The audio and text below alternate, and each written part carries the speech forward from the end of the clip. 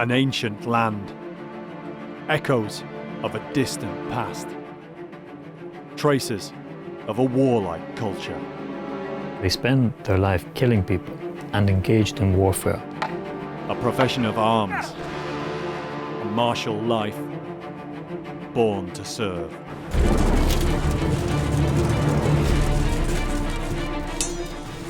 The Gallowglass, they were terrifying. Warriors who for centuries dominated. With armour, axe and sword. Be swift, be brave, be sure on your feet. An inspirational past. Medieval Ireland, it's a land of legend. Serving lords and kings and the names of their fathers. The warlords of Ireland, the Gallowglass. The medieval world. The 5th to the 15th century. Tim Sutherland is one of Britain's most experienced archaeologists. He and a team of specialists try to understand medieval life by exploring the realm of the medieval dead. We have a classic view of the storybook medieval life. We don't hear the stories about the common man trying to keep his family alive. Archaeologically speaking, we can now focus in on the medieval dead people. You couldn't help almost look through their eyes thinking, what did they see? How did they die?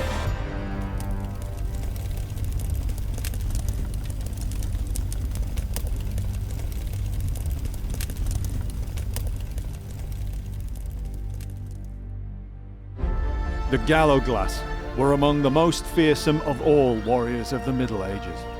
Their appearance alone was awe-inspiring, designed to strike terror in their enemies' hearts. On the battlefield they were formidable, the prized elite force, the last line of defence, when there was no one else whom to turn. It was an ancestral calling, a lifetime of tradition and training, ritual and preparation, for the one great fight which might one day be their last.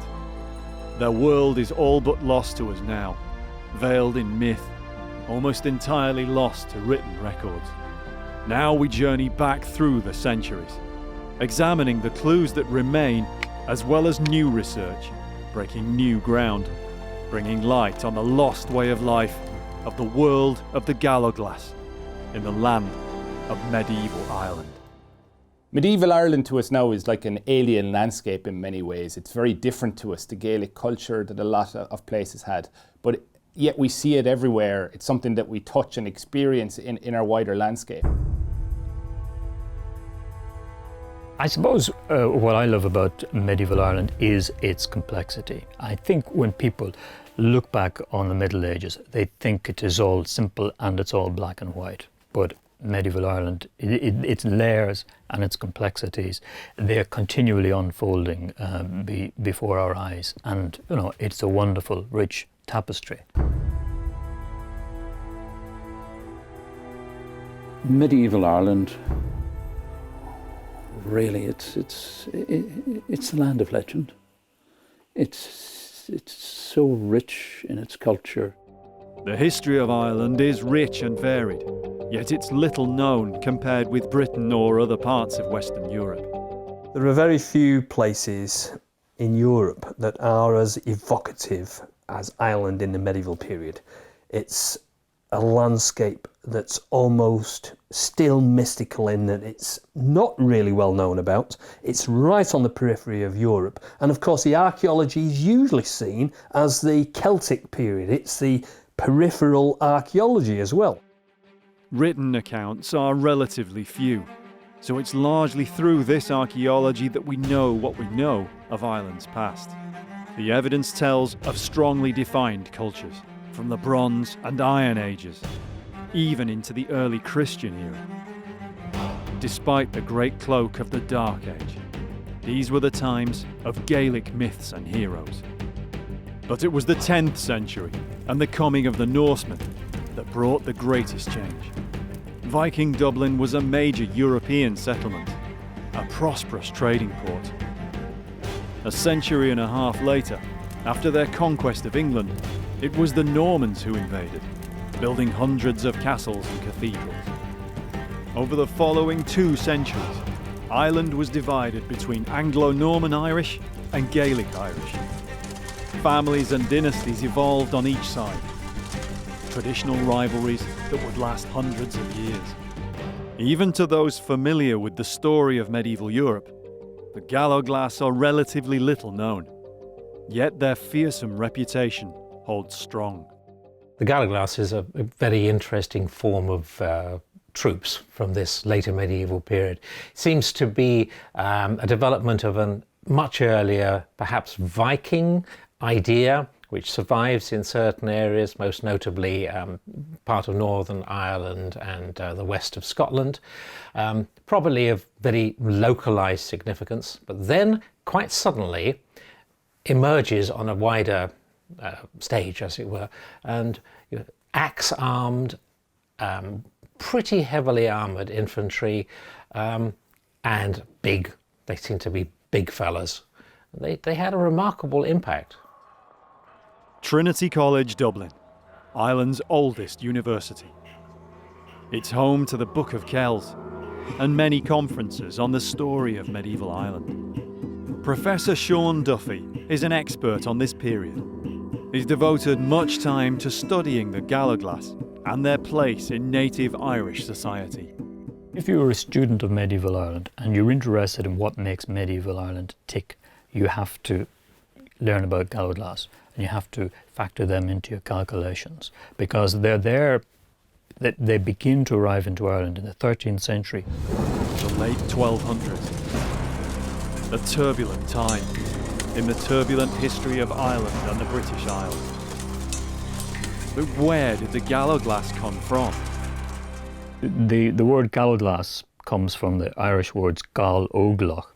Usually when you see that written down, it's translated as foreign warrior, because the assumption is these people came to Ireland and they were foreigners. But in fact, the Irish for the Hebrides is the Inche Gall, and Gallowglass means a warrior, or a vassal, in fact, a military vassal from the Hebrides. And in the Middle Ages, the Hebrides and most of Scotland was considered by the Irish to be part of the greater Irish world. Ireland and Scotland, particularly the Western Isles, had both been colonised by Scandinavian Vikings through the Dark Ages. Now the wars between Norman England and Scotland, the wars of independence, caused great upheaval. It might be to do with conditions in the Highlands of Scotland, where there's a lot of political turbulence, and especially in the period of the Anglo-Scottish War, the time of William Wallace and Robert the Bruce and so on, where, factions within Scotland took sides, some lost out, and they had to find a new home for themselves, and they looked to Ireland. Scots, dispossessed or just in search of new homelands. The kings of Ireland, losing their struggle against the Anglo-Norman invaders, welcomed these foreign warriors. Irish kings, they needed a new weapon in their armoury if they were trying to oppose the Anglo-Normans.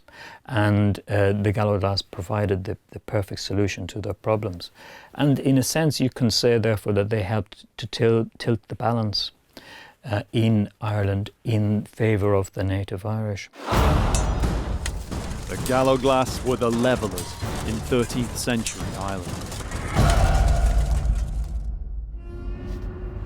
They took root and dominated Irish battlefields of the medieval age. Battlefields, and also the politics of the Irish kings who employed them. They weren't mercenaries in the sense that we tend to use the term as people whose loyalty was fickle, who could be bought and sold, and who did what their master's bidding. If you look at the activities of Gallowglasses throughout the ages in Ireland, they are very closely aligned with the political factions that exist in the country. Generations of Gallowglass served the same political dynasties for hundreds of years. Name and honour were everything. You don't hear, you hardly ever hear certainly, of them betraying the trust of their employer, selling their services off to the highest bidder. They are they are part of the factional politics of Gaelic Ireland and indeed of Anglo-Ireland.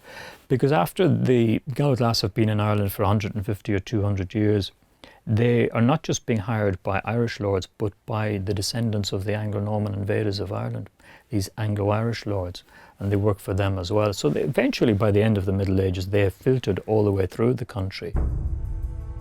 External commentators who saw them emphasised how you couldn't compete successfully in Irish warfare unless you had a troop of Gallowglass at your disposal. Yet as with so many aspects of the medieval world, the real details of the Gallowglass are mostly lost to us today, because they left almost no written records of their own. That's why archaeologist Tim Sutherland has come to Ireland to find out more. To a certain degree, Ireland's a bit of a time capsule. You know, you drive across the landscape and you can see things in the landscape that have remained probably unchanged for hundreds or thousands of years. There may be precious few documents, but the Gallowglass were encapsulated in another kind of historical record. Our mental image of a Gallowglass comes from images of them that have survived, for the most part, on memorial stones. There are Irish kings whose graves are adorned by figure sculpture. In some instances, this records Gallowglass. And you might think it's an odd thing to have on a grave because it's showing soldiers in their uniforms. But if you think of the purpose of the effigy in question is to show the status of the king, and if you show him as being a man who had Gallowglass in his pay, you're adding to his status in the eyes of his community. Connaught, in Central Ireland. Roscommon Abbey was founded in the 13th century by King Felim O'Connor, who was buried here himself in 1265. It's not known if this effigy is the king himself or one of his successors. The carved front of the tomb shows the figures of 8 Gallowglass. Their appearance is striking, unlike any other medieval effigies. These aren't knights in suits of armour as we're used to. They're almost figures from fantasy. They wear the archetypal armour that remained the same for centuries. Long mail coat, bassinet helm, and each carries a sword or great axe. They're gaunt, staring, foreboding.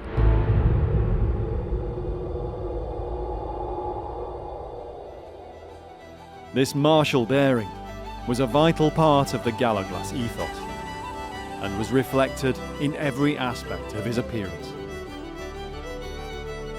The hair, short cropped, with a thick fringe or forelock, the glib, marked him out as an outlaw to the later English Tudors. His dress and equipment too were ritualised. The manner in which they were worn or carried hardly changed across centuries. The basic living garment was a linen shirt or tunic, dyed with saffron, called in Gaelic the leina. It could be made from many yards of material, with voluminous folds and sleeves for warmth. The Gallowglass went either bare-legged, red-shanked, or wore narrow woolen hose and leather shoes. Over the leina, he wore a knee-length arming jack, a cotoon, quilted and waxed by the gambeson or acketon of a medieval European man-at-arms. Perhaps the most expensive and prestigious part of the harness was the mail shirt. It was made of hundreds, thousands of riveted iron links and worn long to protect the thighs. This was called a lurach. It was fitted and belted, so the wearer wouldn't be slowed down or hindered in combat. A mail collar or standard, the scabble. The scian, like the Scottish scian dubh, was the sidearm, inscribed and individual to every man. But the other symbolic weapon, like any medieval knightly figure, is the sword. Helmets could be simple iron caps or skulls, or more elaborate conical bassinets, sometimes with a peak, and they were called the Cathbar. The great two-handed axe, the Tua, was the symbol of Gallowglass power, the terror weapon on the battlefield, for whirling and smashing at armoured foes. The Roscommon tomb and others across Ireland show swords, and like the other aspects of the Gallowglass, they're clearly different to conventional European medieval blades, but they are similar to those from one nation. Scottish broadswords, like the great two-handed claymore, bear some resemblance to Gallowglass swords, perhaps a relic of the shared heritage of the two cultures. Yet the swords associated with Gallowglass are smaller than claymores. They're often finer, single-handers or hand-and-a-halves, called halflangs. Edinburgh swordmaker Paul MacDonald is more than familiar with Scottish blades. Now he's come to Dublin to learn about their Irish cousins. Here, Paul, late medieval swords, and some of them you might be familiar with. So the National Museum of Ireland has probably the largest collection of Gallowglass weapons anywhere in the world, really, certainly anywhere in Ireland. These were all found in Ireland, but a lot of them could as easily have been found in Scotland. Yeah, these are fantastic. I've already here seeing crossover between the early medieval Highland styles from the halflang into the claymore. It's fantastic. Yeah. Great examples. Beautiful. The Gallowglass and his weapons are usually thought of as being overbearing, for cleaving, anything but subtle. The classic picture of Gallowglass that we get from the historical sources is of big men, big strong men wielding big swords, making a big flourish. And to some extent the archaeology, the actual surviving weapons, bears that out. We do have a number of big heavy swords. But the interesting thing is that we also have many swords of the same type, but that seem to point to something different because they're smaller, they're single-handed swords, and they're lighter. Paul is intrigued by this. He suspects that there may have been more to the Gallowglass's martial skills than mere brawn. There might be a clue to this in a common feature seen in many of the museum's swords. Medieval blades have a weighted pommel at the end of the grip. It's a counterbalance to the weight of the blade, and it makes the weapon easier to wield. Yet many swords here have either no pommel remaining, or they're hollow, with no weighting at all. I've seen evidence of the hollow pommels in certain Scottish and Highland swords especially. It's been suggested, certainly, yeah, were they lead filled or such. Yes. And there's one that I know of that's been x-rayed and found to be about 3/4 filled with lead.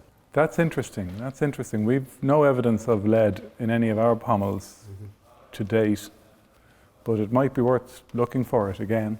Is it possible to have a closer look? I think it might be, yes, yeah. Great. It'll be the first time ever that anyone's attempted to work out how it was made. Getting to grips like this with one of the precious few surviving Gallowglass blades is pretty special. This sword was found in the River Barrow in County Kildare, just a bit south of Dublin. It's an interesting form of pommel, I think really only seen on swords of this type of this period. To my eye, I'm already thinking about how this plays in the hand, Yes. how this works in the hand. Yes. A light pommel to me would suggest a light blade, Yeah. a light fast blade. Yes. A really Yes. effective cutting blade, be swift in the hand. I would imagine these were, pretty fearsome, fast, swift blades in their day. Right. To my eyes, this is what this is already saying, but there's really only one way to know for sure. Sure. Paul carefully records the sword. Though it's not survived completely intact, he'll take these measurements back to Edinburgh to begin the recreation. The potent image of the Gallowglass is prevalent throughout Irish folklore and beyond. Gallowglass appear in traditional art and literature, even in Shakespeare. And now these archetypal Irish warriors have a continued influence in film and television. Tim's come to Ballyjames Duff in County Cavan. He's here to meet Irish film industry armourer and prop maker, Boyd Rankin. So how long have you been doing this then? Oh, about 20 years now. I am by profession a retired pharmacist. I like to say I'm a retired drug dealer, but people look at you. I have a love of history, but more importantly, I have a love of making things. And history has provided the inspiration for the things that I make. I make weapons for film, for television, for museums, for heritage centres. Not just weapons, but we make other sorts of props and everything and anything. In fact, in some ways, a jack of all trades. When we're working in film and television and things like that, sometimes you want something a little bit oddball, something unusual. And that's where I've drawn the inspiration from Irish history. I'm also, I'm a wee boy growing up. I like all the things that go bang. I like bows and arrows. I like swords. So the whole thing has come together in where I am today. So how does the medieval Gallowglass material inspire your work then? Well, in fact, actually thinking about it, Irish is so unique. Style of dress, if you go back into native Irish and Irish weapons, some of the weapons that were used are not used anywhere else. And if we think of one particular very famous type of Irish warrior, was the Gallowglass. Right. I think of it, the vision people have of these big, hefty, strong men. So from what you say, it appears that you're more rooted in the reality than the sort of fantasy side of this weapons and warfare. Take something like Game of Thrones.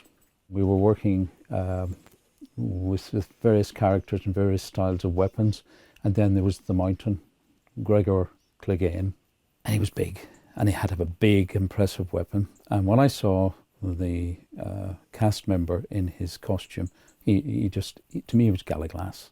He was huge. So immediately I thought, Albrecht Dürer. Right, and the Gallowglass picture. The Gallowglass, the Irishman abroad.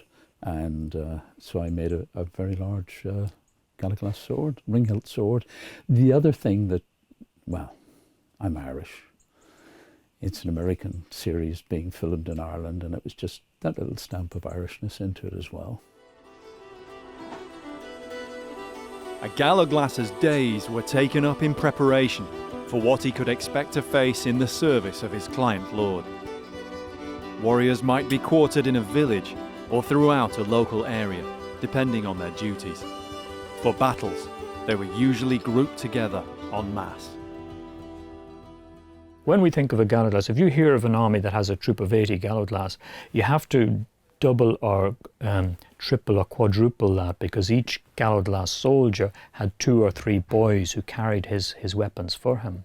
Such was such were the weight of the mail coats that he carried with him, and the weight of the weaponry that he had with him. That they had a couple of these gillies or servant boys who did that. So they were probably apprentice Gallowglass themselves. Each fully fledged fighter would be attended by at least 1 or 2 of these novices, sometimes known as Kern. Like squires to a knight, they were part of the Gallowglass's team, fetching and carrying, and maintaining his armour and weapons.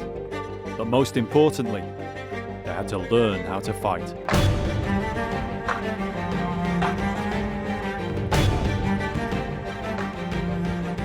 Every day, they train in the martial skills required of a Gallowglass, sparring both unarmed and armed. Only when they'd mastered wooden weapons would they be allowed to train with steel, with swords or the axe. Very little else is known about the hard lives these men lived. Even little things like how they were paid, and they were probably paid in cattle, which was the currency of Gaelic Ireland in the later Middle Ages. But how those cattle were then converted to an income for them, were they slaughtered, were they brought home? We don't know how the mechanics of that on the ground. We know that they were hired for a 3-month period at a time. The reward was given to the commander, and then he presumably fed his troops and maintained his troops. But the small print of it, it's completely lost to us at this remove. The Gallowglass prospect had to learn the skills of patrolling and moving through the landscape, as important as fighting itself. Hunting was a natural means of training for this. They'd come to know the use of the bow, or the light javelin traditionally favoured by Gallowglass. All vital skills, for much of the military activity of the Gallowglass centred on raiding or counter-raiding. For the most part, these are cattle raids.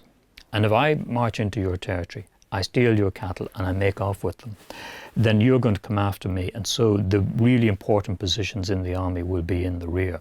That's the place of honour in an army. And that's where Gallowglass were. So the Irish Cairn, they were in the vanguard making off with the cattle. They weren't up to much else. That was their function. It was the Gallowglass who came behind then, guarding the rear. On the battlefield, it was the same. These were guys who kind of stood their ground, one at a time. We know that they were very often used as the last line of defence. They were brought in maybe if things were going wrong and you needed to withdraw your forces. The Gallowglass are the guys who will make a stand when everyone else can get to safety behind them. It was a role whose demands few would envy. It hardly mattered. This was a warrior caste, open only to the elite. It's important to remember about Gallowglass that a person couldn't decide to become a Gallowglass. Couldn't apply for the job of being a Gallowglass and train. You were a Gallowglass because your father was a Gallowglass, whose grandfather was a great-grandfather. These are hereditary dynasties. We have to think of them like that. But to that extent, they are very typical of Gaelic society in Ireland because everything was hereditary. There were hereditary families of lawyers, hereditary medical families, and indeed hereditary clerical families. You became a priest because your father was a priest and your grandfather was a priest. So they operated within the structures of Gaelic society. Just as the vocation of Gallowglass was handed down through generations, so too were the bitter rivalries and feuds between clan, tribe or family. Old scores to be settled when the time came. As the Middle Ages wear on, the Gallowglass are found all over Ireland. And they're not just confined to the Gaelic lords, they work in the employ of the English lords of Ireland as well. A classic instance of that, for example, occurs at the Great Battle of Knockdoe in County Galway at the start of the 16th century. Knockdoe, Knockdoe, the hill of the axes, the time when many an old score was settled. Fought on the 19th of August 1504, this was the last and the largest medieval battle in Ireland. Tim's here to work with Irish archaeologist Damien Shields. They're planning a geophysics survey, but first they have to select which area to target. Frank Kearney and John J. Cronin are on hand to lend their historical and local knowledge. When I turned up here, as someone who had an MA in history, I looked into the history of the local area and suddenly discovered that the biggest Gallowglass battle in Britain or Ireland took place on this hill right beside it, and everybody knew about it except me. For me, I was always looking down at the top of Knockdoe Hill from once the day I was born because it was outside the back door. And I suppose sometimes people around the hill of Knockdoe have sort of expressed their, I suppose, dissatisfaction, for the want of a better word, that it has never taken its place in Irish history that many people sort of feel it should have, because it certainly was one of the single bloodiest battles that took place on one particular day, in the case of Irish history. This battle is on a scale that was not seen in Ireland before 1504 and would not be seen in Ireland again until the late 17th century. Knockdoe was a meeting point between the old and the new, the end of the medieval era and the dawning of the post-medieval. There's very few battles in Irish history where you have such an amalgamation of people from all over the country, and Old English, Irish. There's a real hodgepodge of what Ireland had to offer at that period. You have Gaelic Irish and Old English on one side fighting Gaelic Irish and Old English on the other. In one sense, this is a contest between two of Ireland's great lords. They and align on either side their traditional allies. So both of them have native Irish allies fighting for them. And those native Irish allies in turn, of course, have their Gallowglass forces. So there are Gallowglass forces fighting on both sides in that battle. You have a real mix of the type of troop types that you could encounter. You have things that you might call classically English weaponry, like the Old English had billmen, they had archers, but then we have the Gaelic Irish who have things like the Gallowglass. They have different types of archers, different types of cavalry between the Gaelic Irish and the Old English. So this real melting pot of military traditions coming together on the hill. Backing up the documentary sources, the local evidence is encouraging. All of the tradition and folklore and everything that has been handed down has been that the battle did start at this particular site on this side of the hill of Knockdoe, and that it literally went around the hill all day. There's a lot to build a case for an initial geophysical survey, but Irish law is stricter than many countries when it comes to the protection of historic battlefields. If there is weaponry on the site, the law in Ireland would state that it is the property of the state.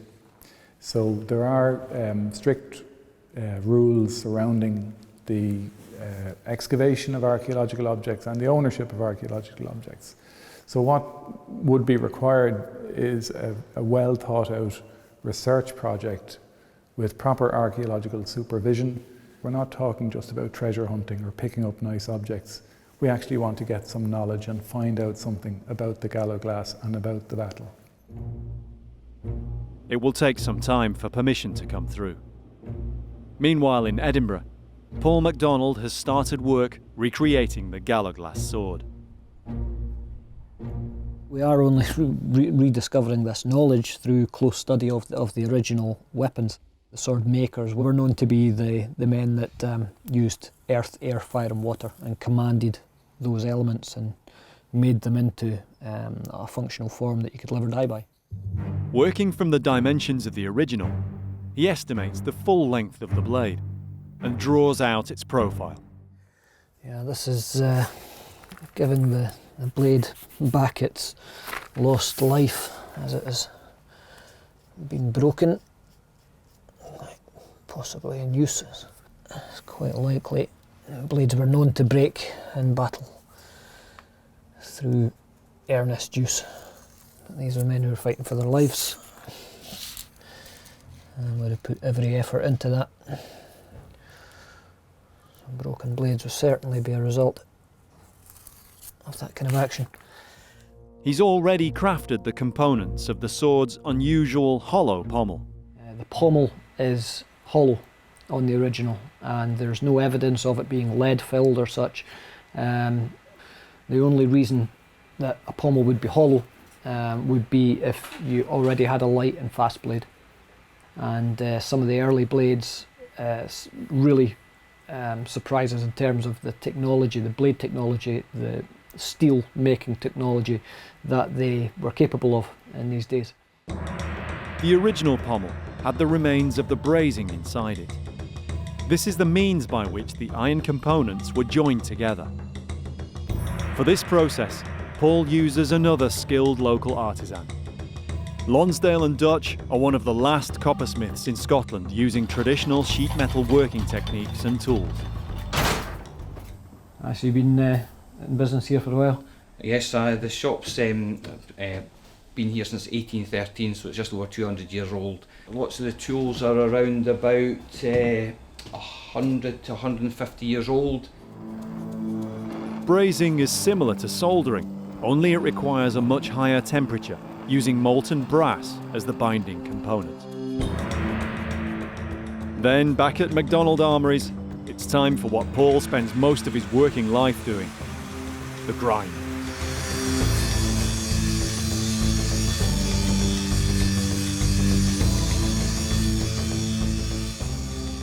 It's taken several months, but full permission has been granted, so it's now time for the first ever survey of a medieval battlefield in Ireland to get underway.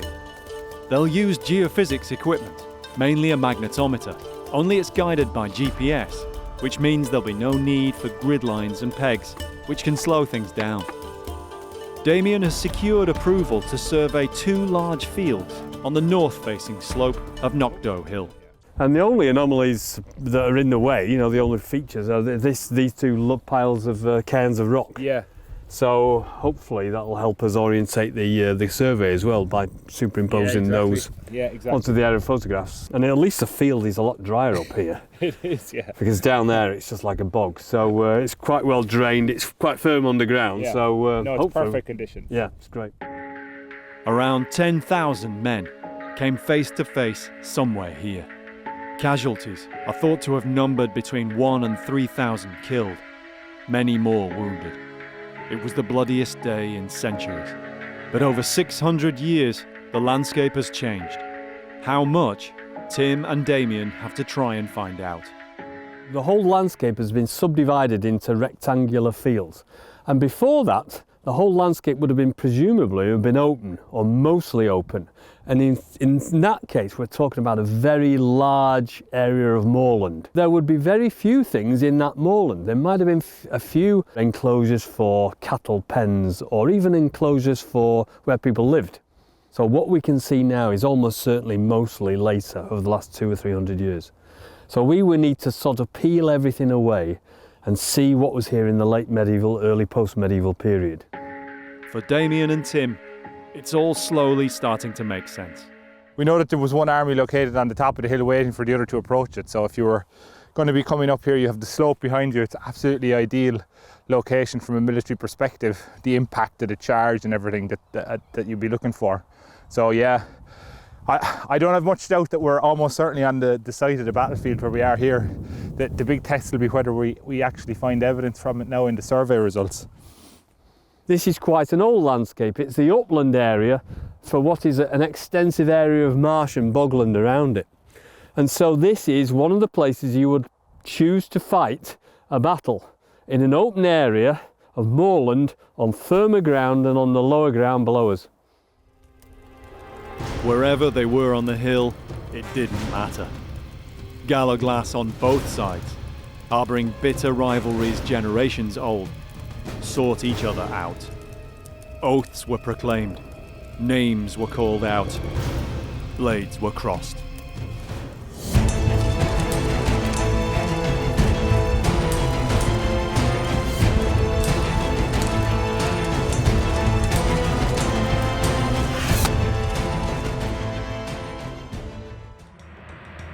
When the geophysics data is processed, Tim and Damien consider the results. They haven't found an obvious medieval wall lurking just under the surface, but the good news is that they think they've found a relic boundary, the shadow of an ancient division in the landscape, which might have been marked out as a boundary in medieval times. That boundary continued through into the next field, yet we know that it doesn't appear that way by the middle of the 19th century. So that boundary predates by 1, 2, maybe into the 16th century that boundary existed. And it used to be a lot straight going across the landscape, and we can prove that by looking at the geophysical survey. But we can't see it on anything else. It's not on any of the modern boundary maps or even on the older But it does. maps. It really raises the potential, because it does appear to continue straight originally on the geophysics, that it could be a medieval boundary originally, which, you know, it's a possibility. And if so, there is a fair chance that it might have been on the battlefields on the day. Yeah, in which case, the burning question obviously, is this the boundary we're looking for? Yeah. We know that it's an early boundary, and we know that there's ferrous material associated with it. Yeah, our geophysical survey has really, I think, produced evidence exactly what we would have wanted. We've known that the key topographical feature on top of this hill was a low wall that was a key landscape feature during the battle. We have evidence here now for relict field boundaries that could well be medieval in date, and there's no reason why they may not be medieval in origins. Now, of course, it'll take further investigation for us to say, are these associated with the battle? Are they contemporary with it? But lots of exciting questions, and I think it's definitely a real harbinger of things to come for what we can do on this site. There's a real potential here for us to find something significant relating to the Battle of Knockdoe. Damien and his team will be back to continue the work they've begun at Knockdoe. At MacDonald Armories, Paul has completed grinding the Gallowglass blade. He adds the finishing touch by hand, bringing a keen sharpness to the sword's edge using a stone.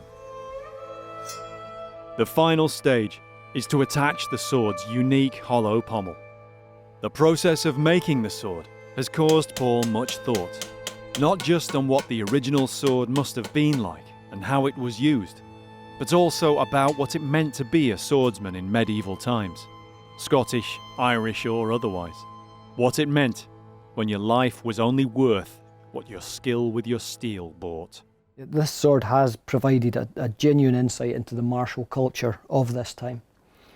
The hollow pommel the form is necessary for the grip. The ball of the thumb sits neatly right in here, and the thumb assists in pressing and pushing a cut forward. So this is part of the grip right here. So it only gives us 4 fingers here, which nestle in between this shape and this shape right here. So it really compresses the 4 fingers in to a very tight and secure grip, which for a sword this light and fast is exactly what you need.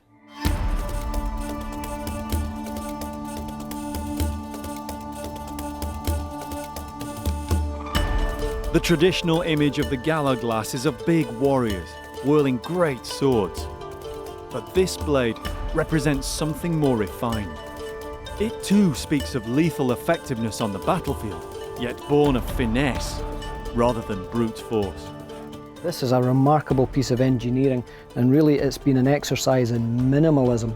Minimalism in terms of the blade weight, the hilt, there's not much steel here, the grip and the pommel, the hollow pommel.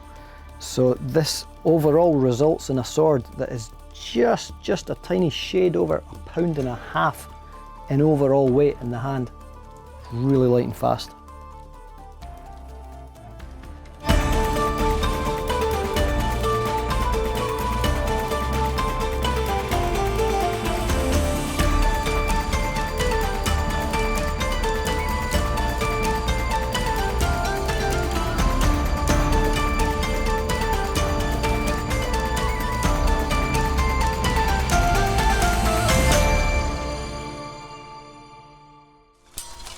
A fighter's culture, with form and custom to its martial arts.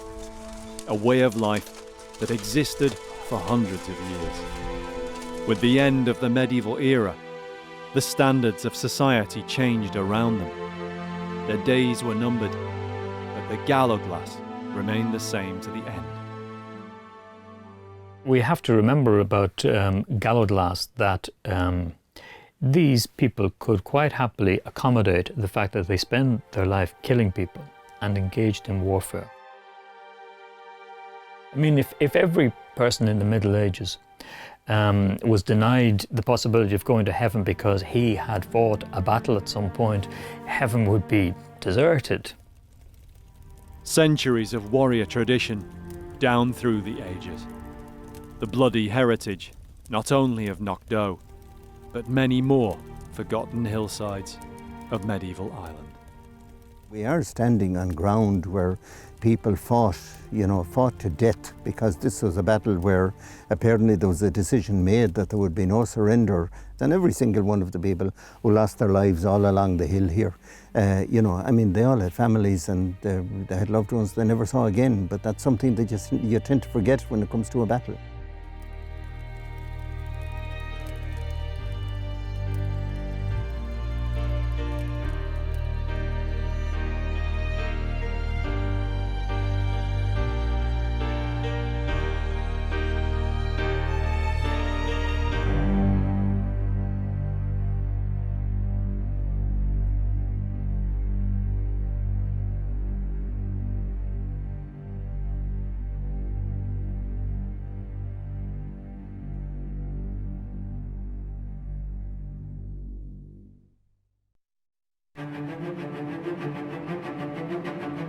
A land of lakes and mountains. A bridge at the edge of empire. Our perception of medieval Switzerland is probably somewhat distorted. Farmers who became soldiers. Soldiers all Europe began to fear. Warriors who held back an emperor. You'd kill them as fast as you could, there's no doubt about it. Medieval war, a roll of the dice. The bones of the dead. You lose, you die, you never go home. It was just a slaughter, it was a disaster. In the shadow of mountains, no quarter asked or given. The skulls of Dornach. The medieval world. The 5th to the 15th century. Tim Sutherland is one of Britain's most experienced archaeologists. He and a team of specialists try to understand medieval life by exploring the realm of the medieval dead. We have a classic view of the storybook medieval life. We don't hear the stories about the common man trying to keep his family alive. Archaeologically speaking, we can now focus in on the medieval dead people. You couldn't help almost look through their eyes thinking, what did they see? How did they die?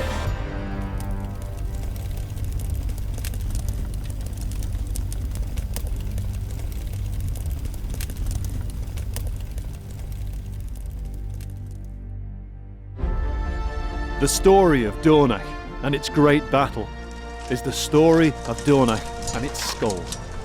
It was fought in 1499, at the very end of the medieval period, and it marked the end of a very bloody war. Yet it was also the beginning of something, the long struggle to national awareness and independence of the country of Switzerland. The price was high in lives, borne as ever by everyday people, farmers, peasants. Yet also by the men who fought, who left behind their valleys and homes to take their place in harm's way and play the deadly game of hazard that was the soldier's life in medieval times. We'll delve into the life of the soldier in this world. Whether they fought for money or drink, or for something greater, the remains left to us now are the same. We'll investigate why and how some of them fought. And we'll try to bring new light to the strange story of the bones of men who died fighting in a savage battle more than 600 years ago. Who were these men whose only remains now are the skulls of Dornach? The traces of the ones who went before are all around us. Our ancestors and forebears of the Middle Ages. Whether they were kings or peasants, they left their mark. The structures they built, castles and cathedrals, the things they made, the weapons they fought with, the graves in which they lay. Rarely, if ever, do we see among us in plain sight the remains of the individuals themselves. Yet in a street in a small town in the heart of Europe, they're a part of everyday life, the medieval dead.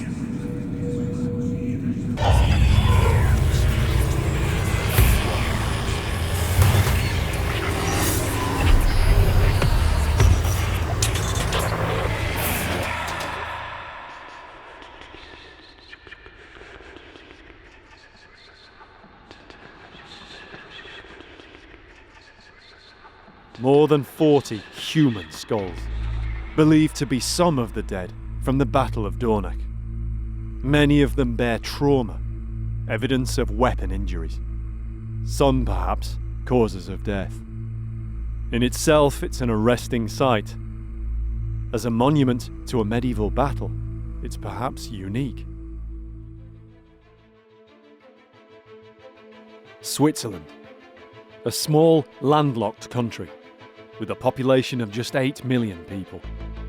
Most of them centred on a plateau bordered by the natural frontiers of the Alps and the Jura.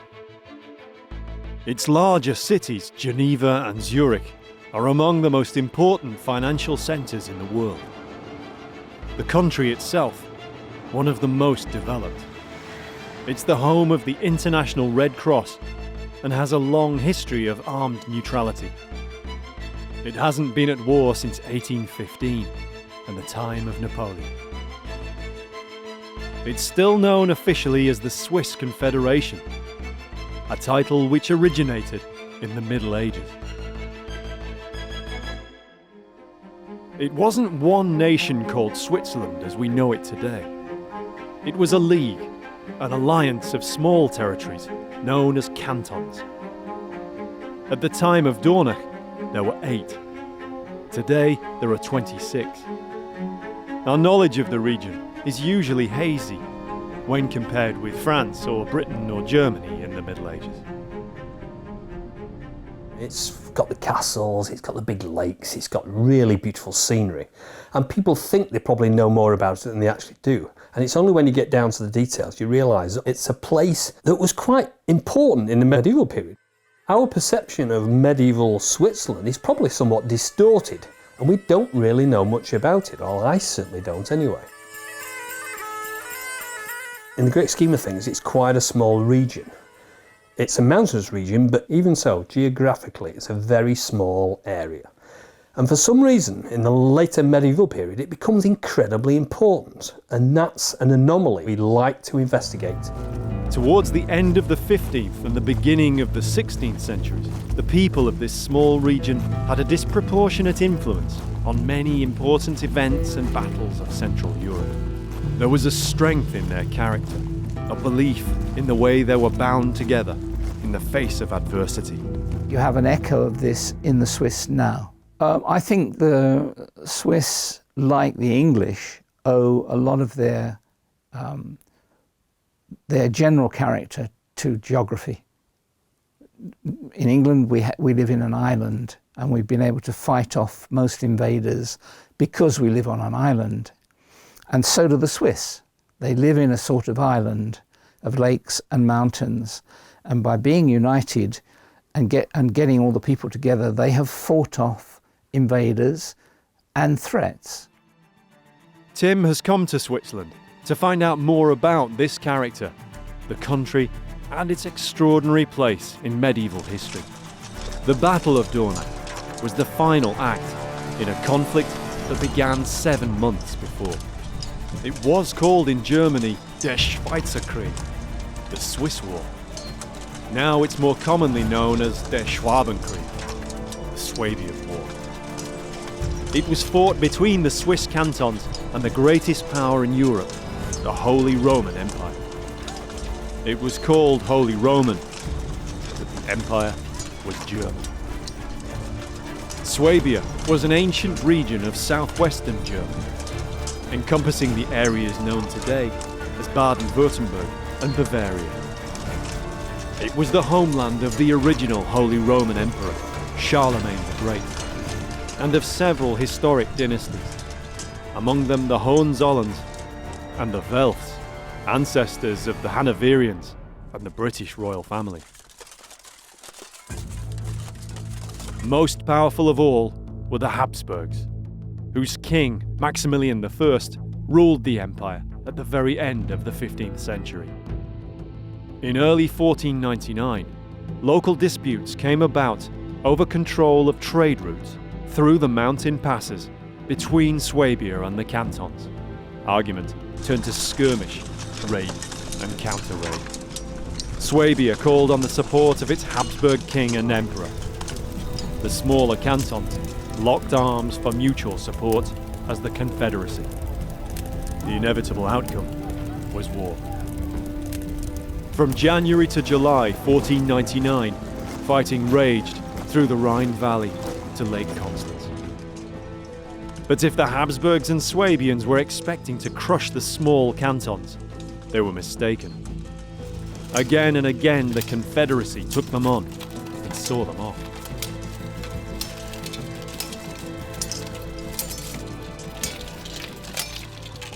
On July the 19th, 1499, an imperial army of around 16,000 men attacked Solothurn, intending to besiege and capture the important frontier castle at Dornach. Instead, 3 days later, on July the 22nd, they suffered a shocking total defeat. no surrender was taken. Even the imperial wounded were killed. Hundreds, perhaps thousands of bodies lay strewn across the landscape, from the castle to the bridge and beyond. Tim's here in Dornach to see for himself the scene of the battle. Hans Vertli is the curator of Dornach's museum. He's here to show Tim around. Hello, Hans. Hi, nice to meet you. Nice to meet you. Yes, the historical place. Yeah. Yeah, okay. So this is the bridge? This is the bridge. It's not the original bridge, but the original bridge was a wooden bridge. This is the place where the only bridge for a lot of kilometers stood, and this is the only bridge for the people coming from France and the backland up to the center of Switzerland. So this was an important river crossing. It was an important river crossing because here was the commercial place. So the castle is on the hill behind us there? Yes, yes. Dornach, or Dornach Castle, dominates the view over the Birs River Valley for miles around. The imperial commander Heinrich von Fürstenberg knew that Swiss cannons up here could shoot down to harass his troops as they approached. Also, the bridge was a symbol of the canton of Solothurn's political autonomy. The commander of the castle was more or less the representative of the state. And here was an important meeting and commercial place with customs post. People passing with merchandise, they had to pay here. It was an official crossing for the canton of Solothurn. So it was that big, it was that important? It was important, yeah, it was important. And basically the battle was about that castle and this bridge? Exactly, it was the will of the emperor and of Heinrich von Fürstenberg to destroy that castle, which would allow the troops to go into the heart of Switzerland, across the Jura. And if you could hold this bridge, you could stop the invader coming in, basically. Stop. And it was the last battle between the Empire and Swiss, but it wasn't really the end of all the struggles between the two parties. Today, Dornach is part of the suburban sprawl, a few kilometres from the busy city of Basel. In 1499, it was a much smaller town. The imperial troops crossed into the town here. Some climbed the hill to establish siege lines beneath the castle. That left many of them with time on their hands. All around here they fell to drinking or gaming in the taverns and their camp. They had no idea that they were gambling on borrowed time.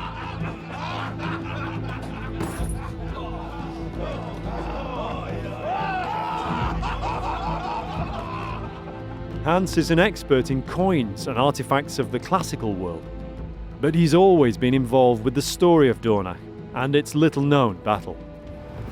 So when did you first become involved with the Dornach collection, or when did you first hear about it?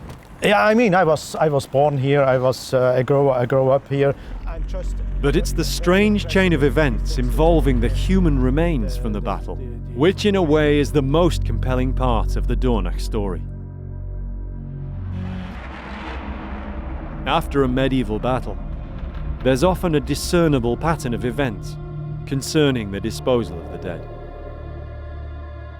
Tim knows this from his work excavating the mass grave of the Battle of Towton in northern England.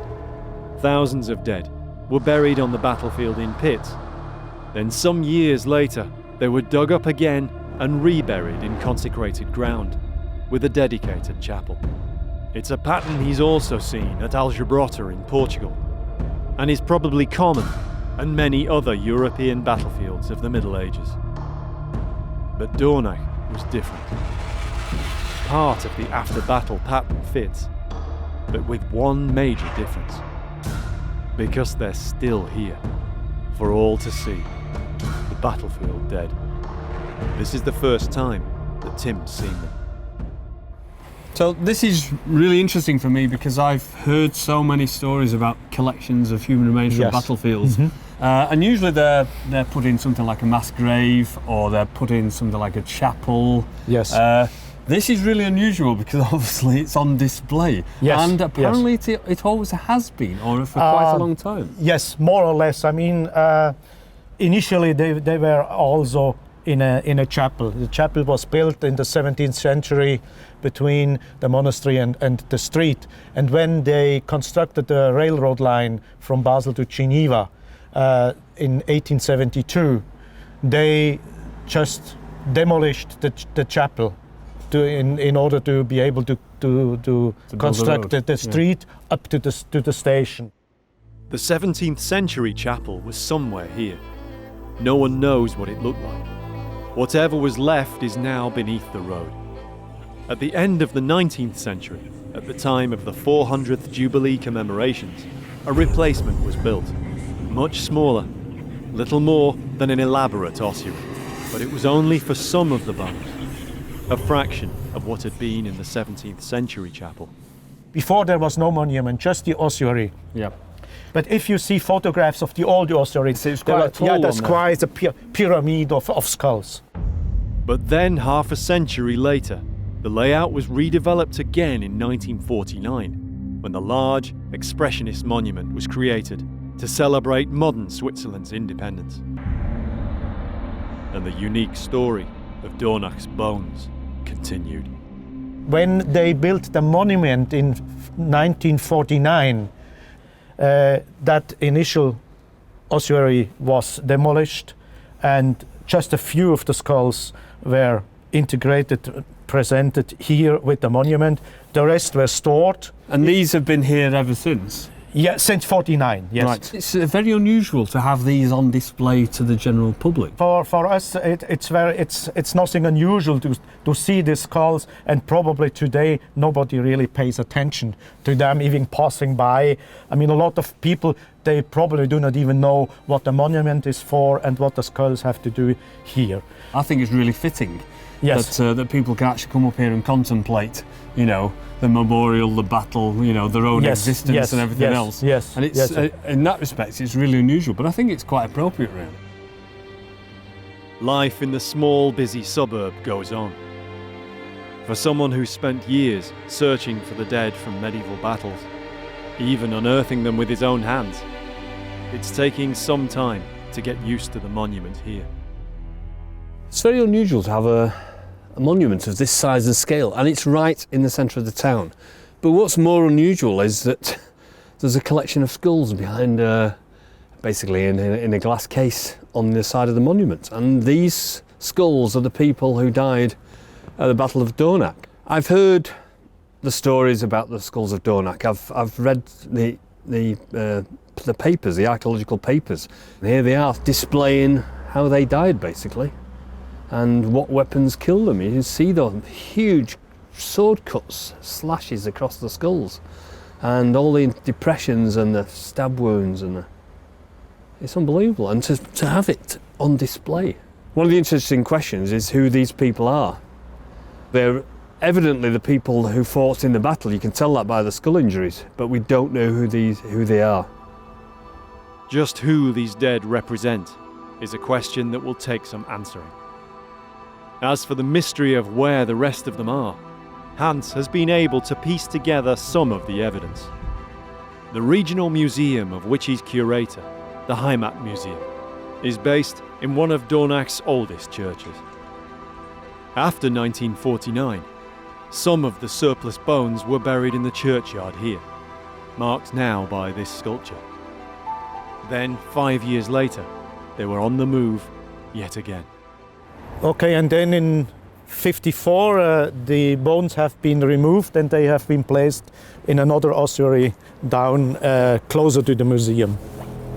On the way, they see the churchyard also contains echoes of those earlier, now vanished monuments.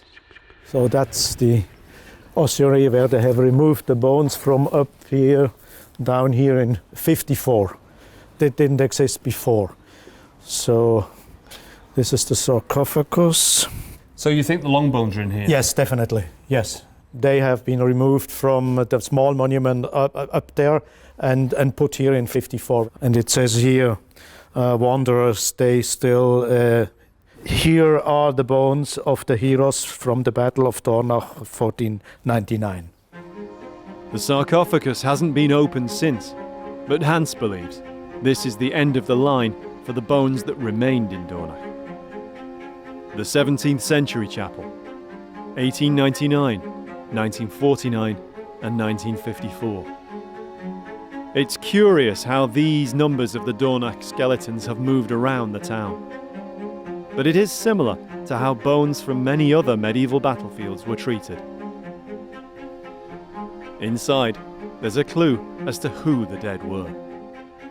Yeah, and now we have the frescoes on the wall, and here are buried the three commanders of the German troops, the imperial troops, Heinrich von Fürstenberg, and two of his sub-commanders, Heinrich Matthias von Kastelwart and Herr zu Bitsch und zu Lichtenberg. Von Fürstenberg had gone forward to check his artillery positions in the siege lines before Dornach Castle. As you may know, Graf Heinrich von Fürstenberg was one of the first to be killed. People warned him because he didn't put up guards, and when people warned him, he just said, "Why should I put up guards? It will not snow Swiss soldiers here." All across Dornach and the German camp, the Empire's soldiers were at their ease. They expected a long but successful siege. When the Swiss commanders saw how careless the German troops were, they were drinking, they were eating, they had music playing, they were enjoying their life, they were swimming in the river.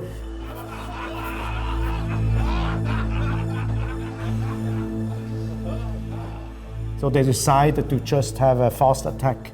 Yeah, and they took advantage of the situation. They took advantage of the situation, and Graf Heinrich von Fürstenberg was one of the first to just be killed. And that gave a completely disaster to there was no organization anymore. That the three highest ranking commanders of the Imperial Army were buried here in Dornach is significant. Often in medieval battles, the bodies of nobles were reclaimed by their households for burial on home soil. They sent some monks here to ask, and the commander of the Swiss cantons left the decision up to the commander of the canton of Solothurn, and then they said no, the knights have to stay with the peasants, and that's the reason why Heinrich von Fürstenberg and two of his sub-commanders are buried in the church of Dornach. Yeah.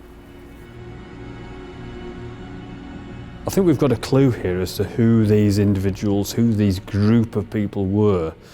Some of the losing knights are obviously buried in this part of the church. They were initially taken off the battlefield, they were brought into consecrated ground, moved on several occasions through different ossuaries until we come to the situation today where we can see them by the side of the road on the modern memorial.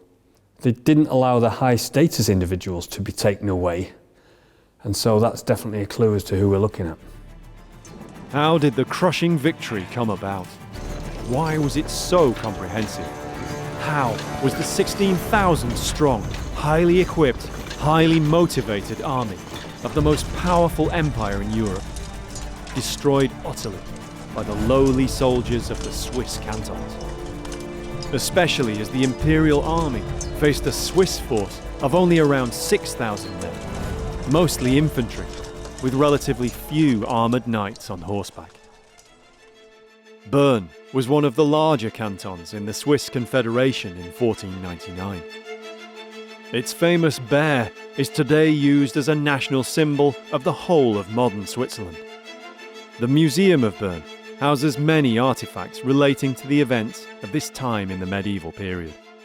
I'm Susan Marty, I'm an art historian and responsible for the medieval collection at the museum in Bern.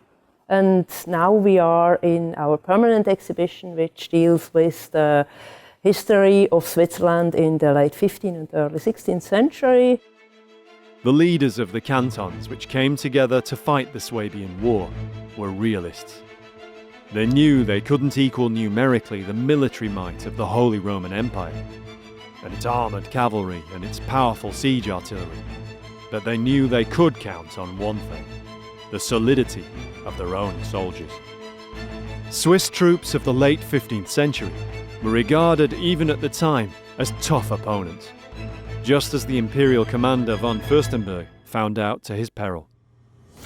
The majority of the Swiss were peasant farmers, cowherds. Soldiering and campaigning came naturally to them. They were tough, self-reliant, bound together by loyalty to family, village, or canton. Unlike knights, they weren't used to horses, jousting, or fighting tournaments. They wore relatively little armour, if any. The heart of their strength was not just the weapons they used, long spears, pikes, or polearms, but in the way they fought with them. They were organized strong together in formation in a kind of square, and in the outside they had the pikemen with their long weapons, and in the inner part they had the so-called normal soldiers, and they were really trained to hold always together. Always hold together, even against the best cavalry the Empire could throw at them.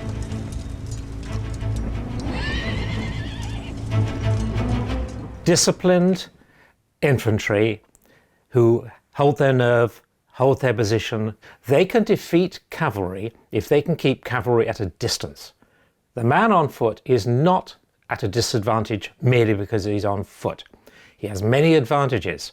His greatest advantage is when he has numbers, discipline, holds his nerve, and has a weapon which can keep the horseman, whether he's an armoured horseman or not, keep him at a distance, and if possible, kill his horse.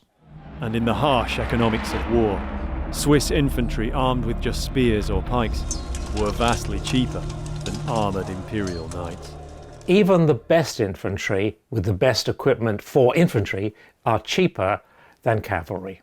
They don't need so much armour. In fact, they don't want so much armour because they've got to actually carry it and walk in it or fight in it rather than sitting on a horse. Their weaponry is generally simpler and cheaper, but you need the numbers and you need the discipline. Discipline, but also a cohesion, brought about by a shared culture.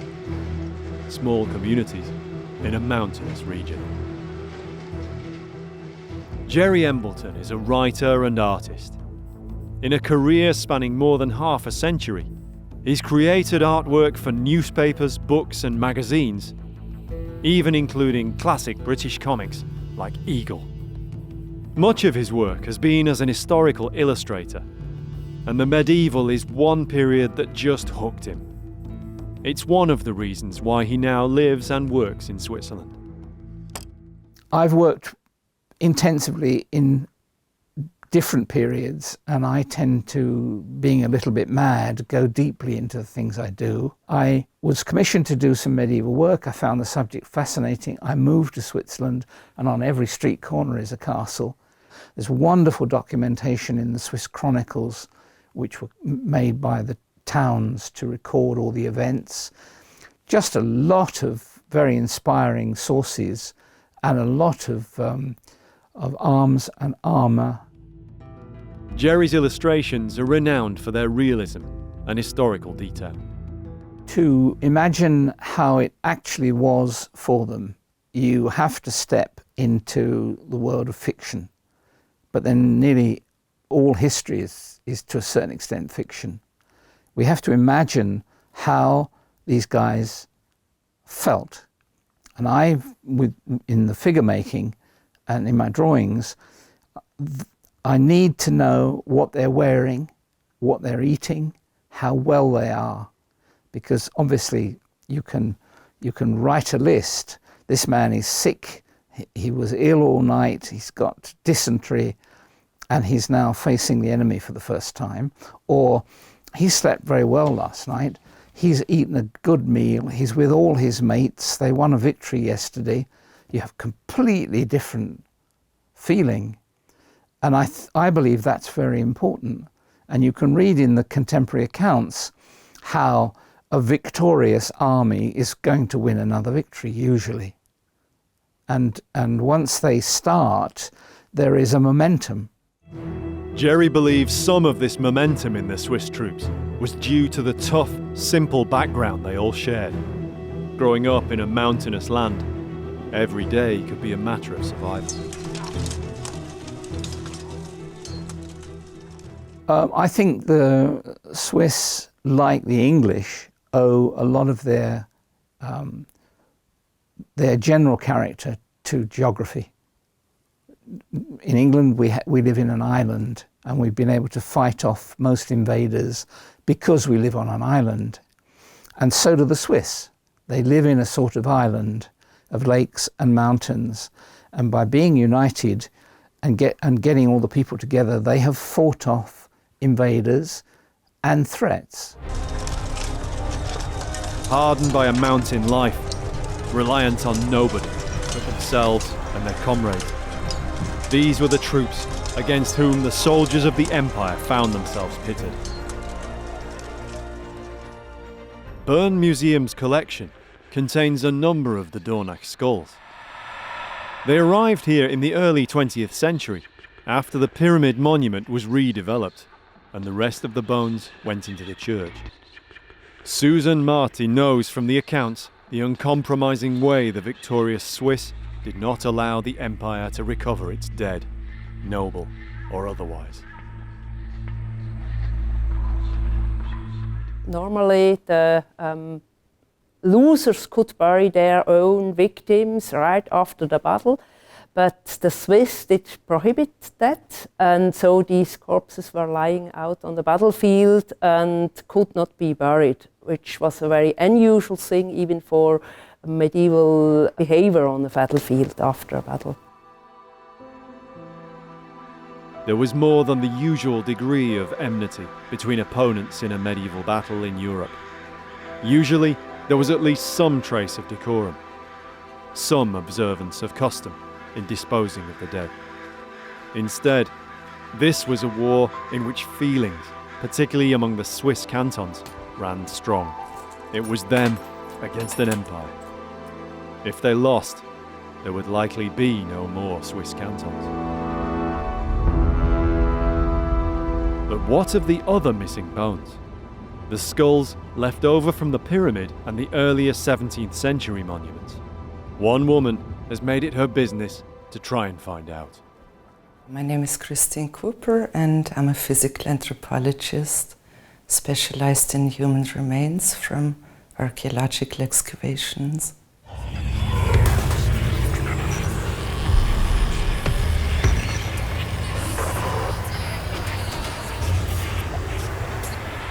Christine became involved with the little-known story of the Dornach bones through her study of victims of later battlefields. I had been examining battlefield remains from 1799 to Napoleonic Wars, but I wasn't very satisfied with the things I was able to do, and especially with the things I was not able to do, so I wanted to take that step further. I happened to be in Dornach a long time ago, maybe 15 years ago, and I heard that a battle had taken place. And I asked, well, do they have any human remains? But nobody knew at the time. But since that point, I had them on my mind, and I wanted to get hold of them if they did exist. And it turned out they did. Christine was allowed access to analyse the bones at the monument and Dornach Church. But as for the rest, no one seemed to know where they all were. She had to track them down. Eventually, she located more than 100 more individuals in museums and universities across Switzerland. It took years of work, but Christine was eventually to bring all this research together. I wanted to know more about these skulls of Dornach, especially who these people were and what happened to them in 1499. There are many similarities between Christine's findings and Tim's at Towton. Two archaeological contexts, two battles, hundreds of miles apart. These are some of the skulls that we've excavated at Towton. Obviously there are certain parallels between our assemblage and the work you've been looking at, and some of them are incredibly similar.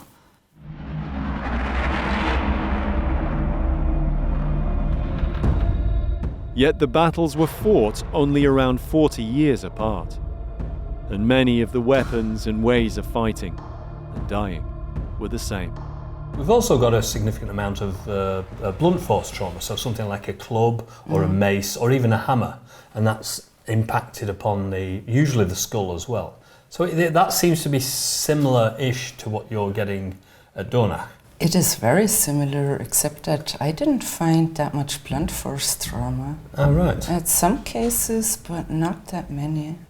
So that would suggest that these individuals didn't, their death didn't occur by something like a mace or a hammer or something, and it was purely by either blades or stabbing. Yes, most of them. I think I had one or two with massive blunt force, but not many. Right. Most of them had the blade wounds that you said, and that was the very biggest part of all injuries. It was mostly these trauma marks, caused apparently by blades, that Christine selected for a careful and ingenious study. So can you talk us through some of these experiments you carried out, please? Okay, I had original weapons of this time copied by a blacksmith, and we just copied relevant parts like the blade of swords, halberds, and the points of pikes and similar things.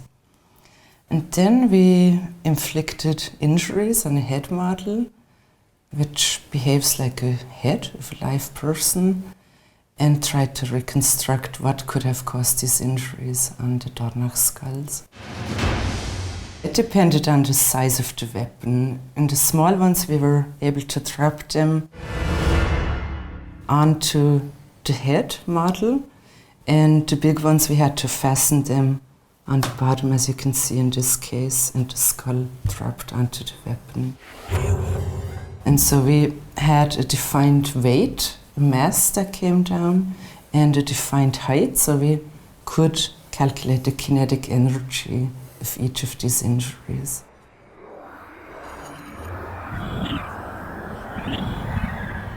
The head model that Christine created was a hollow plastic sphere filled with gelatin to represent the brain. It was covered in a layer of skin made from thin latex. The experiments were filmed at high speed. Most of the results were extremely close in resemblance to the trauma on the skulls. In most cases it was perfect. If we look at one with a blade, you can see that it produces absolutely realistic lesions. And there goes the blade.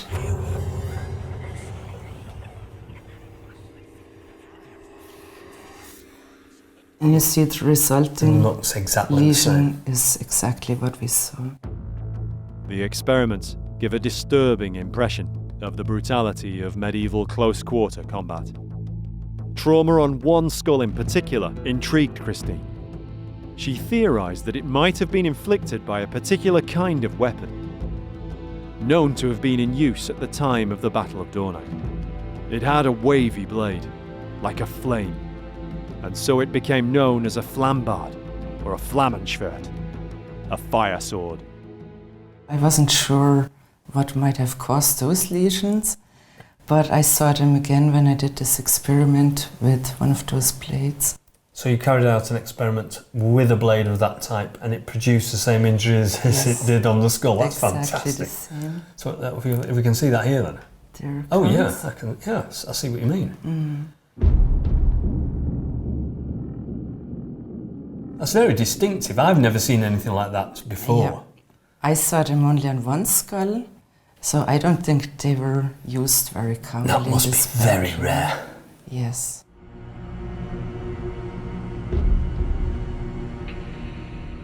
But it's fantastic that there's an example of it, and you managed to replicate it as well and produce the same results, which is unbelievable.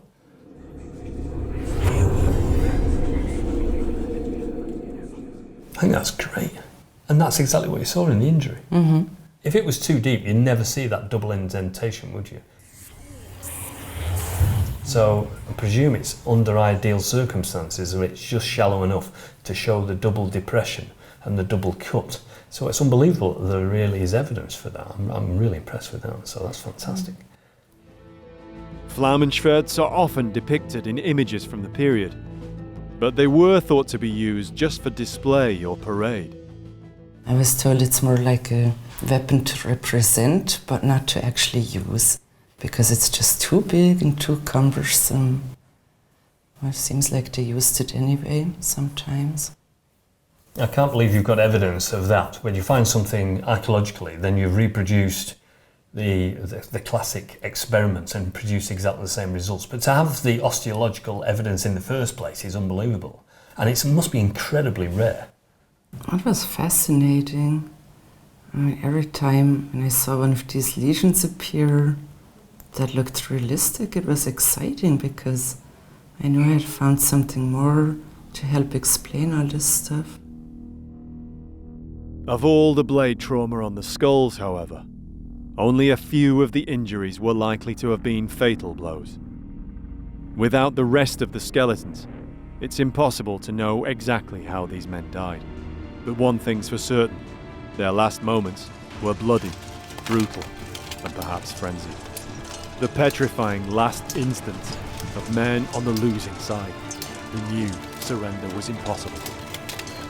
These were the individuals, the men behind the anonymous masks left to us now, the skulls of Dornach. Imperial soldiers, Germans, perhaps even Swiss, from cantons not yet part of the Confederation.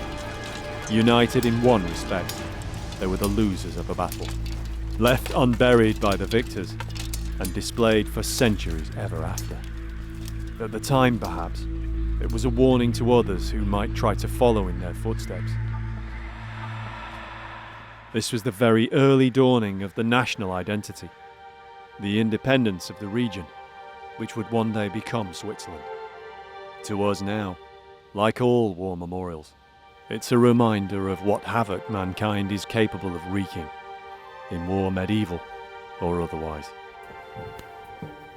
Dornach Castle, on the heights overlooking the battlefield. Yeah, so here you can see the whole battlefield. And from here, the defenders would have seen the Imperial troops utterly routed by the Swiss. So too would they have seen the bodies of the defeated soldiers, left in their many hundreds, exposed to the elements for months, years after the battle. It's difficult not to think about the individuals that get caught up in a battle such as this. We've seen how graphically some of them were killed. We've got extensive skull trauma.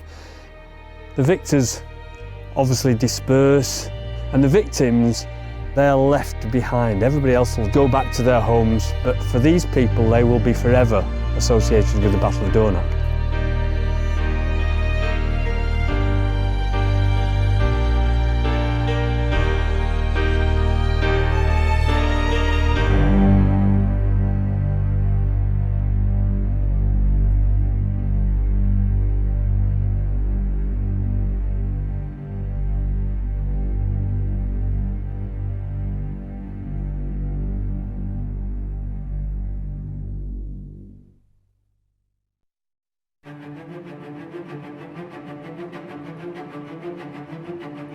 The Kingdom of Jerusalem, the frontier of the Christian world. A clash of faiths, a clash of arms. The place was taken and the people were dead. A race against time, a struggle for survival.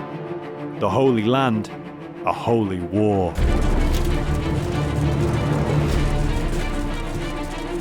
So they go down fighting, and there is slaughter. An amazing story of conflict and of archaeology. Yeah, it was very hard to stay calm.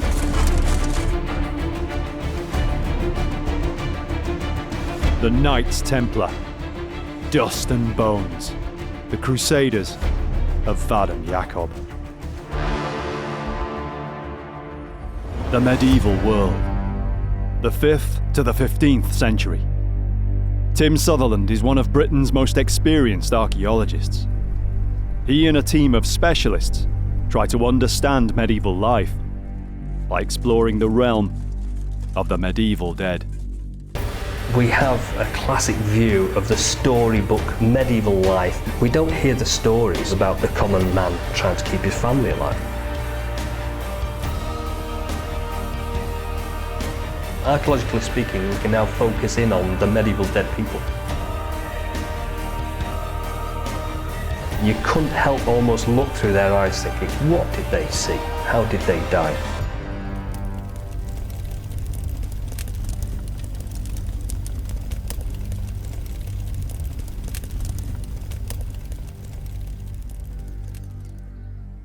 Vadum Jacob, or Jacob's Ford, lies on the Jordan River in northern Israel. The ruins today bind their secrets in silence. But in medieval times, this was the frontier not only between kingdoms, but also ideologies, religions. It was the scene of a terrible clash in the long and bloody story of the wars between the Islamic and Christian worlds that dominated the Middle East throughout the medieval period. The Crusades. The Crusades had their origin at the end of the 11th century. The westward migration of Muslim Seljuks led to Pope Urban II's call to recover the Christian East. Anyone who took up the cross would have their sins erased. A holy war. The army of the First Crusade was 100,000 strong, mostly French and Norman knights, soldiers and peasants. They pillaged across Eastern Europe and into Palestine, finally besieging Jerusalem. In July 1099, the Holy City fell. The Crusaders massacred defenders and inhabitants alike, Muslim and Jewish, men, women and children. The Temple Mount was said to be drenched in blood. The Kingdom of Jerusalem was born. It is amazing. There's no other time like it in the medieval period. And it's also quite tragic. It's a war about religion. In 1179, the Kingdom of Jerusalem was around the same age as the modern state of Israel is today. There was a delicate power balance across the frontier of the Jordan Valley.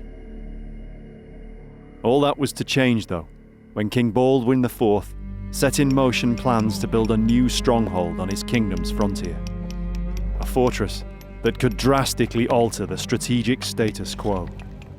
The castle of Vadum Jacob was the result.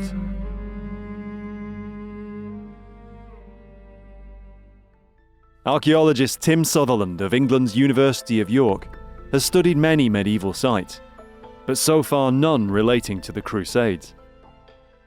The history is amazing enough, but the archaeology is opening up a complete new dimension about what we know about the Crusades. It's the first time Tim's been to Israel, walking in the footsteps of the European Crusaders, who came here more than 800 years ago. First time I've been in Israel, it's fantastic, I love it. It's a very interesting countryside, isn't it? I mean, it's very undulating. We're really high up here. I don't know how many thousand feet we are up above the river valley we've just come up from, but it's a steep climb, so I'm looking forward to having a walk around. Tim's heard about the amazing wealth of archaeology that Israel has to offer, dating from the earliest prehistory and biblical times, through to almost the present day. Now he's here to see for himself. Israel's such a small country, really, but there is so much archaeology from so many different periods. We're talking about the biblical period, Byzantine period, all the way through the Romans to the modern day. And there's traces of all those cultures in every bit of it. Nowhere is Israel's archaeology more apparent than in the Golden City itself, Jerusalem. Yeah, Jerusalem has an attraction unlike anywhere else, so it's difficult to sum up how impressive it is, really. Also spiritually, rather than just, it's not just another tourist site. This is like one of the holiest places on earth to a lot of people. There are churches, there are mosques, there are sites that I've only ever read about in books and seen pictures of. And so it's very humbling in some ways. Here I am, and it's taken a long time to get here, but it's very impressive. What's brought Tim to Israel is the groundbreaking archaeology at the ruin of Vadum Jacob, 100 miles north of Jerusalem. On the way there, he wants to take a look at another Crusader castle in the same region. Joining him on the journey is medieval historian and author Dr. David Nicol. For somebody who has a passion for history, especially for Middle Eastern history, this part of the world just grabs you. For me, I fell in love with it. I love the local culture, I like the food, the climate is generally good in terms of allowing you to do stuff unless you go in the winter. Yeah, I fell in love with it. It's that kind of passionate place. Like most castles here remaining from the period, this one too is now a ruin. But enough of it's left to give an impression of how a major stronghold on Jerusalem's frontier appeared during the late 12th century. In fact, this was the toughest and most impressive Crusader castle in all the Holy Land, the fortress of Belvoir. There were many smaller castles and fortified manors scattered across the Crusader kingdom. Most were held in the name of the king by Crusader barons or knights. But Belvoir was different. It had been built by one of the new Crusader forces in the Holy Land, the Knights Hospitaller. The castle was built from black basalt and white marble, and would have been visible for miles. Black Castle, it's a bit sombre, it's a bit grim, but by giddy aunt, it's effective. They are using some white, a small amount of white, but it's for decorative purposes, arches, things which need to have attention drawn to them. And also it's a Hospitaller castle. They're black and white. They're black and white. Probably making a statement with the materials immediately at hand anyway. Over the years, many of the original Crusader knights had returned home, leaving the kingdom overstretched in defending pilgrim routes and cities. A new force had come into being to fill this vacuum. Religious orders of knights sworn to fight for the cross. Among the most notable were the Knights of St. John, the Hospitallers, and those who began as the Order of the Poor Knights of Christ and the Temple, the Knights Templar. The thing about the Templars, and to some extent the Hospitallers, they didn't do anything else really at this stage other than fight. They just dedicated themselves to holy war. And as such, they became very, very effective professionals. It was the Templars who urged the King of Jerusalem, Baldwin, to build a new castle on the frontier, deliberately threatening Muslim control in the area. Vadum Jacob was the result. It was to be a huge stronghold, perhaps the largest ever built in the Holy Land, larger even than the Knights Hospitaller's own great base at Belvoir. A powerful new castle, built at the urging of the fanatical Templar order. The Muslim enemies of King Baldwin of Jerusalem could not let this stand. Vadum Jacob is a day and a half horse ride from Damascus. So anybody who has sat on horseback knows that a day and a half in the medieval period is not going to end you up with saddle sores even if you've never been on horseback. Things had changed across the eastern frontier too. A new star was on the rise in the Muslim world. His name was Saladin. Saladin, that is Salah ad-Din, rose to power dramatically and quickly, but it's not a case of coming from nowhere. He had a background, a launch pad, which he was able to use and fortunate in that the circumstances enabled him to establish a dynasty. He came to power at the right time for himself. Saladin's first move is perhaps surprising to us now, as we imagine the Crusades as a religious war of bitterly opposed ideologies. Saladin did try and solve the problem by using diplomacy. He came with a very, very generous offer to the king and said, I will buy the fortress from you. He doesn't throw a sum of money. He actually calculates how much it cost the Crusaders to build the fortress up until that minute. And when they declined the first offer, he comes with a bigger offer and he offers to buy it in order to solve the problem without sending the troops. Maybe the Crusaders knew Saladin was facing famine in his own land and could ill afford to go to war. The offer was refused. In spring 1179, Saladin launched an attack on Vadum Jakob, but it was badly handled, and the Crusaders held out easily, so the Muslim force had to withdraw. Just weeks later, the curtain wall was completed, at least enough for the castle to be declared complete. The king's army returned to Jerusalem, leaving the rest of the construction under direct command of the Templars. Saladin licked his wounds, learned from his mistakes, and later that year, he struck again. It's important to remember that when Saladin attacks the fortress in August, it's the second time he's been there. But by August, when the shell of the fortress is already built, so many of the army, actually, a lot of them already leave the site. So the majority of the people at the site are actually workers, builders, carpenters, and they're really caught with their pants down. They did not expect Saladin to return and try and take the fortress. Saladin knew he only had 5 days to take the unfinished castle. That's roughly how long it would take a relief force to arrive from the nearest Crusader city, Tiberias. Everything had to happen like clockwork. I think he calculated every move. I don't think he left anything to chance. I think he knew it would take Baldwin IV a long time to get his forces together.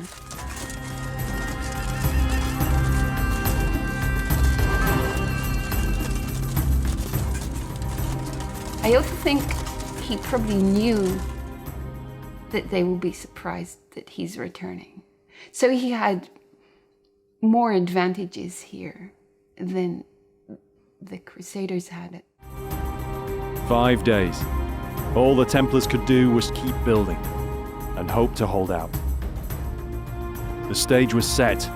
This time, Saladin intended to have his way. Vadum Jakob would fall. People knew there was a castle at Vadum Jakob, but no one had ever investigated it. Ronnie Ellenbloom grew up fascinated by his country's richness in history and archaeology. I think the first time I became interested in the history of the Crusades was when I was 14, hiking in the north of the country and visiting the castle of Montfort. The place was just beautiful. He was captivated and began to study Crusader castles. In the 1990s, Ronnie mounted the first expedition to Vadum Jakob. He quickly realized it was an ambitious undertaking, so he pulled together a team of people from all over Israel. Archaeologists, geologists, historians, many of whom had never worked on an excavation before, let alone at a Crusader castle. I remember hearing about Vadum Jakob the first time and thinking, what an amazing story. It's something that's almost too good to be true. And I really couldn't wait to get on site and have a look at it all. It sounded fantastic. The excavations took place over several years. For all concerned, it was a labour of love, a fantastic opportunity. Like many of the archaeologists involved, Kate Raphael was just starting her career. It was one of those strange coincidences. I was staying on a kibbutz nearby the fortress. I was already studying archaeology, and somebody on the kibbutz said, there's an excavation just below, go and see. And I hopped over to have a look, and they were in need of an archaeologist, and I got the job without an interview, without anything. They just needed somebody for the season. It was hard work, but the team was young and enthusiastic, especially to be working on such a once-in-a-lifetime site. I think the team was unique. There was a very strong buzz of this go, go, go, go. Surviving Crusader castles were usually reused over the centuries, stripped clean of most of their medieval archaeology. But Vadum Jakob wasn't like this. Beneath a top layer of earth, Kate, Ronnie and the others found the ruins left by the 1179 siege. when the artifacts started surfacing and the story became more evident and we could match the historical sources with what we were finding, it was like, yeah, it was very hard to stay calm, and everybody was just, there was this ongoing excitement, which is very hard to maintain in sites. It was a compelling story, ready to be unlocked, and the tale of a bloody siege told. The builders of Vadum Jakob, carpenters, quarrymen, stonemasons, hundreds of them from all over the kingdom, knew their only chance was to try and get the fledgling fortress to a state where it could withstand assault. Saladin couldn't allow Vadum Jakob to be completed. His only chance was to eliminate it before it was finished. Finally, Tim arrives to see Vadum Jakob for himself. It's several years since the last archaeological work on the site. Well, there's more existing than I thought from the photographs I've seen. I was expecting it to be a lot sort of smaller and lesser in stature and stuff, but it's quite tall. It's still a lot higher than I thought it'd be. Obviously, a lot of it's still buried, which is amazing, really. I mean, the earth is still pouring down off the top, covering the majority of the walls. So it looks like most of it hasn't actually been excavated, which is surprising. I thought most of it had been excavated. There's obviously a lot of damage to the top. A lot of the facings come off the top, but the inner core's still there. And it's really impressive. And the ashlar blocks are fantastic. They're really nicely formed and very closely fitted together. Vadum Jakob is in a completely different kind of location, though, to Belvoir or other Crusader castles. It's a very odd place to have a castle because obviously it's overlooked on that side by the hill, and it's overlooked on this side by the hill as well, which is bizarre because obviously usually you'd have a big promontory and you were on the high ground. This is finally it. I finally get to see it. You see photographs of these places and it never does them justice because obviously you're not in the country itself. You've not got the atmosphere around you.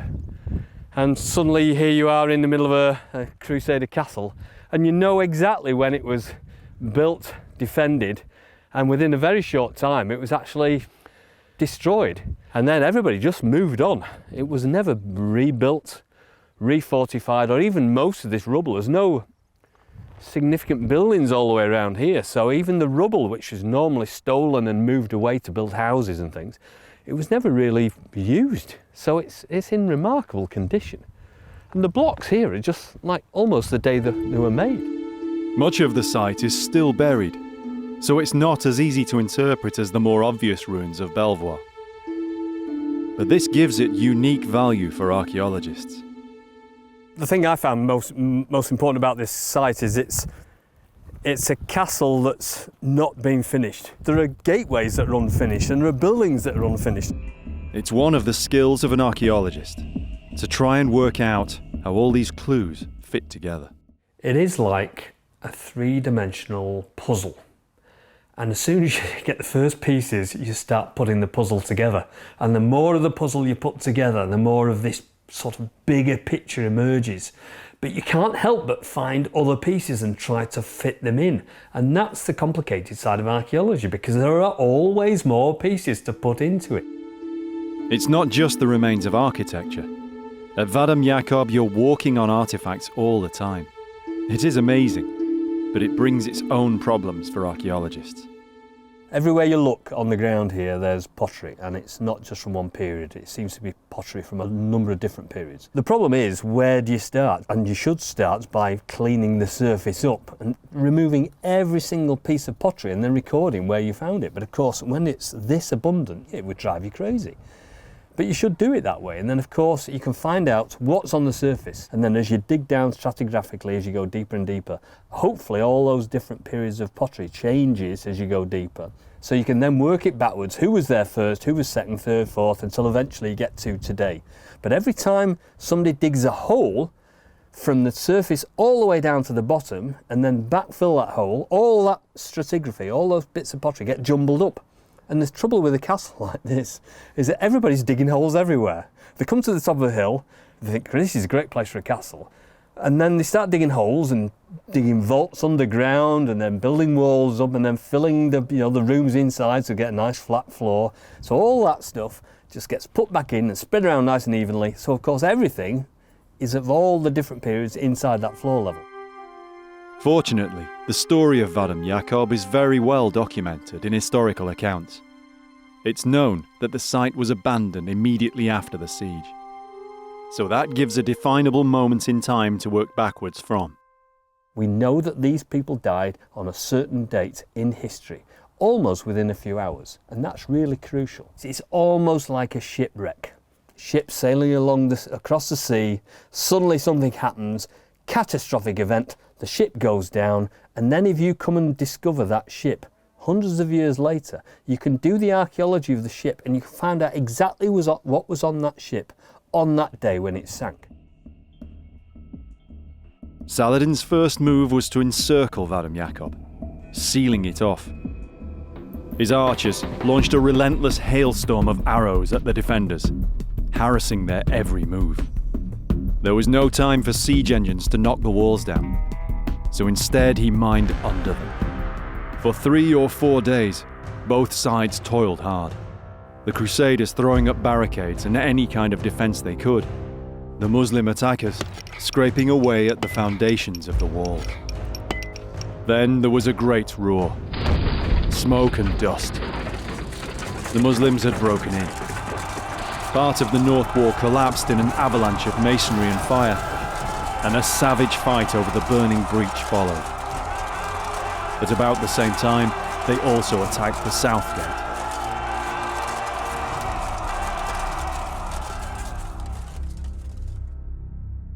There is desperate fighting here. There is a break-in, but at the same time, there's a break-in at the other end. The castle falls from both sides, people making desperate stands, still perhaps hoping against hope that the king's army, the king of Jerusalem's army, is going to appear over that Thar hill, because he was only a day away. And we're talking about later perhaps in the day, he's only half a day away. So this isn't despair until, you can say, almost the last few minutes. They're not coming to rescue us, so they go down fighting, and there is slaughter. Kate and the other archaeologists picked their way methodically through the remains of this epic battle. They returned year on year, gradually gaining an understanding of the complex site. It was painstaking work, usually in the hot Israeli summer. There are many, many, many days where you're just moving dust and stones from one part of the planet to another part of the planet, and you find absolutely nothing. Whether you're working with radars and the satellite photographs and the aerial photographs, and still the bucket and the spade cannot be replaced. There's nothing you can do about it. It's just, you have to have patience, and if there's one thing I really learned is go and get yourself more than a handful of patience, because that's the only way to do it. And that patience paid off. No other site in Israel from the Crusader period, in fact from almost any medieval castle anywhere, has yielded such evidence. At the Israeli Antiquities Storehouse in Bet Shemesh, Kate Raphael shows Tim and David just a small selection of the many hundreds of individual artifacts that were recovered. There's evidence of the furious work that went on to complete the fortress. Most of our metal artifacts belong to the world of building, quarrying. We definitely seem to have a full range of not just building material, but quarrying material as well. If we've got the wedges that split the rock open. Our quarries are about 5 minutes walk from where the fortress is being built. So we have this wedge here, which is really still very heavy. And several of them were actually found in the quarry itself. And those are actually used to crack the building stone open from the bedrock.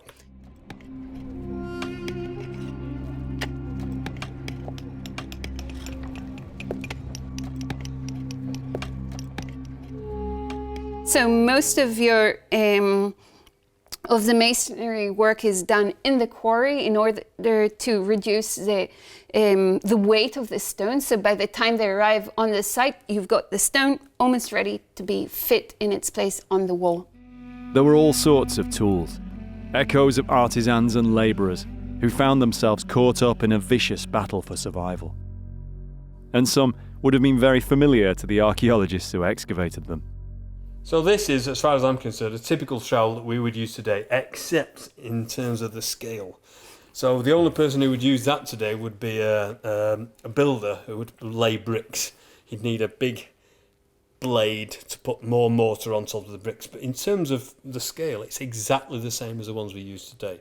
And that's fantastic in that they have obviously found it useful, and this same implement is still useful today to do exactly the same job. But in terms of the context we're talking about here, this could also be used as a weapon. Yeah, it's definitely heavy enough and lethal enough. And if you were desperate enough. Tools which might have been used in bitter self-defense. But what about weapons? One of the enigmas we had is that we have 95% of our artifacts belong to the world of building and construction, and we have very, very few weapons here. What we think happens is that a lot of the weapons are worth a lot of money, and after the battle is finished, the people who won comb the site of the fortress, and they collect everything. And what doesn't fit them, they just take back to the market in Damascus and they sell it. So there's a lot of weapons that are gathered from the battlefield, and by the time archaeologists arrive in the field, very little is left. One thing I've noticed is that you do have hundreds, if not thousands, of these arrowheads. Over several seasons, hundreds of arrowheads were eventually recovered. Most had been shot into the defences by Saladin's archers. Arrowheads, each one representing a shot in anger at a living opponent. Splinters that remain of the fury between mortal opponents.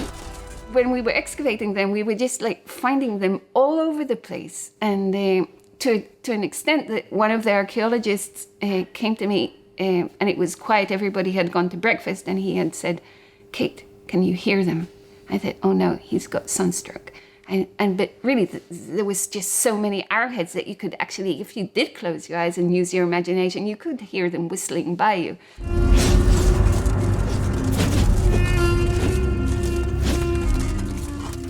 Much of the work focused on the southeastern corner of the castle, a complex maze of foundations and unfinished structures, all subsequently razed or buried after the Muslim siege. Slowly they made sense of the architecture. Along the eastern side of the fortress, there was a huge corridor that stretched for about 150 meters. Now this was divided into sections, and the entire 150 meters had a vault on them. The huge vault or hall would have resembled the one inside Belvoir, only much larger. It would have been at the core of a giant castle. The castle is impressive now, but if it had been finished, it would have been enormous. And not only that, it would have been dominating the whole landscape around it. And in that respect, it would have had an influence on the surrounding landscape and the surrounding region. You can't underestimate how important that castle would have been in that location at that time. It might have changed events completely if it had been finished, but it never was. Instead, the fledgling vault became a graveyard. What happened was that at the end of the battle, Saladin destroys the vault and all the stones fall on whoever was dead or dying beneath them. What he does, as far as an archaeologist is concerned, he freezes a period, and nobody ever walks into that period until we arrive on the scene. There's even rare evidence all around this area of makeshift defences as the Crusaders prepared for the end. Here you can see I will call it barricade. You see that someone was trying in the last hours to defend himself, hoping that he will see the help coming from I don't know where. Help definitely wasn't coming. The relief column never made it to Vadum. they were on their own. Late on the 5th day, they made their last stand. Some people get trapped in this corner and they go down fighting. I mean, what else can they do? Beg for mercy? At this stage of a siege, you don't get mercy. If they break in, you die. And if you're going to die, you try to take some of them with you. So you can imagine desperate close quarter fighting here with close quarter weapons, swords, sabers, axes, spears, maces, you know, whatever they've got. Trowels, spades, remembering that quite a lot of these people were just simple labourers. They got trapped here. So they're going to go down fighting, even if they know that any hope of rescue is gone. But this is where they're going to sell themselves dearly. We're archaeologists, we just pick through what's left, but for them it was real, and there was nowhere to run. What was left was a grim reminder of the reality of medieval conflict. And here you can see all the area we excavated. We excavated all the slaughterhouse, all the common grave. After the battle, this corner of the site became a charnel house.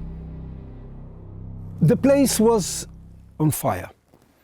People were carrying dead bodies and throwing them here. Across this area, tangled among the rubble of the collapsed walls of the unfinished vault, were more than a dozen skeletons. But to the archaeologists' surprise, they weren't just of humans, but of animals too.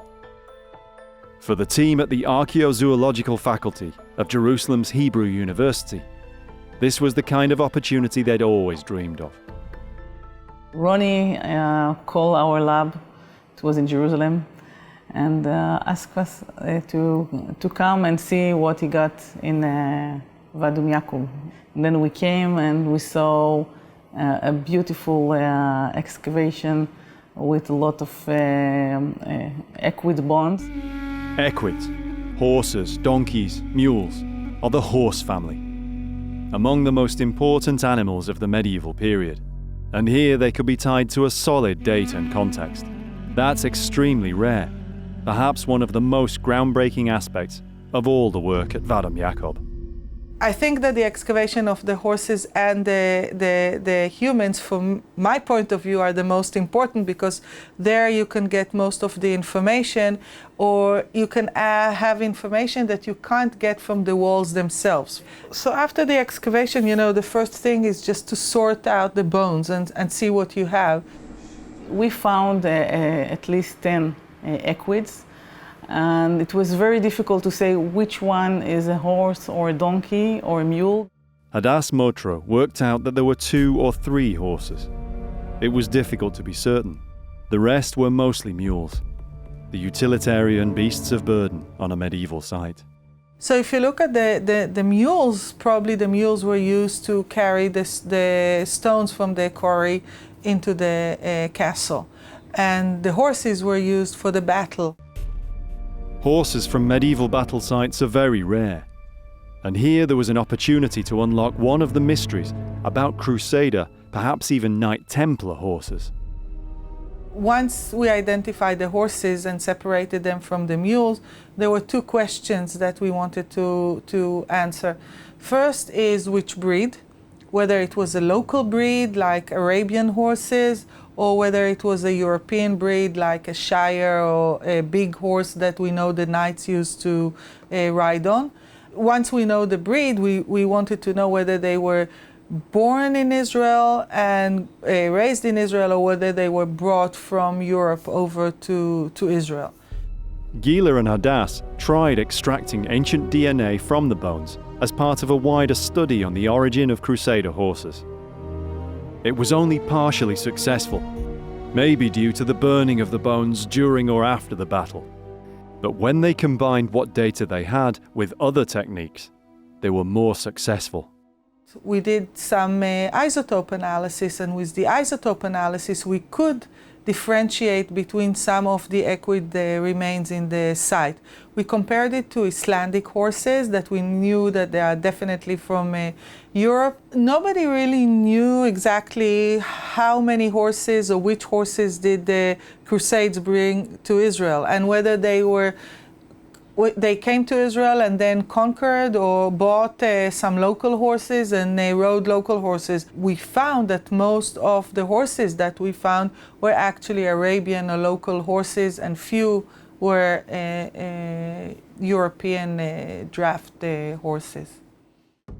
Pathology showed how the animals suffered, both in the battle and the aftermath. Some of the horses had a very bad death. They were, they weren't killed at the site. They were wounded, brought into the castle, and it took them a while until they died. You use animals for war. Today you have tanks or other machineries that you use, but that was the time. As well as the animal bones, the collapsed vault also contained human skeletons. All of them were male, and all had been burned like the horses, meaning the profiling couldn't be conclusive. But they all shared characteristics present in European and Middle Eastern DNA. Crusader workmen, soldiers, or even knights. Maybe Templars, we'll never know. But the archaeologists were amazed to find that one had a secret he'd kept concealed for more than 8 centuries. One of them had a stack of coins under his armpit, and the coins are actually dated to the exact date of the castle, so that helps also date the remains. Somehow Saladin's troops had missed out on a bonus. Maybe the Crusader was already burning, or covered with rubble. All the skeletons showed signs of violence. One in particular had severe facial wounds. When you look at the skeleton, you could see a trauma. It was either somebody used an axe or a hammer or something to hit his head, and probably that what caused his death. They were very young. One of them, we think around the end of the 20s, 27 maybe. And they were healthy and young, and he was very tall, one of them, really warrior or something, I don't know.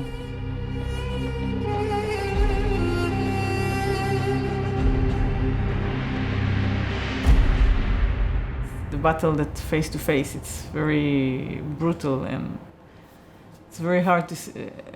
It's not a pleasant scene to see, It's you can feel the battle there. This corner of Vadum Jakob saved the last of its secrets until the very end of the excavation. There's something about archaeology. You can be there for days, weeks and months, but you know what's going to happen. According to Murphy's laws, the best finds come at the last moment, at the last day of the excavation, when you're already folding up all the material and everybody is dying to get home. And we found a skeleton, and we were slowly removing the dirt that was accumulated around this skeleton. And when we got to the skull and the vertebra, so there were arrowheads stuck along the vertebra, he was cornered in a place where he couldn't escape from, and he was shot at. The feeling was that he knew that it's very easy to kill him, but I don't know why he just wanted to shoot again and again and again. So the picture that we saw, it was a person just lying, a skeleton just lying like this in the corner, and then a lot of arrowheads.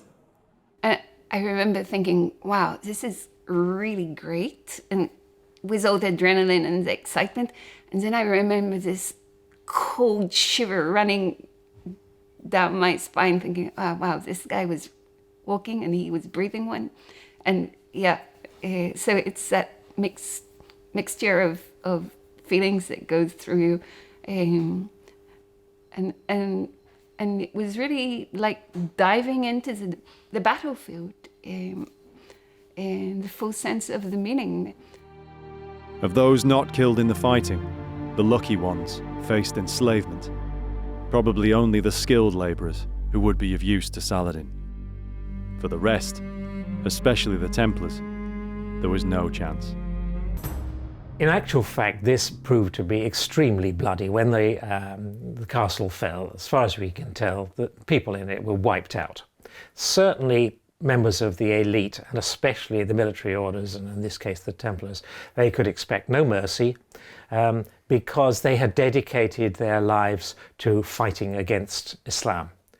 And as such, it'd be unrealistic to expect to be accepted, even if they tried to surrender, which they very rarely did.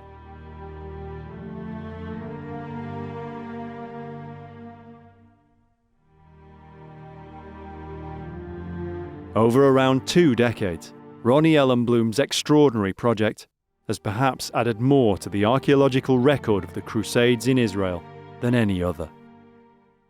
Vadum Yakov is an amazing site. It's changed the way we look at the Crusades, not just archaeologically, but on a human level. Medieval war is very, very bloody and very full of... when you see it actually happens, I mean, you know, and you think, but when you actually see what they did to each other, it puts modern wars also in different, I mean, but it was one-on-one. It was not a mass killing of millions, but I don't know. For me, all these types of violence I don't like it. But it's my profession to investigate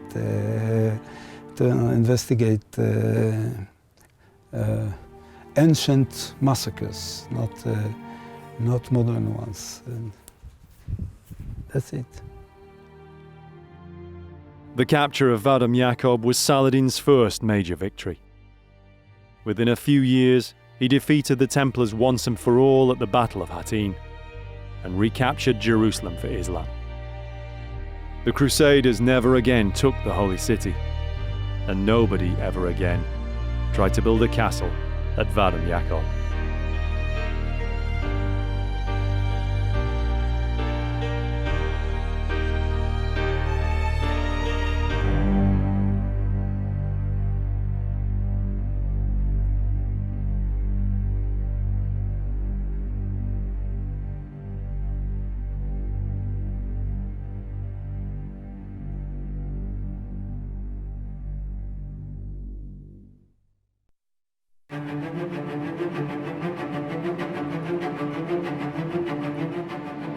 Landscape and sky, bracken and heather, and gritstone tor. Setting up of places of execution is a really kind of common thing in England. An abandoned place, lost in the black earth, lost in the dark age.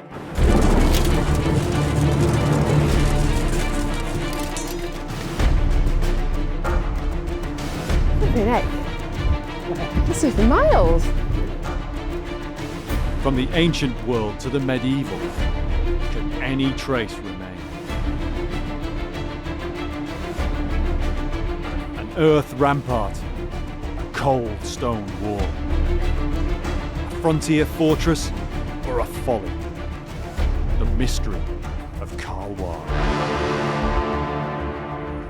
The medieval world, the 5th to the 15th century. Tim Sutherland is one of Britain's most experienced archaeologists. He and a team of specialists try to understand medieval life by exploring the realm of the medieval dead. We have a classic view of the storybook medieval life. We don't hear the stories about the common man trying to keep his family alive. Archaeologically speaking, we can now focus in on the medieval dead people. You couldn't help almost look through their eyes thinking, what did they see? How did they die?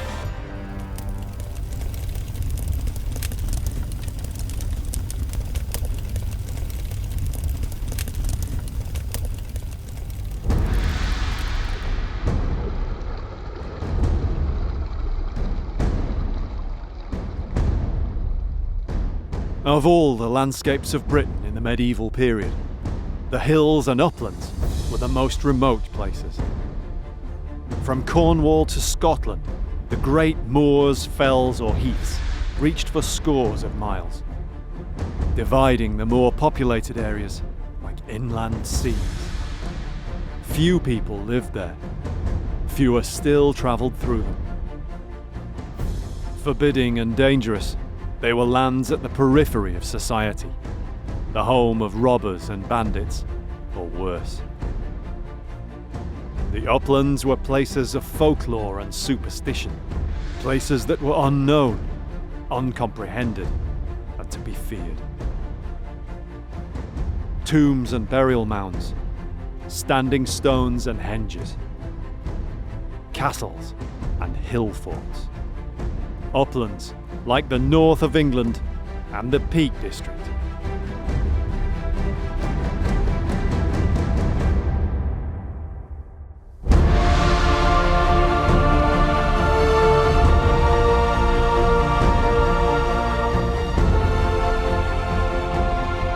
On the moors to the west of Sheffield lies a site which baffles archaeologists.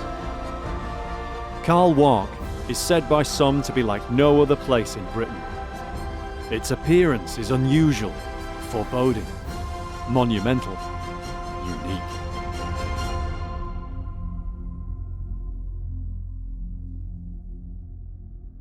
It's known as a hill fort, an enclosed outcrop looking out over the Hathersage and Burbage moors. But it's a fort which doesn't seem to belong to any one period in history. When it was made, or who made it, and why, is all unknown. It's even possible it's not a fort at all. Was it for refuge, or ritual, a fortress, or a burial place? Very little is known for sure. Surprisingly, for a site of its impressive size, hardly any archaeology has been carried out there. The most commonly heard theory about Carl Wark's origin is that it's a hill fort which dates to the very earliest part of the Middle Ages. From the end of the Roman occupation in 410 AD to the Norman invasion of 1066, the period of Britain's history is known as the Dark Ages. It's called the Dark Ages for all sorts of reasons. The main one really is the lack of sort of written evidence that we have from the earliest part of the post-Roman period. So the 5th and 6th centuries and into the 7th century, we have very, very little really in the way of explicit documentation or written evidence. But this perception began to change through the late 20th century, after a series of startling archaeological discoveries. Perhaps the best known of these was Sutton Hoo in East Anglia, with its stunning finds from a great 7th century ship burial.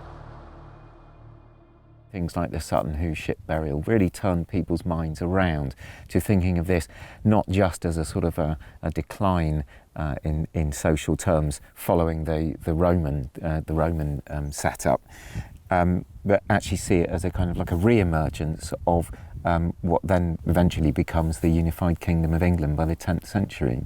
We have a mental image of the Dark Ages, but in fact it's anything but. It's a sort of a misnomer in some ways, but it derives from the fact that we used to know very little about it.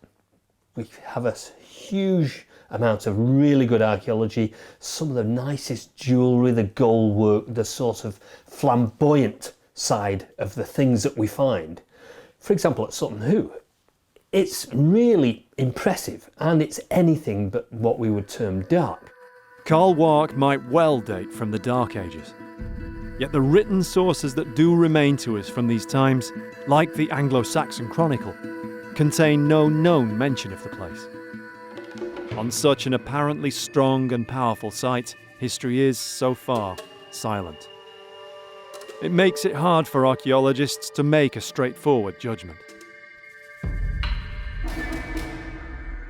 Carl Wark's a complete enigma. I think we could probably place it in the Anglo-Saxon period, but it's an odd one.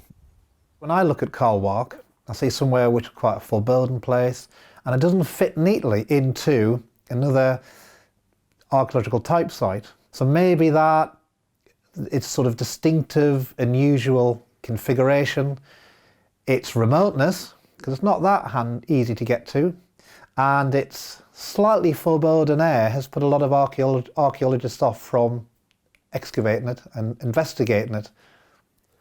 The mystery of Wark is something that's clearly engaged people's minds and thoughts for a long time. It doesn't fit into any known pattern, and so it becomes impossible to fix it in time, specifically, or in a culture, specifically. We just simply don't know who made it and when it was done, or why it was done. So that, to me, is the mystery of Wark. What we do know about Wark begins with the geology. Bill Bevan worked in the Peak District National Park for 17 years, and he knows the area very well. Wark as a natural feature is a plug of quite harder gritstone. So when the gritstone was being eroded, due to rain, due to weather, such as wind, by the rivers, the softer beds of gritstone were washed away, turned into sand and grit. The harder beds were left standing. It's got sheer cliff edges on three sides, and it sort of joins the valley side at its western end. So it's a natural feature. It would have formed millions and millions of years ago, and as a feature in the landscape, it presumably attracted people's attention throughout thousands and thousands of years of human occupation of the Peak District. Tim Sutherland has come to the Peak District to learn what he can about this enigmatic site. Local author and amateur archaeologist Mick Savage is from Sheffield, and he grew up just a few miles from here. He's always been fascinated by Wark. When you live so close to the Peak District, and you see things like Mamtor, and you see things like the lead mines, and eventually you find somewhere like Wark, or Wark, some people say, we always called it Wark, then it just intrigues you as to want to know why and who did it and how old is it. He was so intrigued, in fact, that he wrote a book about it. It's still the only one in print which focuses solely on Wark and its history. I've always enjoyed writing, and I thought it's an ideal thing. And as you say, there were no other books I could find. I would look at the Ordnance Survey maps, always loved maps. You'd see that Gothic writing fort and so on. And then it would be down to town, to Sheffield, to the archives. I used to spend a lot of time in the archives. And I think that's where I would really start to see some of the stuff that I included in the book, some of the references. Mick's agreed to show Tim around and explain what's known about one of the Peak District's most mysterious historic sites. When you look at Wark, it does ask you questions about your place in the world, I think. It's a bit like something out of an old western, you know, you're looking up at the canyon and you've got these maze and features, and that still strikes me now. And it's quite an emotional impact when you walk along the valley and you see these big fortress-like cliffs rising up. It's something that is a bit primeval, I guess, for somebody living in the 20th or 21st century.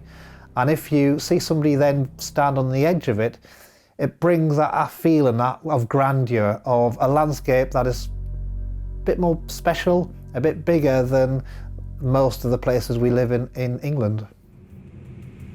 From Higator, looking down over Wark, it's a monumental landscape. It commands a view for miles to the south over the Peak District's Hope Valley.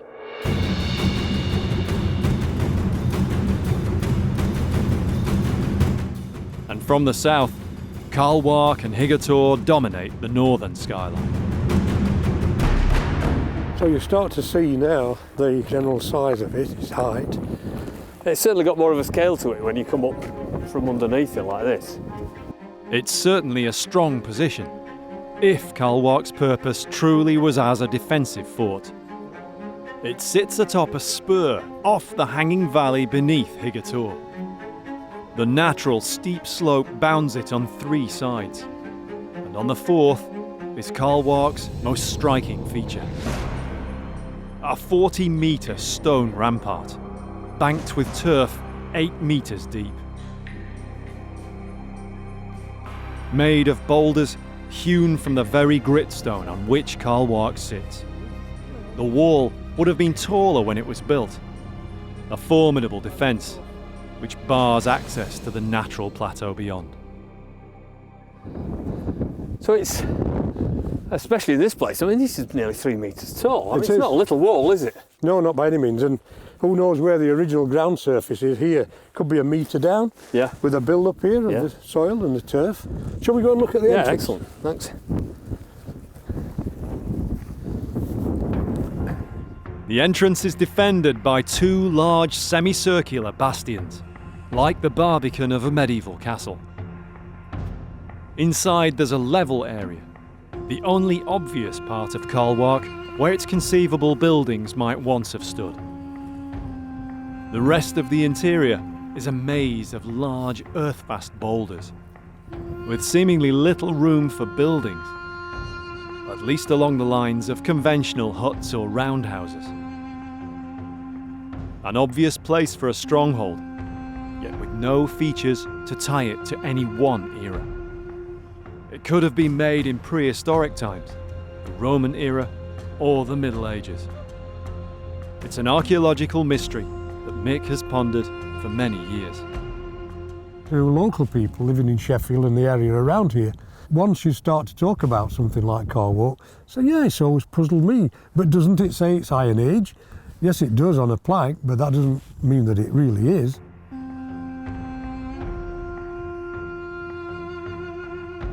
It's not a classic hill fort, that's blindingly obvious, although elements of it look as though they are. This looks like a rampart, and yet you look on other parts and it's not like anything I've ever seen in terms of hill forts or defensive enclosures.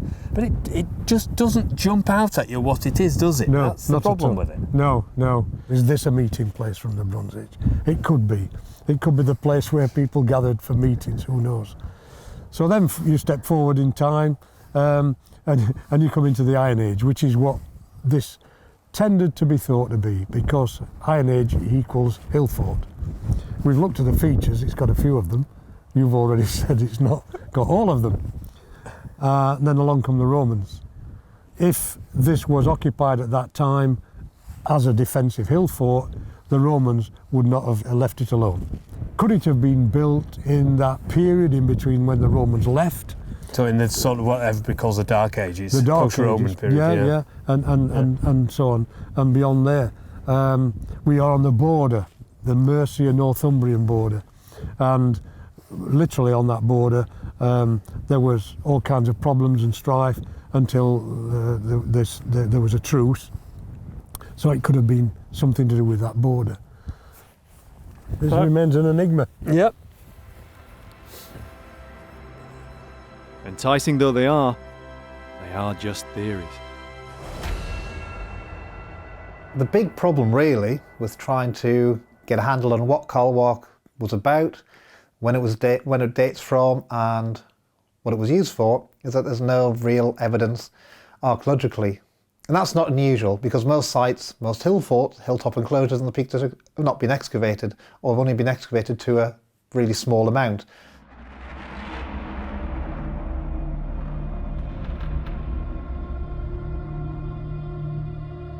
When we look at Carl Wark and we try and say, well, it's going to be one period or another, it was a hill fort or it was a refuge or a ceremonial, we're really starting from a blank canvas. And anybody who tries to say it was one thing or the other is really speculating. It is a real enigma, basically. Nothing has ever been found here to give even a vague historical date as to when it was built, nor even its use for any purpose at all beyond the last few centuries. Who built these walls and then vanished into time, leaving no trace? There's no evidence so far, but that doesn't mean nobody's tried to find any. In England, every county archaeology unit has its own SMR, a Sites and Monuments Record. Tim's in Sheffield to have a look at South Yorkshire's SMR. He's heard it contains details of some archaeological work carried out at Wark many years ago. Perhaps there's some information here that will help, something that was missed before. We've only been in existence since 1974, more or less, but there's been interest in the site for a lot longer than that. And we've collected what we can together. There's no doubt other stuff, but this is what we've got, so I can talk you through this. It's an important site, it's an impressive part of the landscape, and people have been interested in it for a long time. The earliest mention of Wark is by local antiquarians of the 19th and 18th centuries. There's Hayman Rook, did a walkover survey of the site. We've got a few copies of pages from his notebook in here. Among the files, Zach has found the record of the only known archaeological dig to take place at Wark, just after the Second World War in 1950. In 1950, a chap called Simpson put a trench through the turf wall. I've got the diagram in here. All right, yeah. Which is what you want to know, is what's the wall and the rampart made of? So he says it's basically turf and stone revetment. There's no report from Simpson's dig, no record of anything he found in the way of artifacts, just the illustrations of where he dug, his trenches, which oddly changed direction. Perhaps Simpson was searching for evidence of buildings in the open area inside the wall. Yeah, that's right. Come up with definitive evidence, has he really, as far as we know? Well, he's told us how the rampart was constructed, and like you say, there's little else, unless he got lucky and managed to find something else with his other trenches. But as far as I know, he didn't. It's tantalising. Maybe Simpson kept notes, but they're lost to us now. The dig plans give us something to go on, though. They'll help us put together a case to reinvestigate the archaeology and hopefully carry out a new survey at Wark. It's a scheduled ancient monument, and so, as ever, it will take time for the necessary permissions. Meanwhile, what parallels are there for Wark in the Peak District? If it were much earlier than the Dark Ages, are there other places which have similar characteristics? The description, hill fort, often leads us to think Iron Age. If there's one site in the Peak District that's the epitome of a hill fort of the Iron Age, it's Mam Tor.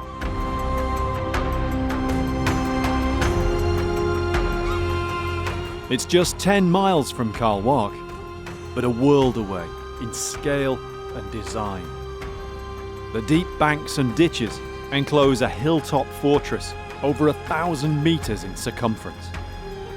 Many platforms have been found, and there were perhaps dozens of buildings here once, enough to house a large population in safety during times of crisis. Wark is completely different to Mam Tor. Most Iron Age hill forts, quite big sites. They've got evidence for occupation inside them. They're an enclosed settlement of some sort. People were enclosing them either because they had to defend their settlement due to warfare, a bit like the nuclear deterrent of the time, or it was about status. They're shown off. Whoever's the leader of that tribe, the chieftain or whatever, can mobilise lots of people to build some big ramparts, some big banks and ditches. That's saying, look, I'm fairly boss, I can control all these people. I'm an important man, you don't mess with me. Wark has the feeling of something more workmanlike, more improvised, and there's no known spring or well, so it probably couldn't have supported a large population for long. Mam Tor, in the Peak District, not far away, as we said, is built around a spring. So if that's the interpretation of hill forts, defended settlement, you'd be quite happy living on Mam Tor. You've got your water supply. That doesn't happen with Wark. So that really questions, can it be a hill fort in the normal sense of an Iron Age hill fort? There are other sites in the Peak District with walled enclosures that might not be hill forts as such. Gardham's Edge, a few miles away near Baslow, has been dated to the Bronze Age, but what the walls enclosed is unknown. Perhaps it was for some ritual or ceremonial purpose. The problem with this and other sites in the peaks is the same. Where are the dead? These acidic soils rot anything organic, so whether that's metal, or whether it's iron, whether it's human bone, animal bone, leather, cloth, etc., which really reduces what we can find and what survives from the past. On the whole, the only way that the dead survive in this landscape is if they were cremated first and put in a pit or a clay pot or a bag and buried together. The burnt bone survives. But otherwise, human internment in the form of skeletons just leaves no trace. Within a number of decades, those bones have just completely rotted away. If people were buried within Carl Wark's enclosure, probably very little will now remain. Now there's a chance to build on what's known so far. We've been granted permission to go ahead with new work. It's the first at Carl Wark for more than half a century. By now the seasons have turned, so although the site isn't exactly remote, it's not easy to access. Everything has to be carried in on foot. The fast-flowing Burbage Brook and the steep, boggy terrain of the approaches demonstrate the strength of Carl Wark's position. It's maybe another reason why few people have done much archaeology here. It's hard going to get all the kit onto site, but it's worth the effort to see the view. Wow. Flipping heck. You can see for miles. The gap in the weather won't last long. They have to get the survey going. No one has ever attempted geophysics at Carl Wark, so it's a real first. The survey is aimed mainly at the area immediately within the stone rampart. It seems the most likely area where we might be able to find traces where buildings once stood. What Simpson was presumably looking for with his snaking trenches in 1950. And as part of the survey, we'll try to locate exactly where these trenches were. There are various factors to take into account. The depth of the soil here is unknown, and there are obviously a lot of boulders above and below the surface, so the rock may affect the magnetic signal. They'll use several techniques, along with the standard magnetometer. Emma tests the magnetic susceptibility, or mag-sus, of selected areas. This measures the soil's potential to become magnetised by, say, burning, so it can help identify possible hearths or rubbish fires. To cover wider areas more quickly, Chris uses the large aerial EM31. Not easy in driving wind on Carl Wark's exposed plateau. With such a short time on site, it will help him cover the ground. At the same time, we'll carry out a photogrammetry survey using an aerial drone. From this, we'll hopefully create a 3D terrain model of Carl Wark. It's the first time for this as well. It's a lot to get done, and Carl Wark can be an unforgiving place when the weather closes in.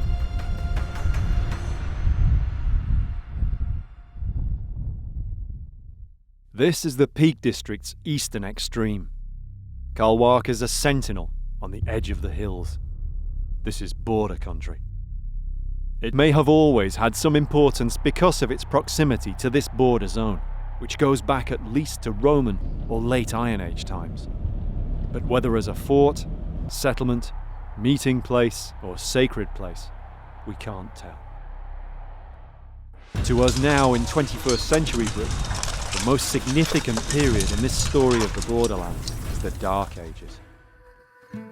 From the late 6th and early 7th centuries, this was the frontier between Mercia and Northumbria, powerful and competing kingdoms.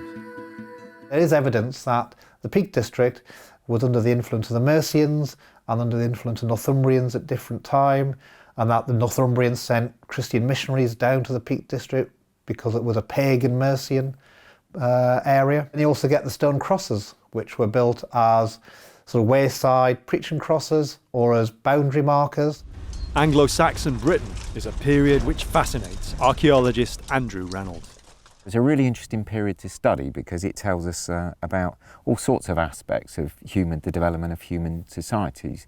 So we can look at things like the emergence of kings and kingdoms. We can look at things like the emergence of legal frameworks, legal apparatus, judicial activity. We can look at the emergence of towns and villages. So, for example, much of what you see in the modern English landscape has its roots in the Anglo-Saxon period. Andrew sees Carl Wark as being similar to many other fortifications in Britain from this period, which seem to utilise distinctive features in frontier areas. The kind of form of the fortification up here finds its best parallels really in what we call either the Dark Ages or the early Middle Ages, in a series of fortifications which are very similar to those built in the Iron Age. And again, we tend to find these in northern Britain, in Wales and down in southwestern Britain. So in terms of its parallels, it really finds its best comparisons in the Iron Age or in the early medieval period. It's perfect for controlling movement in and out of the region. We know it's a border area. It marks this sort of it's a very, very marked transition in the nature of the landscape. The geology changes, the soil types change, the vegetation changes, and given the nature of the topography, there are only really a few ways that you can safely or easily traverse this landscape. And Carl Wark sits absolutely smack bang in the middle of one of the freest routes of passage across this particular patch of ground.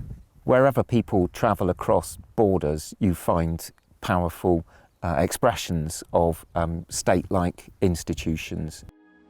The main roads which today enter the peaks near Carl Wark are all relatively recent. The now disused Houndkirk Road was an 18th century road from Sheffield. So this is the routeway into Sheffield from here, 7 miles away. It probably followed the line of earlier routes, which must have passed near Carl Wark since at least Roman times. See, one of the things that you'd expect in a region like this, if you're crossing from one kingdom into another, is a gallows. And from the 7th and 8th centuries AD, you find setting up of places of execution is a really kind of common thing in England. It makes you fully aware that you're passing from one political territory into another. So given the importance of this particular region, a major routeway, a fortification possibly of that period, this is exactly where you'd expect those kinds of territorial markers to be.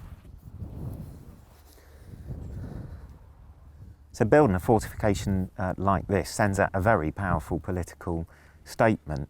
So in some ways you don't even have to occupy it. If you've got sort of your enemies up to the north, you're setting up something which is staring them right in the face. Yeah, and basically what it's saying is somebody is here. It is not an open landscape.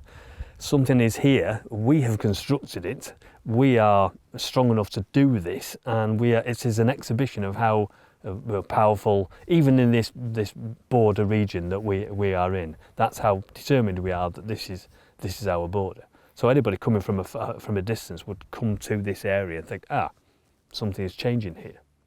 And it's a very, very powerful way of expressing your dominance of a region at the margins of your territory. So this is why these early kingdoms set up things like gallows, defences, they dig great big banks and ditches and so on. And especially when you set that in the context of emerging kingdoms, they're trying to kind of forge large-scale identities, and the way that you can do that is just start to map out the landscape. You start to name it in very, very distinctive ways. And they attempt to control it. Yeah. To fortify, strengthen around the borders, so that anybody coming from afar will think, now we have to deal with these people who are capable of doing this. By now the results of the survey are ready. It's taken time to get a handle on all the data, but it's been worth it. The photogrammetry reveals the natural promontory on which Carl Wark sits, dominating the valley below. The natural steep sides of the eastern flank, and the low but neatly stone-reinforced western wall. The huge northern rampart, still impressive in its size and strength. Despite the tough conditions during the survey, the team were able to cover a large area within and around the enclosure. As expected, the rocky geology has affected the data, but not too badly. They've successfully located the trenches explored by Simpson in 1950. But like Simpson, they haven't managed to locate any obvious remains of buildings or other archaeological features. It's still a huge leap forward in research into Wark, and the data will hopefully help with future archaeology. But the results have brought up some unexpected points. We've also got some linear features that seem to cross from one side to the other. There's one there and there's one there, but they're not definitive as in a definite ditch. So there's some sort of linear aspect to that, as if there's something there, but we don't know whether it's man-made or whether it's natural. It just could be just a cleft in the natural rock. So again, it's nothing positive. Perhaps most interestingly, the MAG has revealed some surprising data. We've got these really weird anomalies like this area around there where it looks to be heavily magnetic with a sort of a halo of white round it. So there's one there, a very large one, but there's also smaller ones there and there's something there. Now some of these are definitely magnetic, or rather ferrous metal iron anomalies. The distribution is similar to surveys Tim's seen of some battlefields.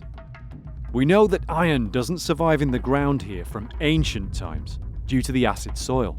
If so, what else has been going on at Wark from more recent periods?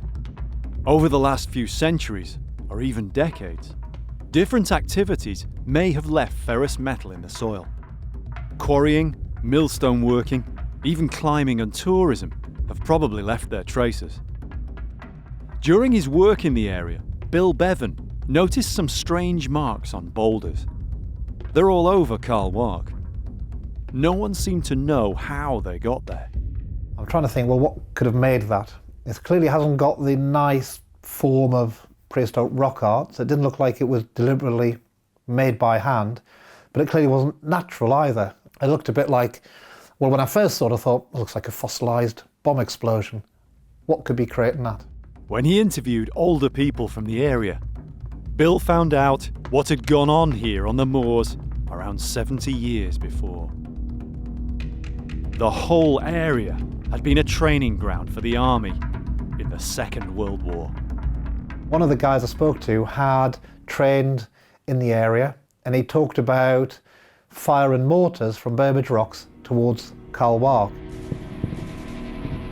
What they would do, they would try and target a big earth-fast boulder and try and hit that with the mortars.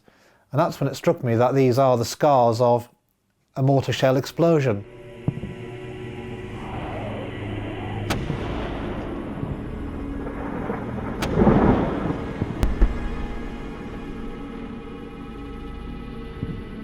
It's hit the rock, it's gouged out some of the boulder and left this, random pattern.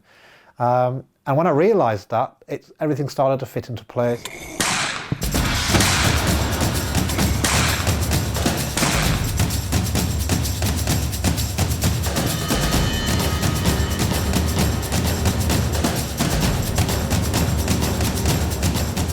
British and Canadian paratroopers trained here before the D-Day invasion of 1944.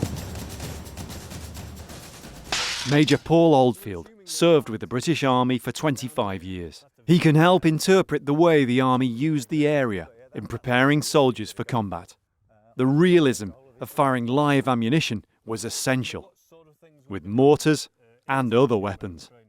Well, it's quite a small area, but actually it's perfect for low-level infantry training. So if you are live firing in this area, anything that misses the targets is going to disappear into one of those hillsides, right. So you can actually stop it. Is this the sort of training you would have undertaken when you first started out? Yeah, and it's very much the same as basic recruits will do nowadays. And you can see just over there, we're just coming up to one of the rocks. It's quite obviously has been engaged. That's a cracker. Clearly been used as a target, yeah.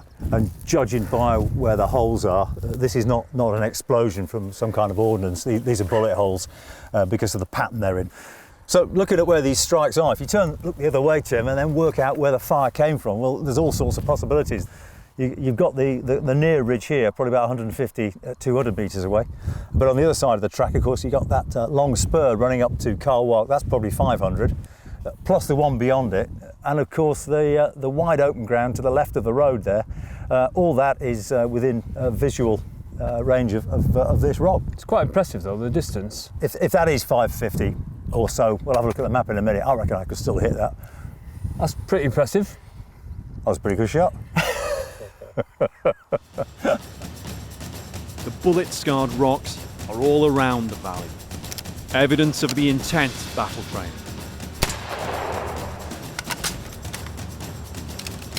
The whole area was one big shooting range.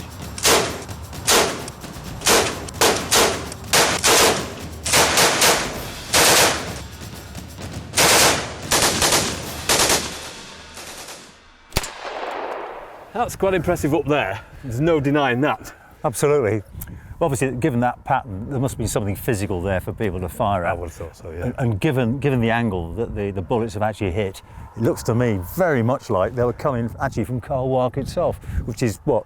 So it's probably 700 metres away from here, at least. But they've hit direct onto the rock. There's no it ricochets off and all the rest of it. But one thing we don't know is whether that's individual fire one after the other, from different people, or whether that is a machine gun. Difficult to say. Multiple fire, yeah. It's difficult to say, yeah. But there are little separate areas, as if there's either different targets or they're aiming. Sure. Yeah. And even on the rocks over there, so it's not just one concentrated fire. Yeah. It's not just rocks that the troops were firing at. Beneath Carl Wark, it seems that Burbage Valley's historic Packhorse Bridge made a useful target. So you reckon there's some impact points on this bridge, do you? Well, there's some. Oh, yeah. There's some by your feet there. Right. So you've got those two there. One, two. There's some down on these stones. So and do all those ones down there, Tim, look like they've hit head on? I would say so. They're very circular rather than. And that would indicate then the fire's coming from over there, basically that quarry where we've just come from. Yeah. Yeah, very much so. Look, firing straight down this re-entrant onto an obvious objective for the infantry to go for. Yeah, it would be something worth seizing, an objective to give the infantry something to go for. Seizing a crossing point over a waterway is always important. And amazingly, there's still evidence here. And here's your proof, look. I can't believe that. Yeah, it's incredible, isn't it? All the water's washed this out. Look at them all. Yeah, actually in situ. there are actually some bullets, the bullet heads.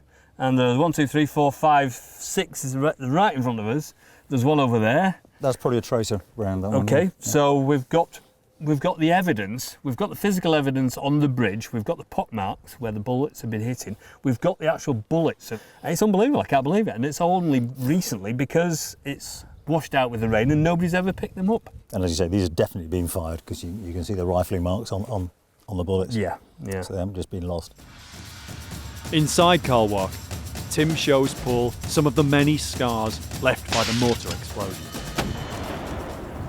This plateau is littered with these strikes, and they're quite distinctive when you see them. There's one there. So we're going to have a look at this one.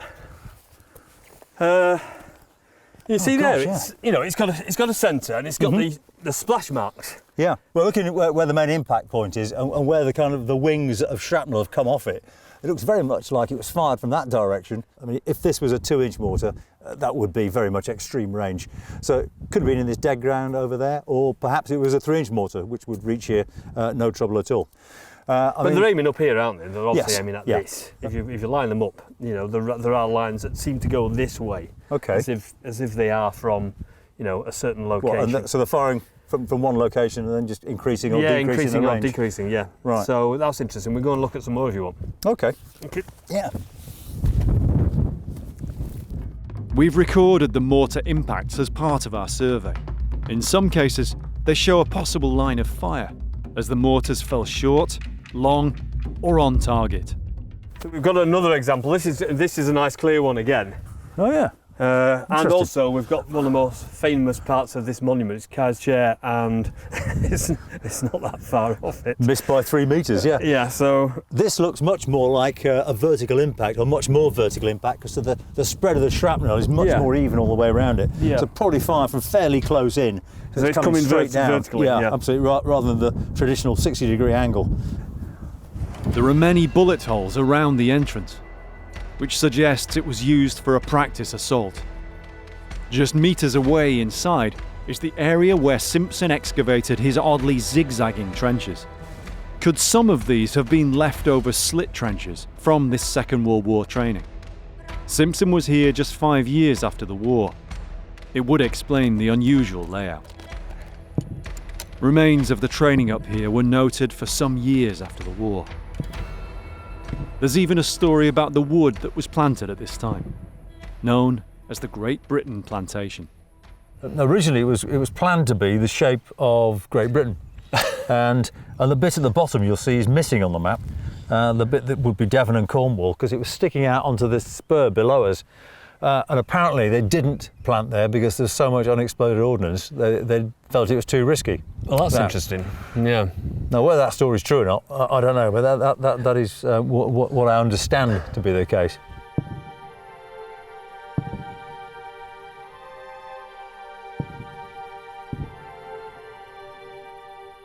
From the recent past to time immemorial, soldiers have passed in the shadow of Carl Wark. But whether any fought or died here across the defences, no one knows. The place, its origin, and its purpose retain, across the centuries, a cloak of silence. There's no doubt, though, Carl Wark sat astride a frontier for many years, and between many tribes and kingdoms. Just a couple of miles away, at the village of Dor, 2 armies certainly came this way, recorded in the Anglo-Saxon Chronicle. It was here, in the year 829 AD, that the Northumbrian king Eanred submitted to King Ecbert of Wessex, who thus became the first overlord of all Anglo-Saxon Britain. And mercifully, for once the armies left without ever fighting a battle.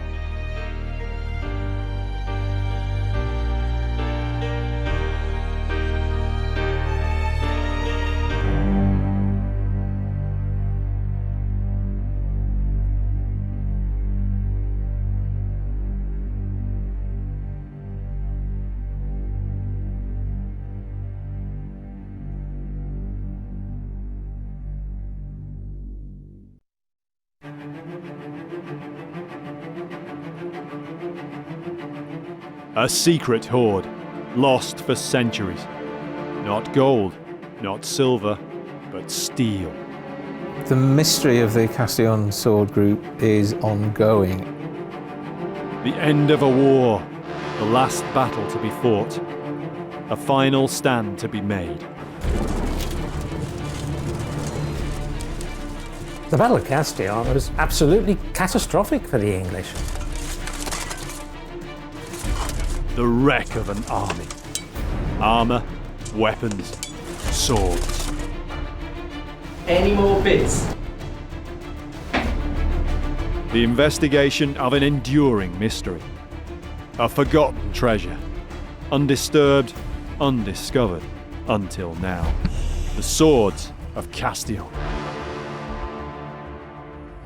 The medieval world. The 5th to the 15th century. Tim Sutherland is one of Britain's most experienced archaeologists. He and a team of specialists try to understand medieval life by exploring the realm of the medieval dead. We have a classic view of the storybook medieval life. We don't hear the stories about the common man trying to keep his family alive. Archaeologically speaking, we can now focus in on the medieval dead people. You couldn't help almost look through their eyes thinking, what did they see? How did they die?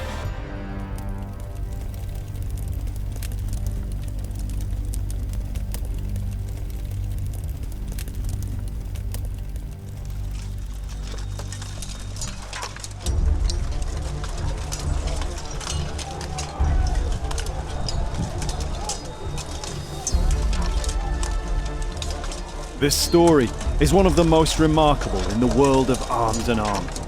It's truly epic in scope. From a medieval battlefield to the prestige sale rooms of the 21st century.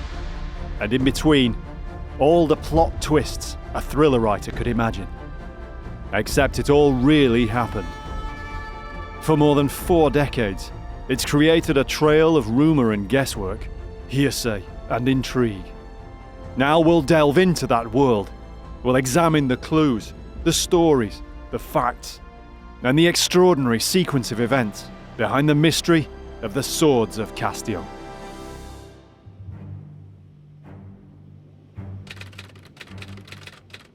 "100 kilometres north of Bordeaux, an exhibition was held in the Château de Pont. Called La Guerre au Moyen Âge, the 100 Years' War, the catalogue showed a photograph of a medieval sword. Of the sword's origin, almost nothing was said, other than it was from somewhere in France. To people outside the international world of arms and armour, it was just another old sword. Another piece destined for sale to a museum or collector. To those in the know, it was a big deal. But if it wasn't really much known up to that point, it was the following year. The world-famous Christie's sale rooms in Geneva, a prestige auction on the 26th of April 1977, featured a selection of highly collectible antique arms and armour. There was no doubt what the star items were. Not 1, but 7 medieval swords. I first became aware of them when they appeared at a sale in Christie's in Geneva, and obviously some of them were fairly tatty and corroded, some were in pretty good condition. I think they were catalogued as a group of medieval swords from the same site. The same site, in fact, as the one at Château de Pont. But where? No one would say. A few years later, an arms and armour expert wrote about the find, and he hinted that he knew something. The general area of the find place is known, though for reasons of security, its location may not be disclosed. Over the following years, yet more swords were sold by auctioneers across Europe. Switzerland, Germany, London, all were said to be from the same place, still unknown. Many years later, the insider expert explained the secrecy over the find site. In the first years of the find's existence, no mention of the actual find place was allowed. It was merely stated that it was somewhere in France. However, by the end of the 70s, this rigid secrecy had been relaxed a little, for some of us knew where the place was. We kept silence, though, for obviously someone or some authority was anxious lest treasure seekers should come looking for more. Only a few people were truly in the know. But antiques arms and armour expert David Oliver had contacts in the trade. He was able to work out approximately where the swords had come from. Just through the grapevine, one became aware that there were, I think it was first suggested to me, they came from the last major battle of the 100 Years' War. And I didn't twig Castillon. I thought there was a big battle at Orleans, I think, prior to Castillon, so I thought it was possibly from Orleans. And then just by a process of elimination, we eventually discovered that they were actually from Castillon. Not far from Bordeaux in southwest France, on the Dordogne River. The swords were from Castillon. Over the years, many more have come up for auction. There was a time that there were a number of them were appearing regularly in Christie's sales. One every few months, as it were. It's now thought as many as 80 swords were recovered. There's no other medieval battlefield with so many swords supposedly associated with it than Castillon. The swords of Castillon, such a large number of them, of course, they become part of this legend. They add considerably to something which is already dramatic just because of the people involved, the event, and its historical importance. They are almost like sort of icing on the cake. They just make it even more remarkable. The story has captivated collectors, historians, and archaeologists ever since. It is one of the amazing stories about the medieval period. The swords of Castillon. Where did they come from? They're classic medieval fighting weapons. It's a fantastic story. It's a wonderful yarn, I think, about how these swords were discovered. Tim sets out to find out what he can about the swords, and hopefully, the circumstances of their discovery. The swords are now scattered, mostly in ones and twos, in private collections and museums across the world. But there's a rare chance to see a group of them displayed together, for perhaps the first time in decades since their finding. They're in several museums, and of course when you see them, you automatically try to imagine what it was like, one, finding them, but two, using them, which battle they're from, and so your whole of your mind starts to race. While Tim's in Paris, back in England, another of the mysterious blades has suddenly resurfaced. In the heart of Knightsbridge in the West End, Bonham's sale rooms. Another prestige auction of antiques, arms and armour, with many alluring items, medieval and otherwise, for collectors to feast their eyes on.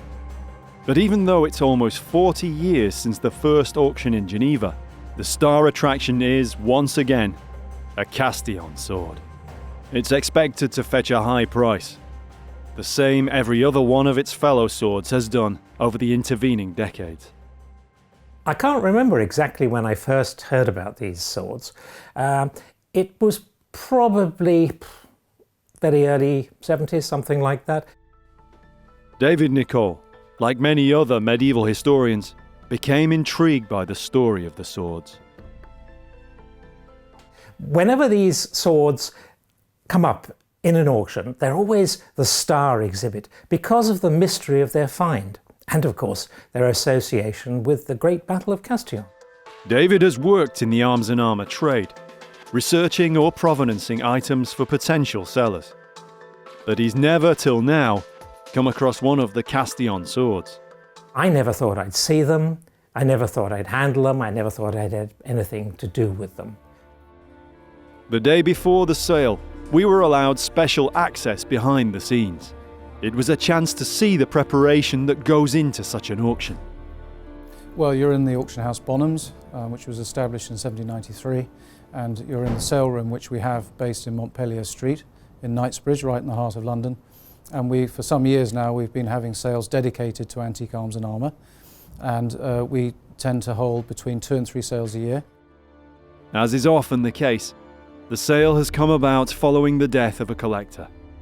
Many of the items that will be sold are from the estate of just one man. The late owner, he was an American, he had a collection. It included 2 or 3 medieval swords, including the Castillon sword. David Nicol finally gets the opportunity to see one of the Castillon swords for himself. David, so here we have lot 173, the Castillon sword, that's coming up in our sale on Thursday. That is very nice indeed. This is a business-like. Well, it's very wieldy, isn't it? It's very wieldy. The weight is actually not that heavy. It's extremely fine quality, and that's reflected in its general wieldiness. And you can imagine it was a very useful weapon to use. Very typical of the type and the period. Very business-like, as you say. Wieldy, useful. Although it has had, should I say, a very fine edge, it's actually a very substantial piece of metal with this essentially trapezoid, flattened diamond section. Yes, with a medial ridge running through it, all the way to the tip, and extremely beautifully made. Beautifully made, and very rigid. I mean, that's going to give you a very substantial cutting edge, but I would have thought primarily a thrusting weapon. I mean, this is, well, to say lethal is a little bit obvious, since that's what it's for. There's a mark. Oh, there it is. It caught my eye, caught the light. Inlays of fleur-de-lis. That is fascinating. Somehow appropriate that it should be a fleur-de-lis, although the assumption is that these were Anglo-Gascon, it's from the losing side in the battle. Not necessarily the case, but most probably, but nonetheless, a little French fleur-de-lis. Lovely. Interesting to speculate. Interesting to speculate, but that brings up the whole story of the whole question of whether these really are from the Battle of Castillon. In Paris, Tim is on his way to see a whole group of the swords. Yes, finally getting to see these swords will be really nice. Britain's Royal Armouries own several Castillon blades, and they've loaned them out specially for this prestige auction. It has pride of place in France's premier arms and armour museum, in the heart of Les Invalides in Paris, the Musée de l'Armée. And there are one or two old friends here too. Archaeological.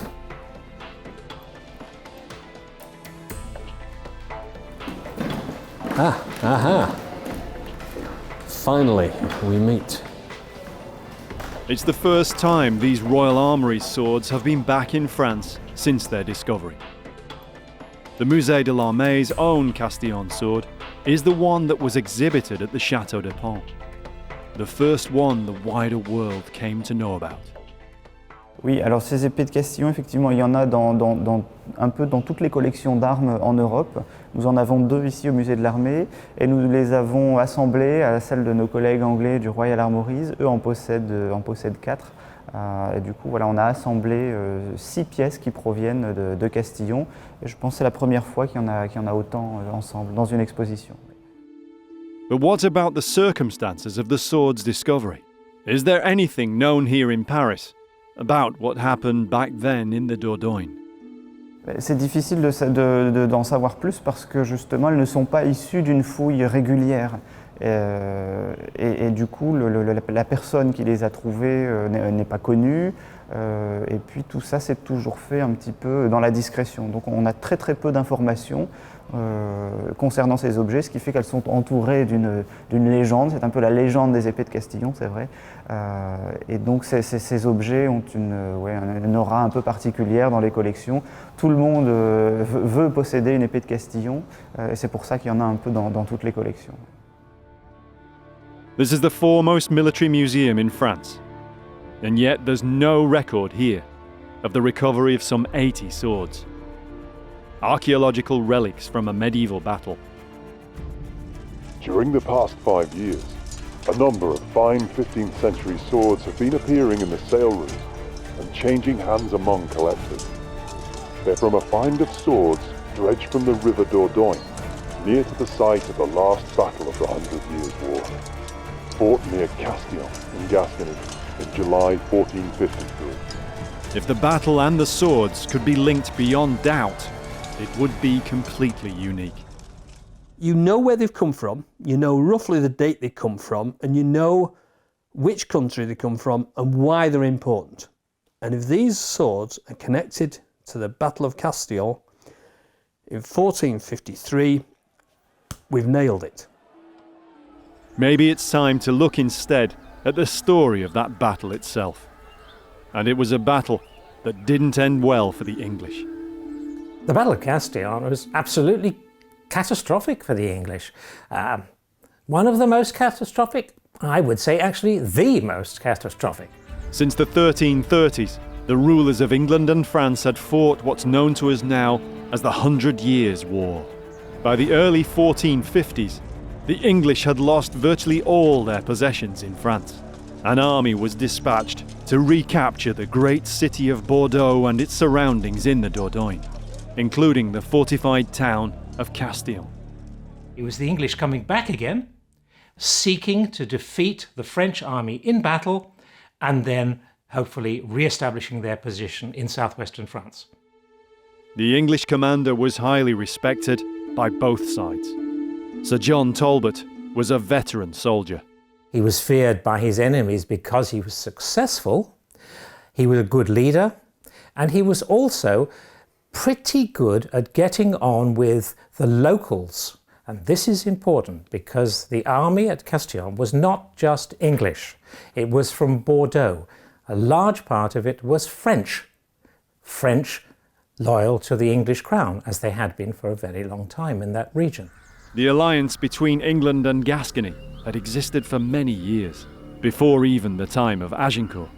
A representative of, I think, Henry V was very proud to say that the English nation was composed of 5 tongues, and he mentioned English, Gaelic, Welsh, Cornish, and Gascon. The French launched a preemptive strike and besieged the Gascon town of Castillon. Talbot moved fast to try and raise the French siege before Castillon fell. After marching his army through the night, he launched a headlong assault on the French position.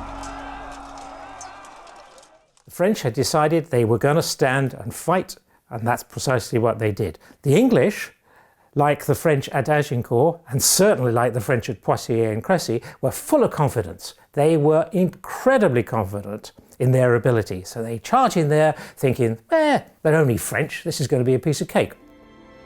It was anything but. The French might not have had the famous English warbow, but they had overwhelming firepower of their own. The English were shot to pieces, cut down in droves by cannonballs. The survivors were charged by the French, and the English were completely routed. Some tried to make it to the Dordogne, and this is where the last stand took place. Talbot was killed, and his son, who led the rearguard. There cannot be many English commanders of the 100 Years' War who were defeated and yet are still commemorated on French soil. Talbot's monument looks out over the river. There was a ford here, and nearby is where, 500 years later, the swords are assumed to have been discovered. Were they dropped in the ford during the rout? How did they get into the river? In the early 1980s, an article appeared in print in which the author, our insider, pondered this very same question. The article appeared in 1982. In it, I had repeated the assumption that the swords were lost in the river by English and Gascon men-at-arms trying to get away from the battlefield, having been soundly beaten by the French. The author was an English academic who was passionately interested in swords. He's one of the great figures in historical arms and armour research of the 20th century. He wrote many books and had a wide-ranging influence on a generation of future researchers. His name was Ewart Oakeshott. The first book that I ever came across on arms and armour was a book by Ewart Oakeshott, one of his Knight and series. Oh gosh, I must have been 9 then, and it wouldn't be until about 30 odd years later that I actually ended up meeting the man. He used to lecture to schools and this sort of thing. He used to dress himself up in armour. He was only about 5 foot high. To actually meet him was something I've never forgotten, because I've never been served cheesecake with a Bronze Age dagger before. No, he was great. He was a real character and a lovely man. It was Oakeshott who'd been the man in the know on the Castillon swords right from their discovery. He was the insider who wrote a series of articles about them.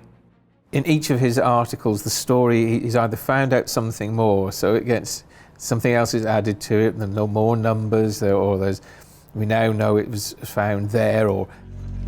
As new anecdotal evidence emerged, Oakeshott's interpretation too steadily evolved. It was told that the 80 swords had been all together in a box or crate. The crate might have been in a wagon. This was a little more reasonable, though how beaten troops getting the hell out of it could have stopped to pack 80 swords into a box and put it on a wagon, I don't know. Later, the crate was confirmed as being in fact 2 large wooden barrels, the remains of which had been found with the swords.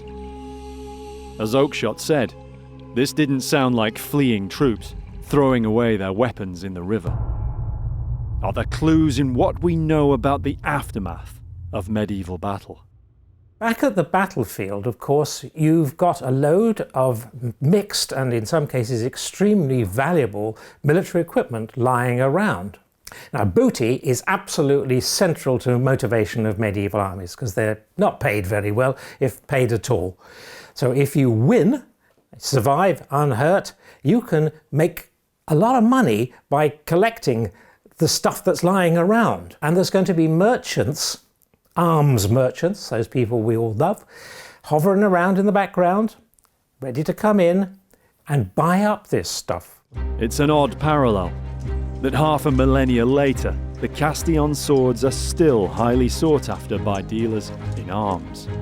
Today, it's not just private collectors who buy antique arms and armour. Like any other consumer, if there's an item the Royal Armouries want for their collection, they have to buy it from a dealer.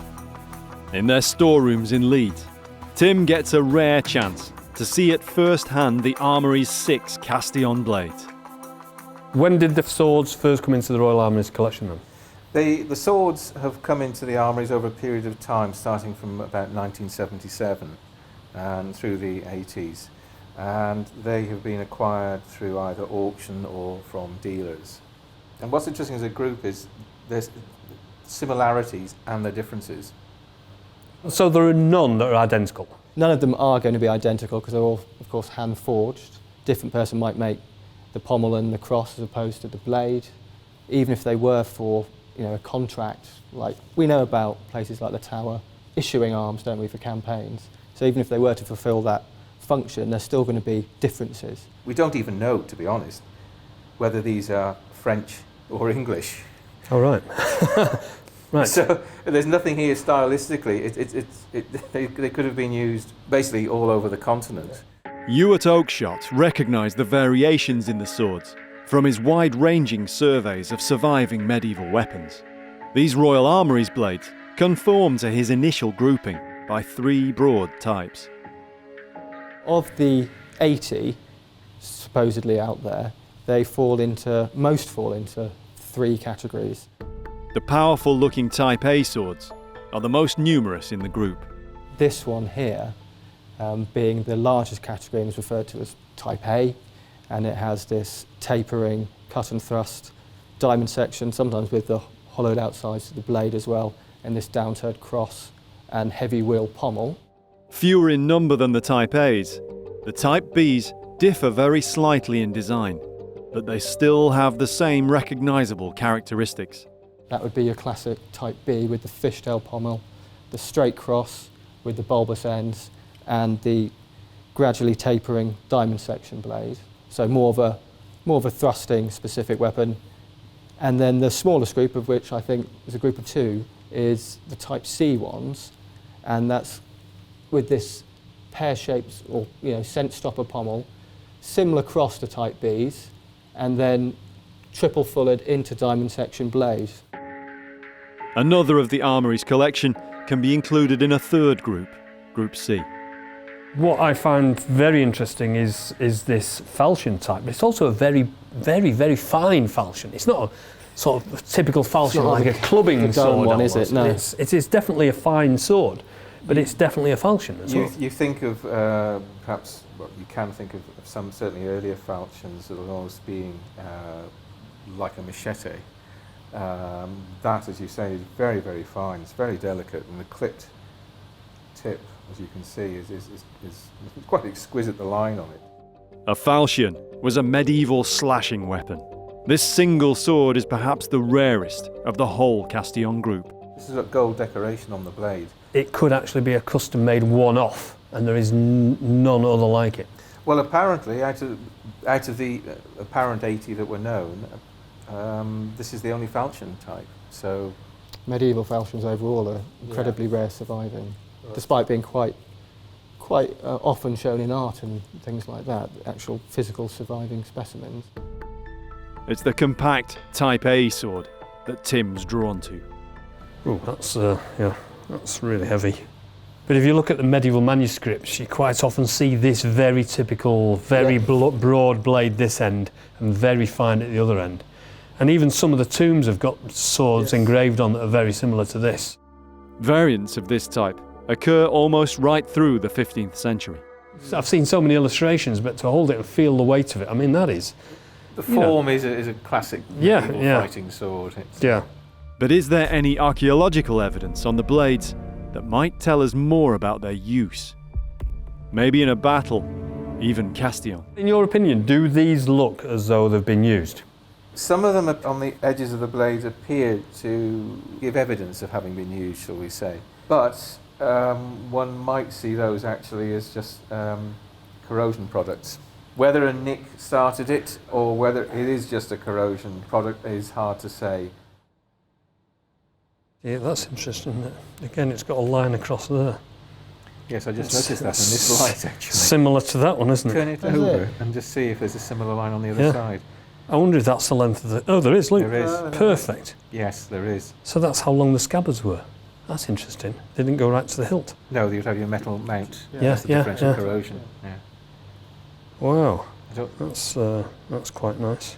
And that's a new spot, isn't it? Several of the 80 swords, and now this one, show evidence that they were scabbarded when they went into the water. Does this help with trying to work out how they came to be there? One of the main questions is what this collection is all about. Is it a collection of swords that was going to a battle? Is this a collection of swords that had been looted off the battlefield afterwards, collected up and then taken away from the battlefield? And so is there any evidence that the style and the type and anything else could answer that question? The only thing that's always struck me is I find, hopefully going to battle, they would be treated well. So you have silver decorated pommels, you have gold on the blades, bustling and jostling, if you like, alongside common soldier's sword maybe. And I find that a bit odd, but I can imagine if it's being, after the battle scenario, everything is being bundled and jumbled together. Because they don't belong to anybody anymore. That's right. They've just been taken away and pillaged, basically. These 6 swords are like the whole of the Castillon group. Some expensive blades, some less so. Some may be used in battle, some probably not, and some at least scabbarded. So does it sound like they were looted, or something else? We know they were in a river, or we presume they were in a river. But we don't know, and that's the thing. If we knew how they were actually found, the groupings even may be able to... It could be that the swords that have similar pommels were all grouped together. We don't know. Were they in fact battle related, or is it possible these are similar because this was a dealer in swords and this was his collection, and for some reason he got swamped in a river and lost the lot? David Oliver, too, has come to favour this possible explanation. One of the reasons why I think they're not battlefield finds is that because so many are virtually, they're not identical, but of the same type. So to my mind, there've been supplies from a maker or a supplier of munitions, which have been going to either Castillon, Bergerac or wherever, and just happened to be lost coincidentally in the Castillon region. Can we even say the Battle of Castillon had any connection at all to the swords, given what the physical evidence tells us? You as an archaeologist are more aware of this than perhaps others. There was a battle just up the road from the alleged find site, so therefore these swords must be associated from the battle. Actually, there is no evidence for that, but given the traffic, it's a very busy river. It could just be total coincidence. Back in London, another of the Castillon swords prepares to meet a new owner. It's nearly time for the sale. Bonhams have never before sold a Castillon sword. With less than 24 hours to go, anticipation is building. The starting price of the piece is £8,000. Arms and armour collecting is a popular market. You're selling into an educated audience, if you like, and yes, they appreciate the work the quality of work, and they appreciate the rarity, and they appreciate the fact that they have a historical connection very often. So lots of anticipation about tomorrow? Let's hope so. We're going to see. Auctions like these are vital for museums to acquire their exhibits, but the arms and armour trade sometimes gets a bad press. Sometimes I tell my friends, so I'm off to an arms fair tomorrow or something, and they seem to think I'm going to go off and buy a jet fighter. And of course it's an antiques or antique arms fair. The academic world can get a little bit sniffy about the whole commercial sales, buying and selling of these beautiful and interesting objects. And personally, I feel that's most unfair. By encouraging and spreading this interest, they bring in artifacts which we might otherwise not see, which the academics might not see, like the Castillon swords. Swords themselves have a mystique, I think. There's something about them that elevates them above all other weapons, I think. Like David Nicol, Clive Thomas researches and writes about historical items in the arms and armour trade. And he too is fascinated by the Castillon swords. Yeah, the first time I actually got to grips with a medieval sword was actually one of the Castillon pieces. It was just superb, and I felt very privileged to be holding it. I think at that point, that was when my interest in the Castillon group was really sparked, I suppose. Clive was well versed in the work of Ewart Oakeshott. I was first aware of Ewart Oakeshott when I read his book, The Archaeology of Weapons. I still dip into it occasionally just for the sheer pleasure of reading it. Much later, I actually met the man, and I met him probably 4 or 5 times before he died, which was, I think, in 2002. What was he like? Very, he was very enthusiastic about the subject, basically. Very friendly, very approachable. And I remember when the very first time I actually met him, I was introduced to him by a chap from the Arms and Armour Society. And this guy took me over to Ewart at the Park Lane Arms Fair, this was, and said, "This guy's just written an article which you've got to see." And Ewart opened the article up, said, "Oh, I say," you know. And there we were chatting away like we'd been old friends for decades, you know. Ewart Oakeshott passed away in 2002. Over almost 3 decades, he'd written numerous articles and books about the Castillon blades. Yet the story wasn't complete, and still the swords kept appearing for auction. There were still blanks to be filled in. After Ewart died, I was looking through these articles, and I thought, well, I think somebody really needs to pull it all together. And you know, there was definitely a sense of a baton being passed, I think. Clive continued the work of Ewart Oakeshott by starting out with his own research. His aim was to try to establish the true chain of events. It still wasn't known for sure when or even how the find occurred. He was able to establish some of this. As far as I know, we pinned the year down to 1974 when they were discovered. They were discovered by, I think, a dredging company, as far as we can tell, anyway. But where the dredging happened was another matter. Nobody seemed to know or want to tell. Even Oakeshott himself was coy on the matter in his articles. The general area of the find place is known, though for reasons of security, its location may not be disclosed. It was as if he couldn't really tell you everything, but he sort of cheated. He put just enough information in there just so anybody in the know could actually determine roughly where these things were found. There was a clue that the swords were found near a ford, and this, along with the apparent date and type of the swords, is how they came to be associated with the battle. It's often thought that the find point was actually near the site of the battle, the 1453 battle. In actual fact, it was the other side of the town, further downstream.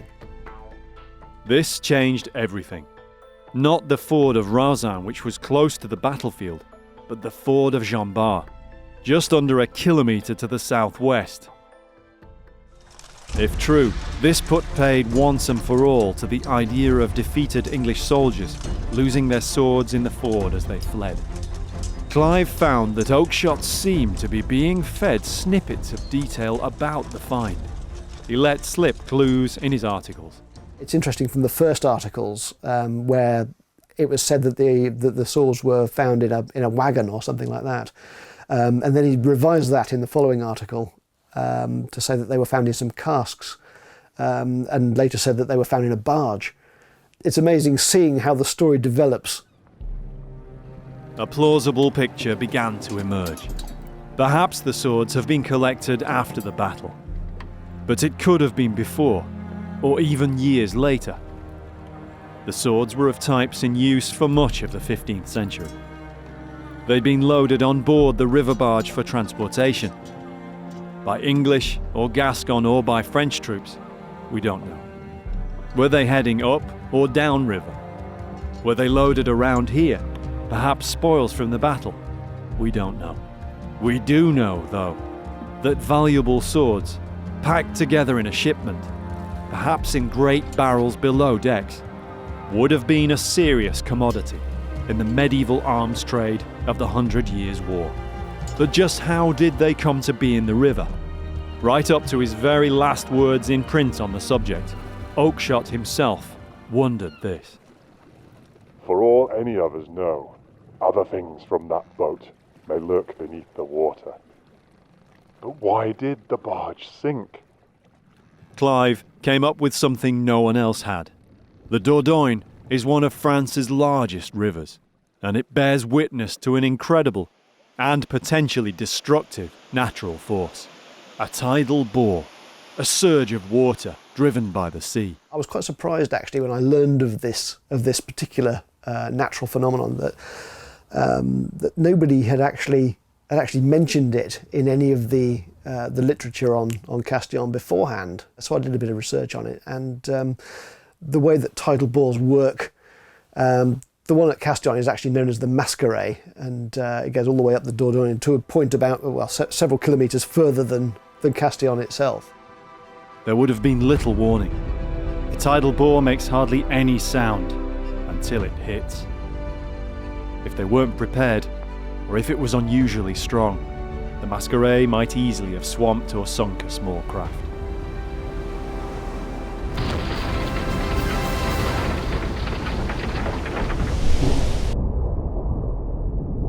The barge and its cargo might also have drifted some distance before they sank into the mud of the Dordogne. I find it very interesting that none of that information was ever mentioned by anyone beforehand, really. In fact, why was so little known about the whole find? Even Ewart Oakeshott stated that he had to keep quiet on the matter. We kept silence though. Someone or some authority was anxious lest treasure seekers should come looking for more. Again, Clive came up with an explanation. I suspect the authority that you had mentioned was probably the French Navy. At that point, there was a law in France which said that anything discovered in the river had to be investigated by them. Castillon isn't too far from France's Atlantic coast and a major naval base at Bordeaux. In the early 70s, this was the height of the Cold War, so the French Navy had to be thorough. I have it from various sources that they didn't just do a watching brief as such. They actually took pictures in the water, cordoned off an area, did a proper search. But quite what they learned is open to question, because none of that information is currently available. Until it becomes available, if ever, we'll never know if the 80 recovered swords were the only ones, nor whether anything else of the barge and its cargo remains undiscovered. At Bonhams of Knightsbridge, the auction reaches its climax with lot number 173, the Castillon sword. The starting price of £8,000 is quickly left behind. In the end, it takes just 35 seconds. 12,000 it is. £12,000, and another of the extraordinary Castillon swords has a new owner. What would Ewart Oakeshott have made of all this? I think Ewart Oakeshott would be delighted with the interest that is being given to these swords, and he'd be fascinated by the fact that more keep popping up, because he realised that this was not a straightforward case. It was an ongoing story. And maybe he's up there thinking, hey, keep at it, you're doing well, there's still questions to answer. There's little doubt, though, that if it all happened again today, things would be very different. I can't help but imagine what it would be like if somebody had found those swords today. It would be phenomenal, it would be unbelievable. We'd now know hardly anything about the swords of Castillon, were it not for the arms and armour trade, and collectors and experts like David Oliver, who commissioned the articles by Ewart Oakeshott and Clive Thomas. All the academic institutions use your articles as a reference. Well, it's nice to think so. I mean, that's one of the objects of the exercise. That these are works of reference. You know, they're not something which you just look at and throw away. It's they are retained, and I mean, people are kind enough to refer to our articles, to our catalogues in auction catalogues and articles and books which are written on the subject. So hopefully, it serves a purpose. It beggars belief now completely as to how it was done. It just wouldn't happen these days. But the whole story it provides a really intriguing sort of mystery, I suppose. We've now had 40 odd years, and the fact there's still a mystery to this story 40 years on, I don't think it's a good sign. I'll be optimistic and hope it will be resolved. I want it to be resolved, but maybe this is a mystery that will just go on and on. One day, I hope somebody is going to do a proper archaeological investigation of the site.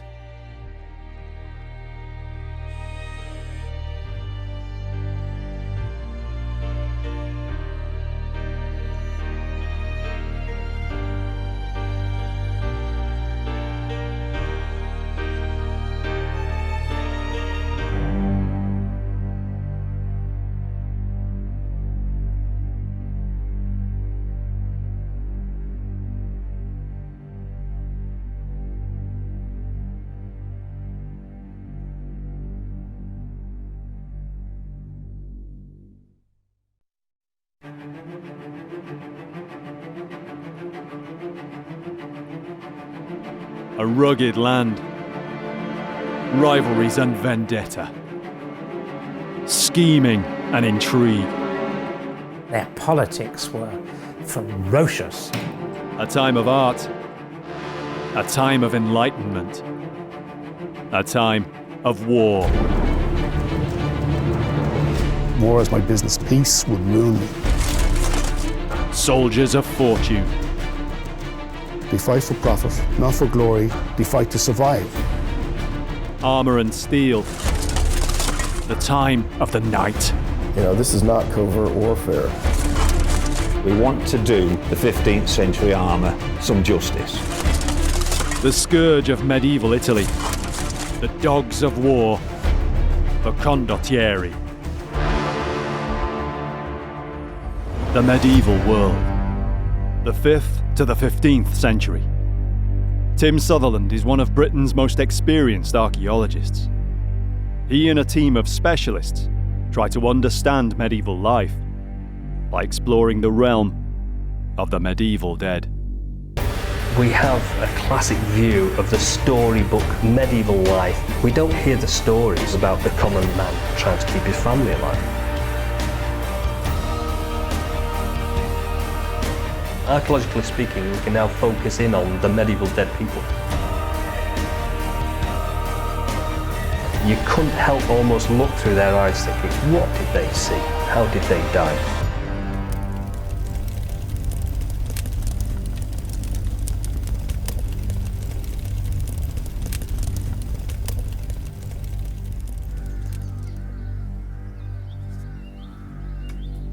The Condottieri were the paid soldiers, the mercenaries of medieval Italy. Theirs was a world of constant warfare, the golden age of the armoured knight on horseback. It was a life of training, of pitched battles, and gallant cavalry charges, all against the backdrop of one of the richest settings of the entire medieval period. We'll explore the evidence, the battlefields, and track down the lost artifacts of the world of 15th century Italy, the world of the Condottieri. It was a time of change.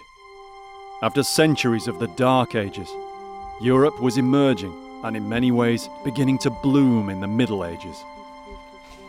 Art, architecture, science. The Renaissance took hold and blazed. Nowhere more so than the very crucible of this new cultural age. Italy in the 15th century wasn't a single country, more a region. It wouldn't be unified for hundreds of years. Late medieval and Renaissance Italy has a very special attraction. It's got a magnetism, but it was an incredibly violent time as well. It was as medieval as the Middle Ages. Beauty and violence.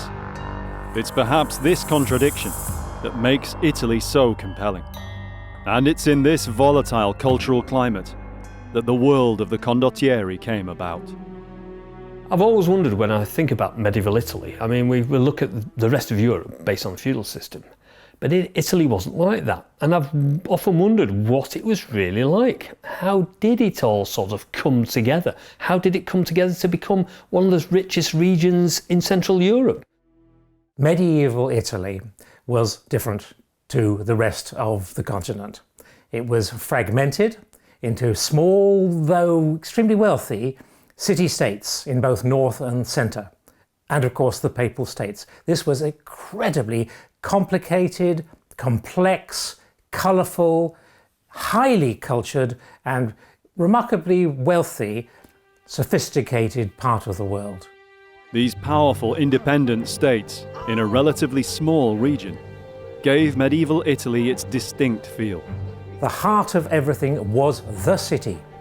And in the earlier medieval period, the story was of these cities controlling just outside their walls, then a few villages beyond this, then the whole valley, then the trade routes to the next city.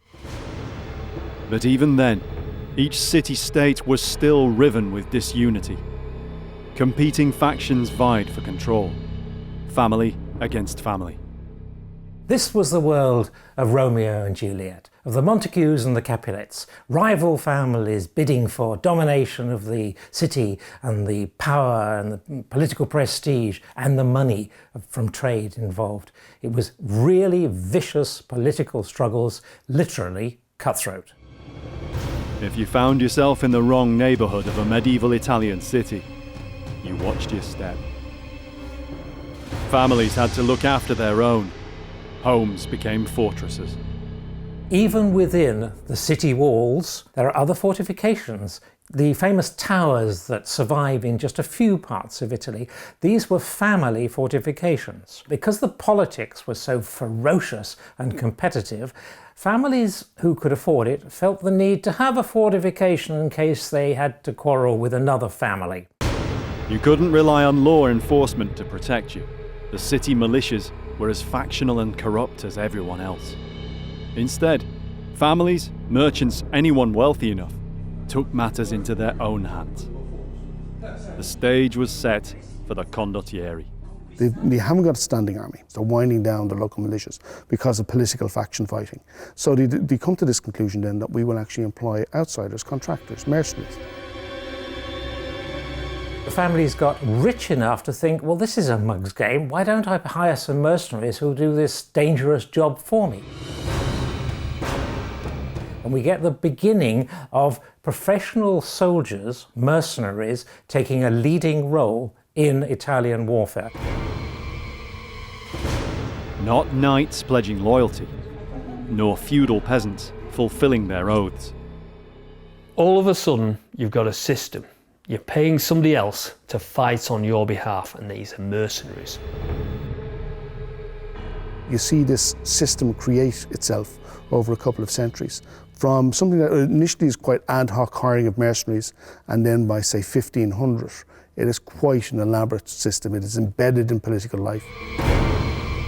There are lawyers who are making their career actually facilitating this kind of a system. The name by which these warriors for hire were known was peculiar to medieval Italy.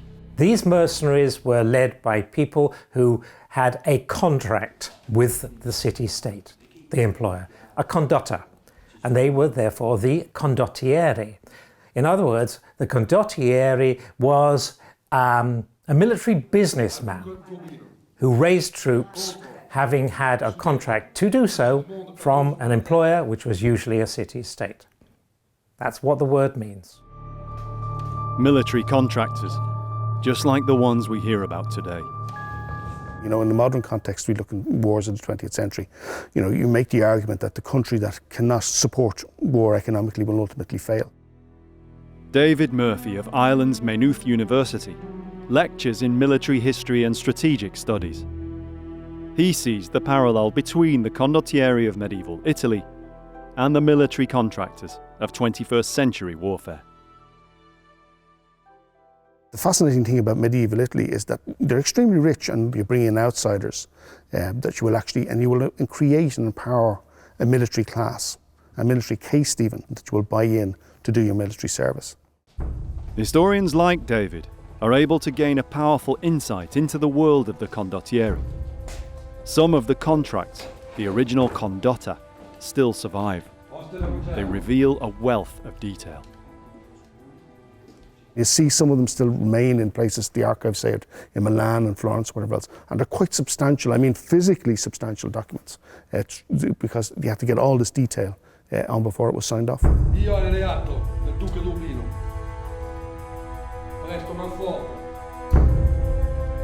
The condotta was initially a simple agreement, securing military service for say 60, 90 days, in exchange for an agreed fee, usually paid monthly in Italian florins.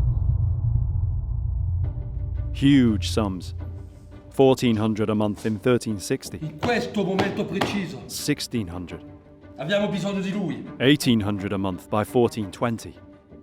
With so much money involved, and clerks, negotiators, lawyers, it's no surprise that the contracts became ever more complex. Drawing them up was an occupation in itself. You see them graduate and get much, much more complex. There will be clauses put in terms of, say, if people get injured, extra pay, what that extra pay will be, if you lose a limb, extra pay on top of that. So it gets very, very complex. And also in terms of, say, food that has to be provided, times of payment.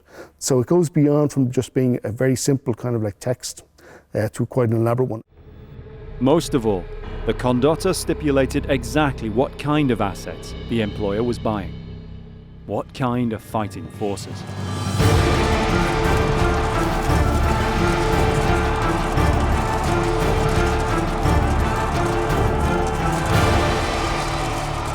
The main parts were the elite, well-paid, extraordinarily well-equipped, fully armoured cavalry men-at-arms. They are the dominant element. They are the battle-winning element. At least half of every Condottieri army was heavy cavalry. At no point in the medieval period was the armoured, mounted knight more prevalent.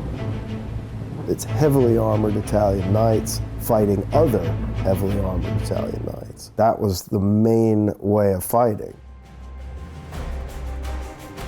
The knight and his horse is a powerful emblem, a mythological symbol to us now, representing a remote time, something more noble. The medieval knight on horseback, it's such a powerful image. In medieval Italy, this was it. This was the guy. And of course, it was such a strong image that it's stayed with us until today. The grim reality of warfare is the same for every fighting man throughout history. Yet somehow, the emblem of the mounted knight transcends this. Even for Wallace Collection Arms and Armour curator, Toby Capwell. My first reaction after being, incredibly impressed by the image of fully armored knights on horseback was wanting to be one of them. I wanted to be a knight a long time before I wanted to be a curator. Toby has been riding horses since he was 11, jousting in full armour for more than a decade. The relationship between armoured knight and horse fascinates him. The horse informs and permeates every aspect of medieval life. The story of the knight is the story of his horse. It should be, chivalry, chevalerie means horsemanship. That's all it means. And a knight at his very heart is a horseman before he's a warrior. He's that as well, but a knight is nothing without his horse. Professional men-at-arms live with their horses, and they're with their horses practically all of the time. There are fabulous illustrations of mercenary captains marshalling their men-at-arms, getting ready for battle, and the horses are just stood around in the encampment. They're pegged right next to the tents where the guys sleep, and they're getting their horses ready before they've finished dressing themselves. So the horses are part of your team just as much as your other people are. In Condottieri warfare, there was a huge emphasis on armoured horsemen. At least half of every force was heavy cavalry, and the country itself was well suited to fighting on horseback. It made a lot of sense to fight on horseback in Italy for a number of different reasons. They have the great plains of Lombardy, which is perfect for cavalry operations. It's hot, the equipment is heavy, so fighting on horsebacks to minimize personal exertion makes a lot of sense. On the battlefield, Condottieri cavalry fought in squadrons, 20 or 30 men abreast, ready to maneuver or charge in formation. An irresistible force. They had that shock tactic, the ability to, cruise missiles, to just slam into the lines of their enemy. But heavy cavalry did a lot of other things too. They're very mobile on their horses. These are very high quality horses. They could get round an army. They could attack their opponents from the sides. And of course, they're elemental in pursuits and routes, taking prisoners, taking ransoms. That's all part of the business of warfare. En masse, Condottieri cavalry might have been unstoppable, but individually, mounted men-at-arms were not self-sufficient. Each needed assistance to maintain and operate in complex armour, let alone feed and water his horse. Because of this, a Condottieri force was made up of small but mutually supporting teams, often comprising just 3 men.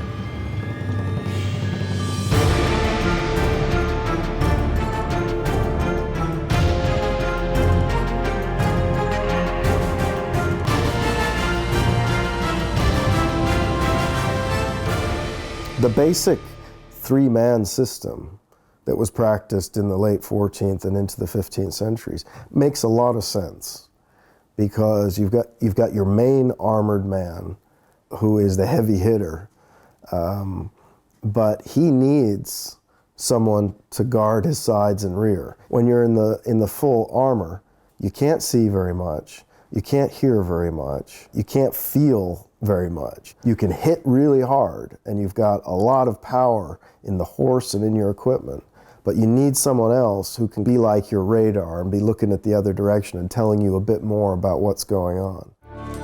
Above all, Condottieri knights had to practice. When they weren't in action on campaign, they had to train in order to survive on the battlefield.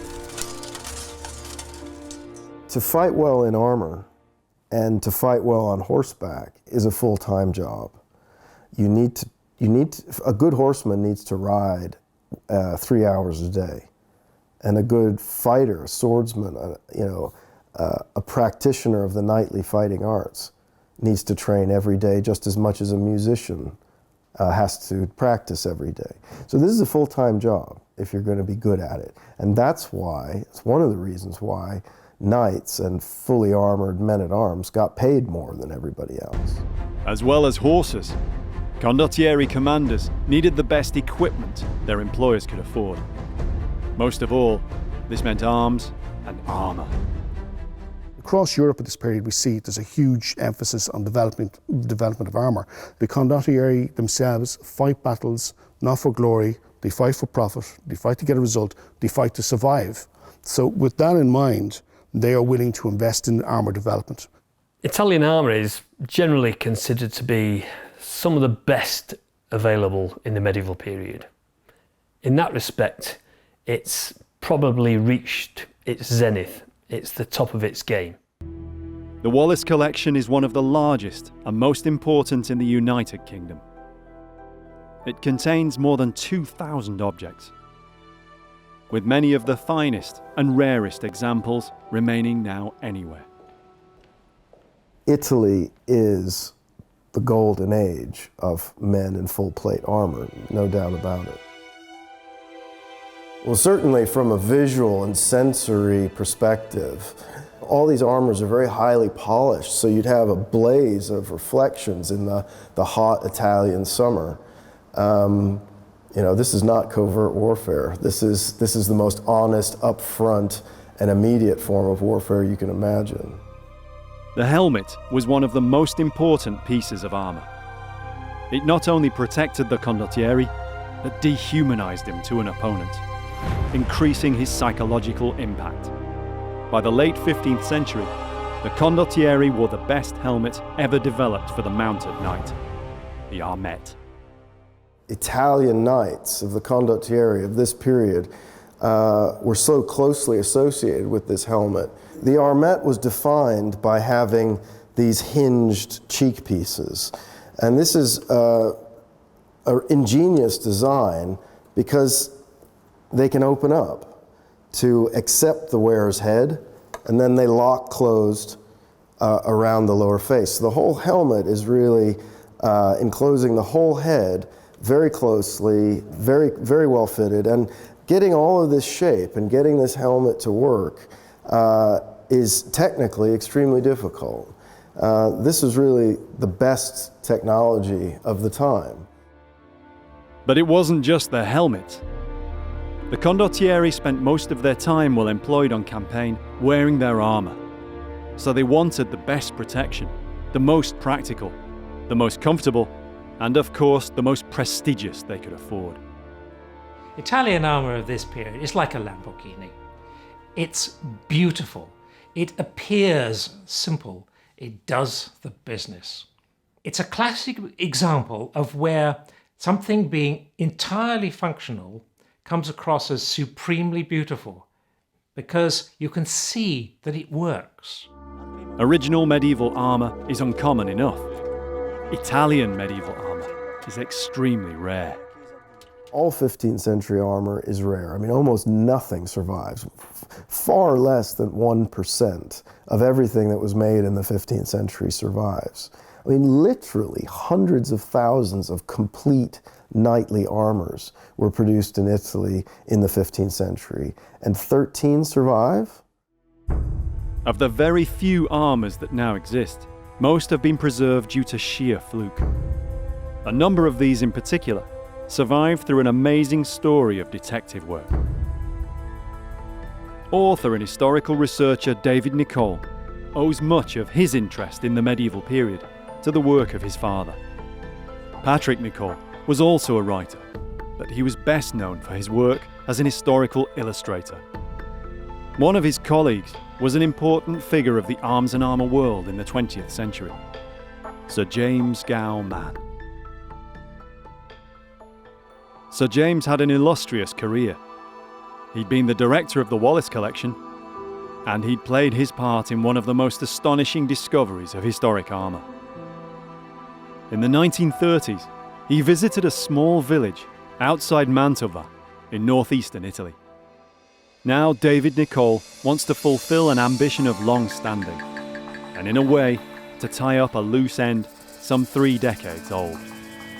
The sanctuary of Santa Maria della Grazia, it's Our Lady of Mercy, Gratitude.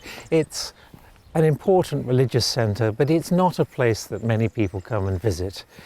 This is not a touristic area, but it is important for those who are interested in the history of armour. Indeed, my father always wanted to come here, never was able to do so, so I feel in a strange way I'm doing it for him. It's a medieval sanctuary of the Franciscan order of monks, and it's home to a unique collection. I think this is amazing. This is amazing. I had no idea. I feel inclined simply to say, wow.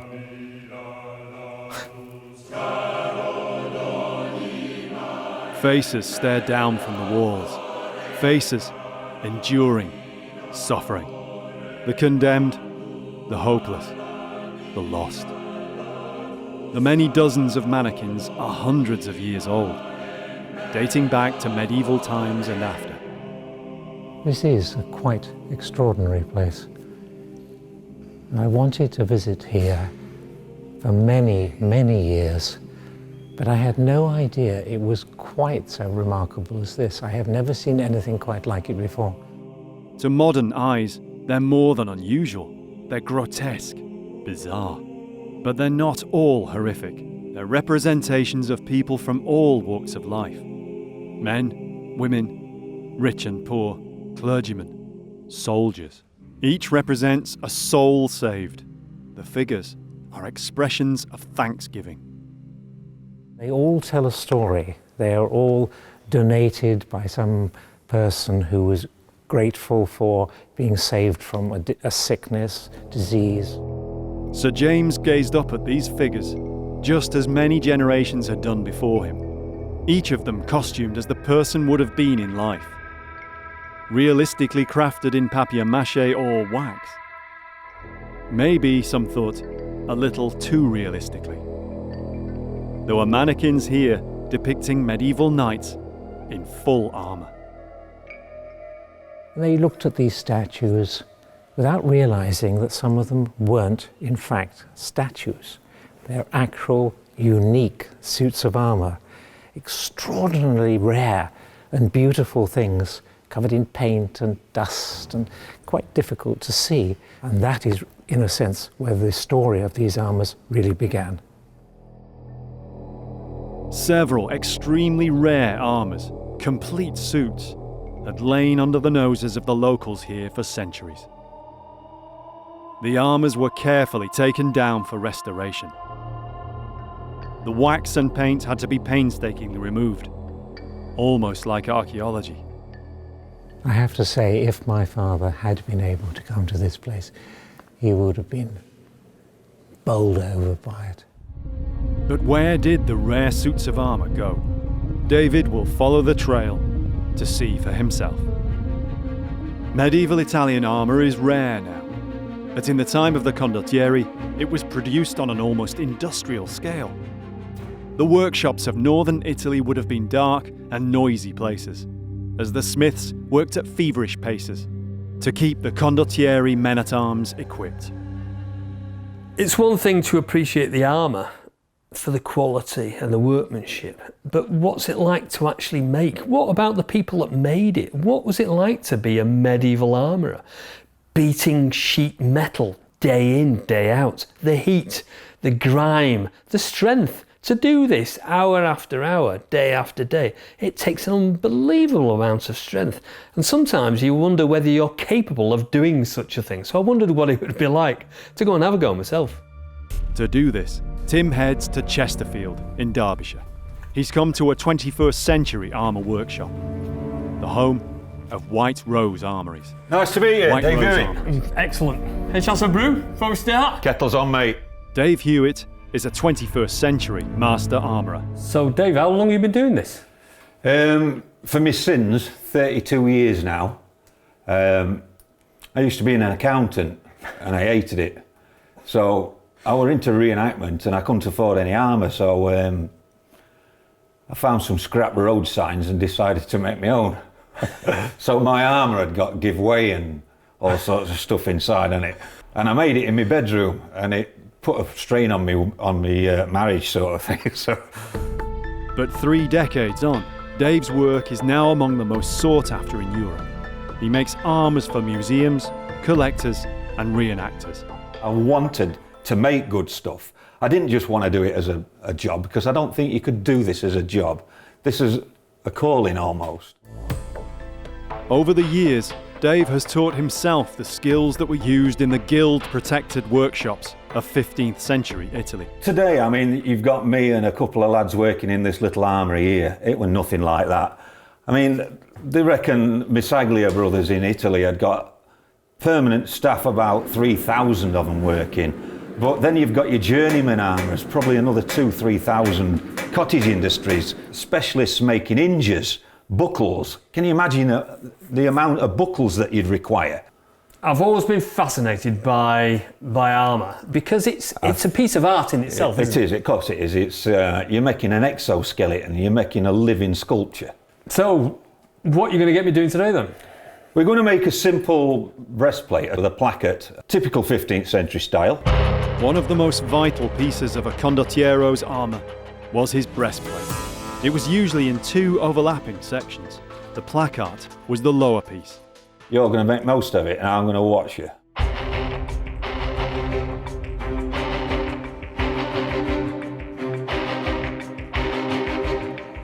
What Dave is aiming to do is to show Tim how to recreate the characteristic form and line of Italian armour. He's already marked out the basic pattern.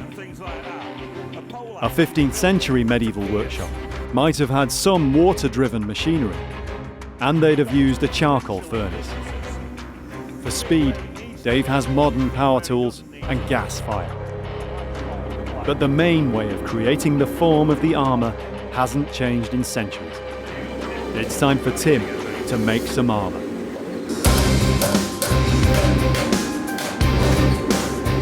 The first process is called sinking.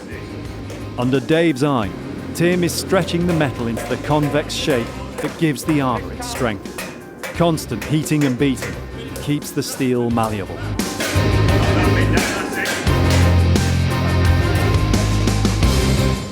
So there, isn't it? Yeah. Let's just have a quick gander at it. Tim's beaten out the depth of the basic shape. Now it's time for the next process, smoothing out the lumps and bumps left by the sinking. For this, he uses one of Dave's special bespoke hammers.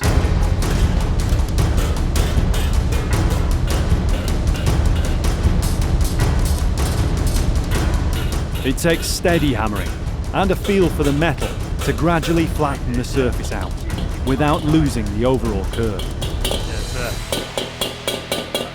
It takes time. Medieval Italian workshops would have rung to the sound of hundreds of hammers like these.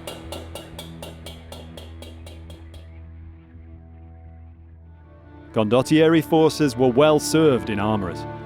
Throughout the 14th and 15th centuries, Italian armour making grew to be internationally renowned. But how did this come about in such a small region? One of the reasons, most basic reasons why Milan and that northern Italy became one of Europe's most important centers for the production of armor was the geography. If you look at what you need to make armor, obviously you need good sources of iron ore. You also need forests though. You need forests for your fires that you're going to use to make the stuff. You need forests to make charcoal. You need charcoal, the carbon in charcoal, to make iron into steel. And you also need a confluence of rivers. You need rivers to power the water-powered grinding and polishing and trip hammering equipment. And you need rivers to transport your product in and out. And the scale of production was extraordinary, especially considering the Industrial Revolution was still 2 centuries away. Milan, a conservative estimate shows that in any given year in the 15th century, the Milanese armor-making community was producing something like 25,000 armors a year. And on an individual workshop basis, that's one armor a day. That's an extraordinarily organized industry. David Nicole is on the trail of some of the last remaining medieval Italian armors. After months of careful restoration, the suits were reassembled and finally displayed together again, as they had been over the previous centuries. David's father was a contemporary of Sir James Mann, who documented the story of the Sanctuary of the Madonna delle Grazie armors. But he was never able to see the collection for himself, so David now completes the journey for his father. Well, here we are outside the Diocesan Museum in the northern Italian city of Mantua. I've been waiting many, many years, in fact decades, to come here. Oh wow. Okay, this is special. The collection represents a real story of survival and a lasting testament to the skills of Italian armourers of the late 15th and early 16th centuries. They show the richness and style of Italian medieval armour with a wealth of tiny detail, including many of the individual armourers' marks. This is exactly what the richest Condottieri fighting men wore on the campaigns of the high medieval period. Well, here we are, really, surrounded by the best quality armour that is going to be worn by the best equipped Condottieri leaders.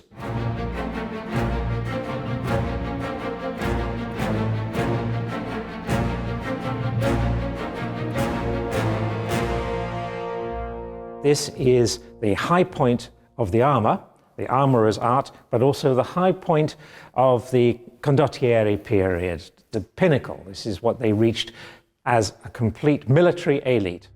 No one knows now to whom these armours belonged. The Madonna della Grazie, the Madonna of Mercy, was the protector, just like any believer who had reason to give thanks for recovery from an illness or misfortune. Condottieri soldiers here made their own tributes in gratitude. They're not, as far as we know, from a particular battle.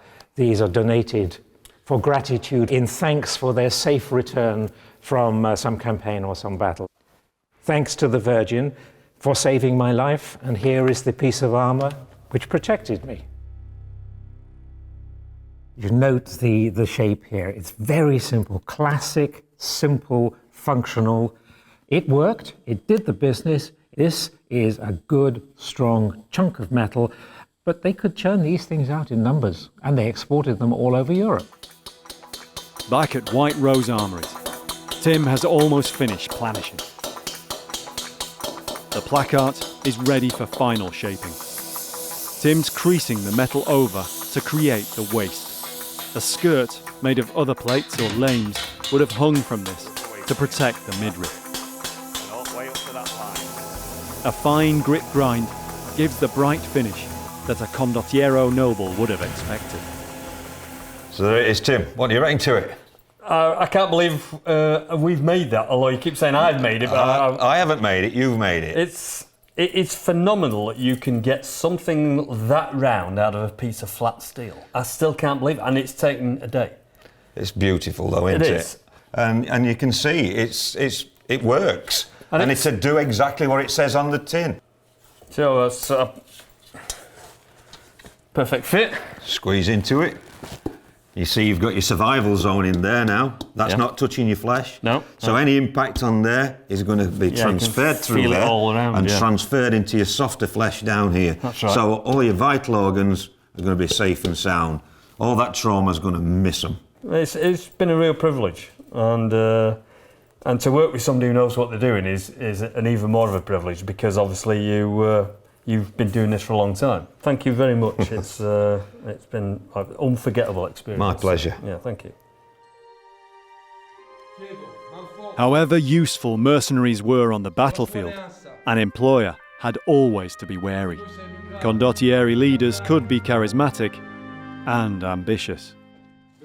I think for Condottieri leaders, it must have looked like a land of opportunity, because when you consider you've been paid to provide military force to very wealthy employers who don't have their own military force, therein lies an opportunity. And you see sometimes they get drawn into kind of wider politics that shouldn't really concern them. Intrigue was all too common. In 1478, the Pazzi family plotted to assassinate Lorenzo de' Medici by turning his own Condottieri against him. The whole idea is that when Lorenzo's at Mass, he will be taken out, and then also key members of his family will also be taken out, and it'll all be not a bloodless coup, a bloody coup, and power will change. Only it didn't work out that way. Lorenzo survived, rounded up the culprits, and sent a powerful message to his enemies. And then there's a series of very gratuitous executions on the main square in Florence, where they actually pitched them out of public buildings to hang them, having kind of semi-disemboweled them first, so that when they come out the far end of the rope, their guts will spit out onto the square. So very, very graphic. But again, for a Condottieri leader, this, if he's willing to take those kind of risks, it could be spectacular success. But when it goes wrong, it goes very badly wrong. In the last years of the 15th century, times were changing fast in medieval Italy.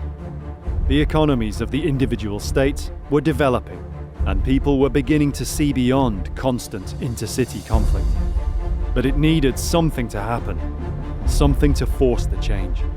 The catalyst was invasion. Europe too was evolving, kingdoms vying for power. Charles VIII of France invaded the Italian peninsula, and the Italian states vowed to come together to fight the French. Condottieri, who had previously fought each other, now fought under the same banner. The scene was set for one of the last great set pieces in the story of the Condottieri. From Mantova, David heads southwest. Here in the Tauro Valley is where the Condottieri cavalry played their part against the French invaders. Two armies in this valley. Two armies on opposing sides of the river. The weather was turning bad, a portent for what was to come. This was an Italian army, a very mixed Italian army from many states, but facing, or attacking indeed, an invading French army which was on its way home. It was not retreating, it was just on its way home. The French had chosen their line of march carefully. They were protected on one side by hills and woods, and on the other by the river. The only way the Italians were going to be able to do this was to charge across the river. The battle was fought over a huge area across the valley, with the French force extended in line of march along the road. The river is just as wide as it was back then, though the shallows and shale beds have changed. There's enough for David to go on though, as he seeks out the approximate area where the spectacular events took place, epitomising the flashing spirit of the Condottieri cavalry. Well, there's the riverbed, the River Taro. I was here 30 years ago. I was a bit younger then. The patched-together Italian army was commanded by a veteran Condottiero leader, Francesco Gonzago, the Duke of Mantova. It was he who ordered the attack across the shallows of the river to surprise the French. One of the obvious places to cross the river, who wanted to make a charge and to attack the flank of the French army as it went across, was the ford. And there was a ford here opposite Oppiano.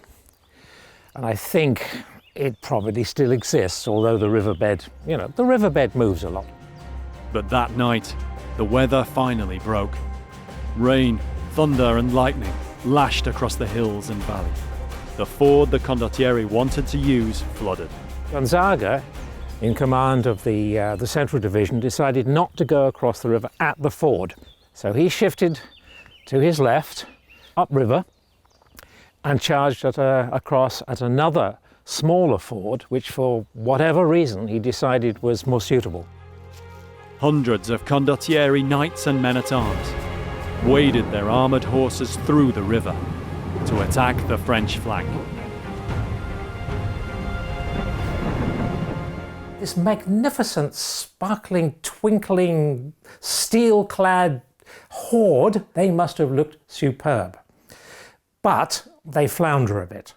They get across, and then they have to attack without any time or space to reorganise themselves. So it was something that didn't really quite work. Must have looked marvellous.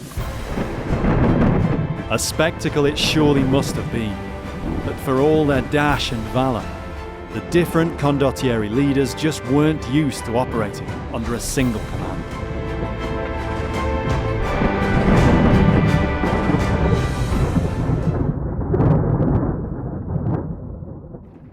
This was the same old thing you find with medieval history, and also for centuries to come.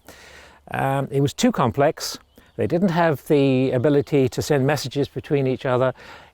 Put simply, It got in a muddle for various reasons, and ultimately the battle was really a draw. A very bloody draw. It was the beginning of the end for the Condottieri.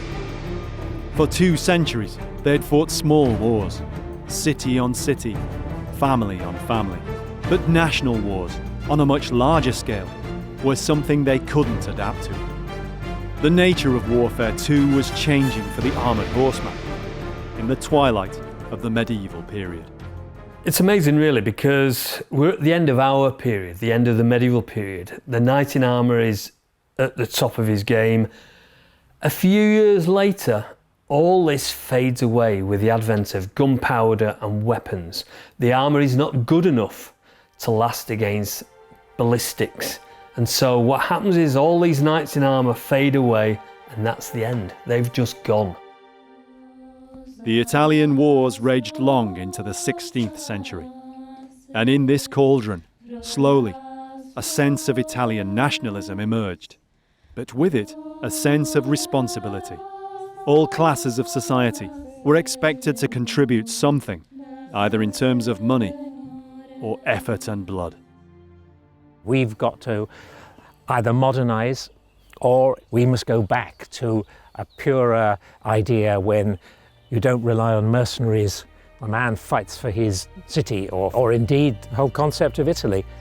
So there was a change here. It's silent. All you really have is birdsong. However, it was here that, in a way, an era ended. The era of the Condottieri.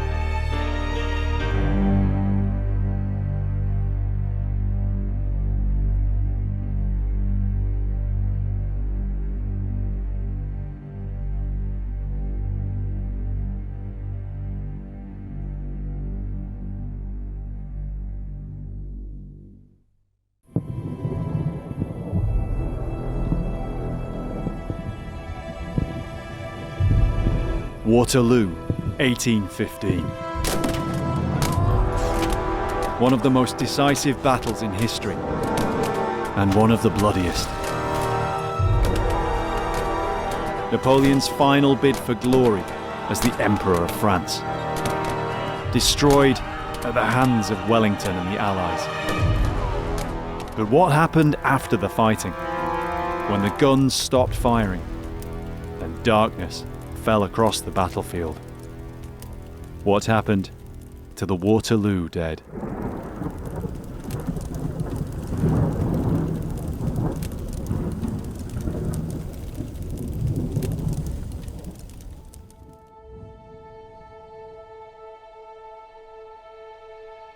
The battle took a single day.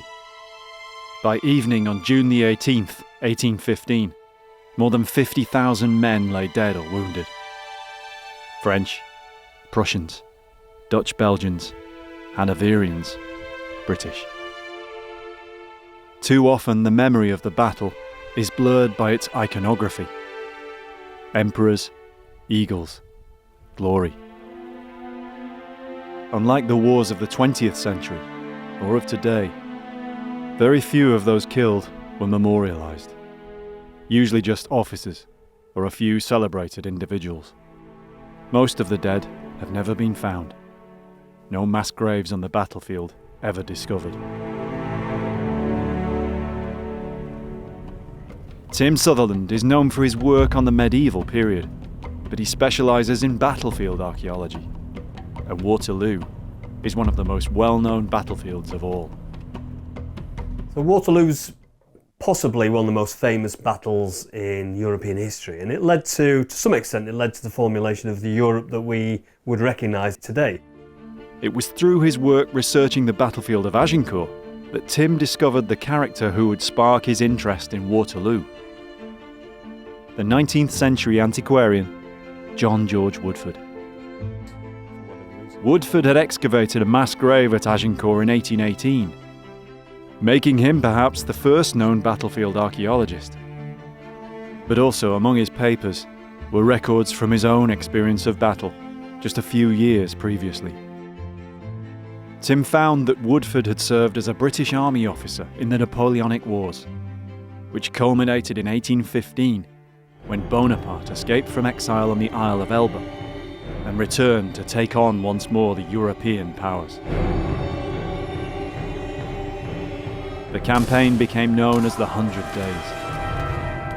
The veteran French soldiers flocked back to their eagle standards, and Napoleon launched his reformed Grande Armée in a lightning bid to capture Belgium and the Low Countries. Standing in his way were the Allied British and Prussian armies. Falling back, they fought off Napoleon at Quatre Bras and Ligny before bringing their armies together to stop him once and for all.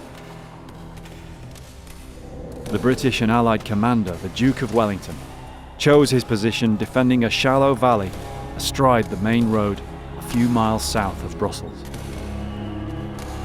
Woodford, a lieutenant colonel, was a staff officer during the campaign. One of his jobs would have been to carry dispatches between his division and the commander-in-chief. Wellington's headquarters before the battle were here in the nearest town, Waterloo. I'm now walking in John George Woodford's steps yet again. Here we are at the command centre of the whole of the British Army. Wellington's sitting at his desk. Woodford walks in, hands Wellington a dispatch. "What's your reply, sir?" Wellington would have said, "I'm sorry, there's no time for a reply. The French have cut the road. You're not going to go back. You are going to join me as an aide. And not only that, but we're about to move off onto the battlefield." All day, Wellington's 68,000 men held out against repeated attacks from Napoleon's 73,000. Finally, in the early evening, the French Imperial Guard, the most feared troops in the world, were defeated, and with them, their emperor. One of the first things Woodford did after the battle was write to his brother Alexander, also at Waterloo, one of the officers who commanded the defence of Hougoumont, a vitally important farm and chateau where British and Allied troops held out against overwhelming odds. At the time of his death in 1879, John George Woodford was said to be the last surviving British officer from Waterloo. In 2013, the 200th anniversary of Waterloo was still 2 years away.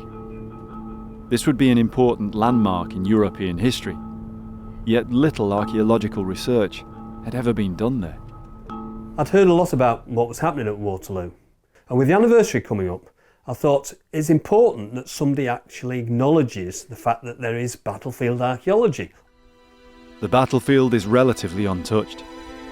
Apart from the Great Earth Monument built in the 1840s, the Lion Mound, it's still mostly open farmland, just the same as in 1815. But one famous part of the battlefield had changed over the years. In fact, it had almost crumbled away. Hougoumont.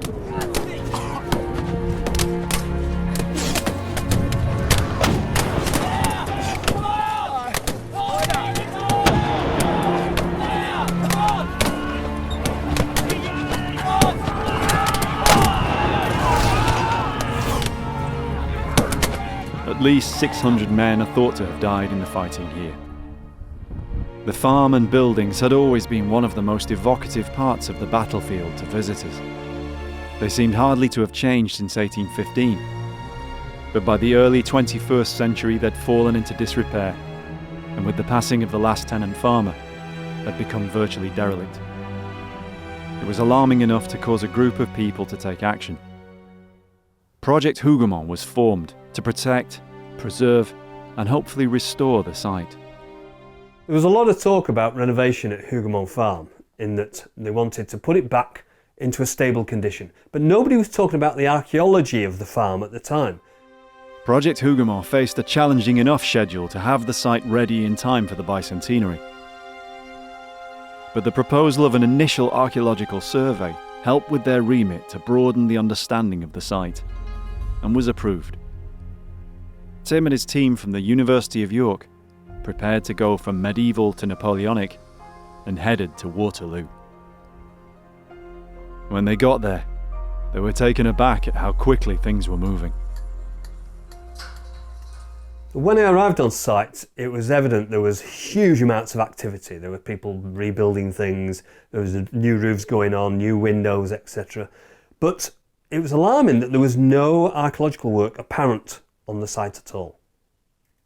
One of the problems is that it's a huge piece of land, and so what we thought we'd better do is target specific areas, analyse those in detail, hopefully get some more information and work our way forwards from that point.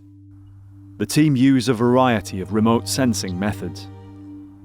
Geophysics specialist Helen Goodchild uses magnetometry and earth resistance in selected areas to sample the ground conditions. It's never been attempted here before, so no one has any idea if it will reveal archaeology from the battle in 1815 or the entire time frame of the site's occupation. This area was an ornamental garden. Surviving accounts describe the area at the end of the battle, littered with the bodies of dead soldiers. It's possible traces of the original features might remain. The team also use another technique, one that helps encompass wide areas of the large site quickly. With so much development going on, there's no knowing what might change by the time they're able to return. They need to capture large amounts of data quickly. Photogrammetry is an important tool because it uses, for example, a series of images you can glue together to produce something like a 3D image. So, for example, we wanted to record parts of the farm buildings. We wanted to record the gardens and the walls around the gardens. One question regarding Hougoumort's story is what happened to the hundreds of dead known to have been left here after the fighting. Yet there are clues.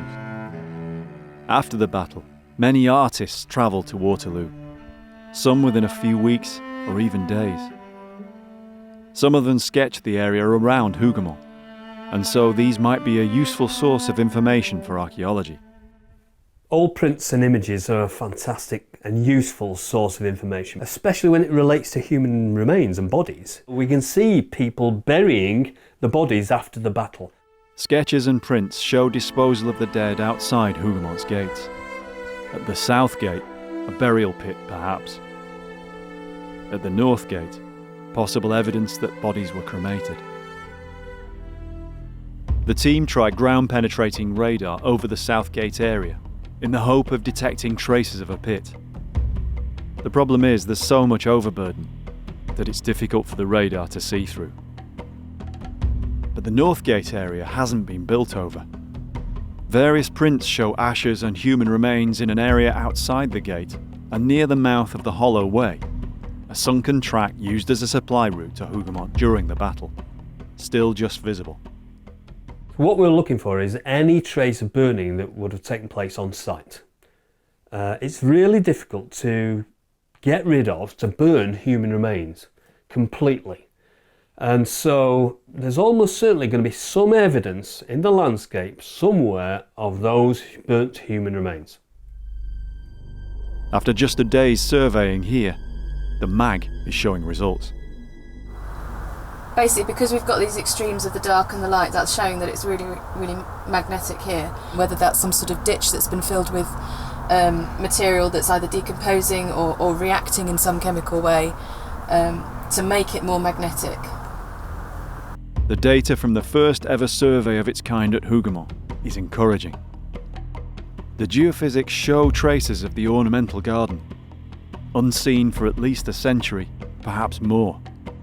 The photogrammetry has captured a high-resolution digital snapshot of Hougoumort partway through the restoration, covering the garden and buildings and the entire perimeter of the wall held by Wellington's troops, all before traces of the battle are removed forever by building work.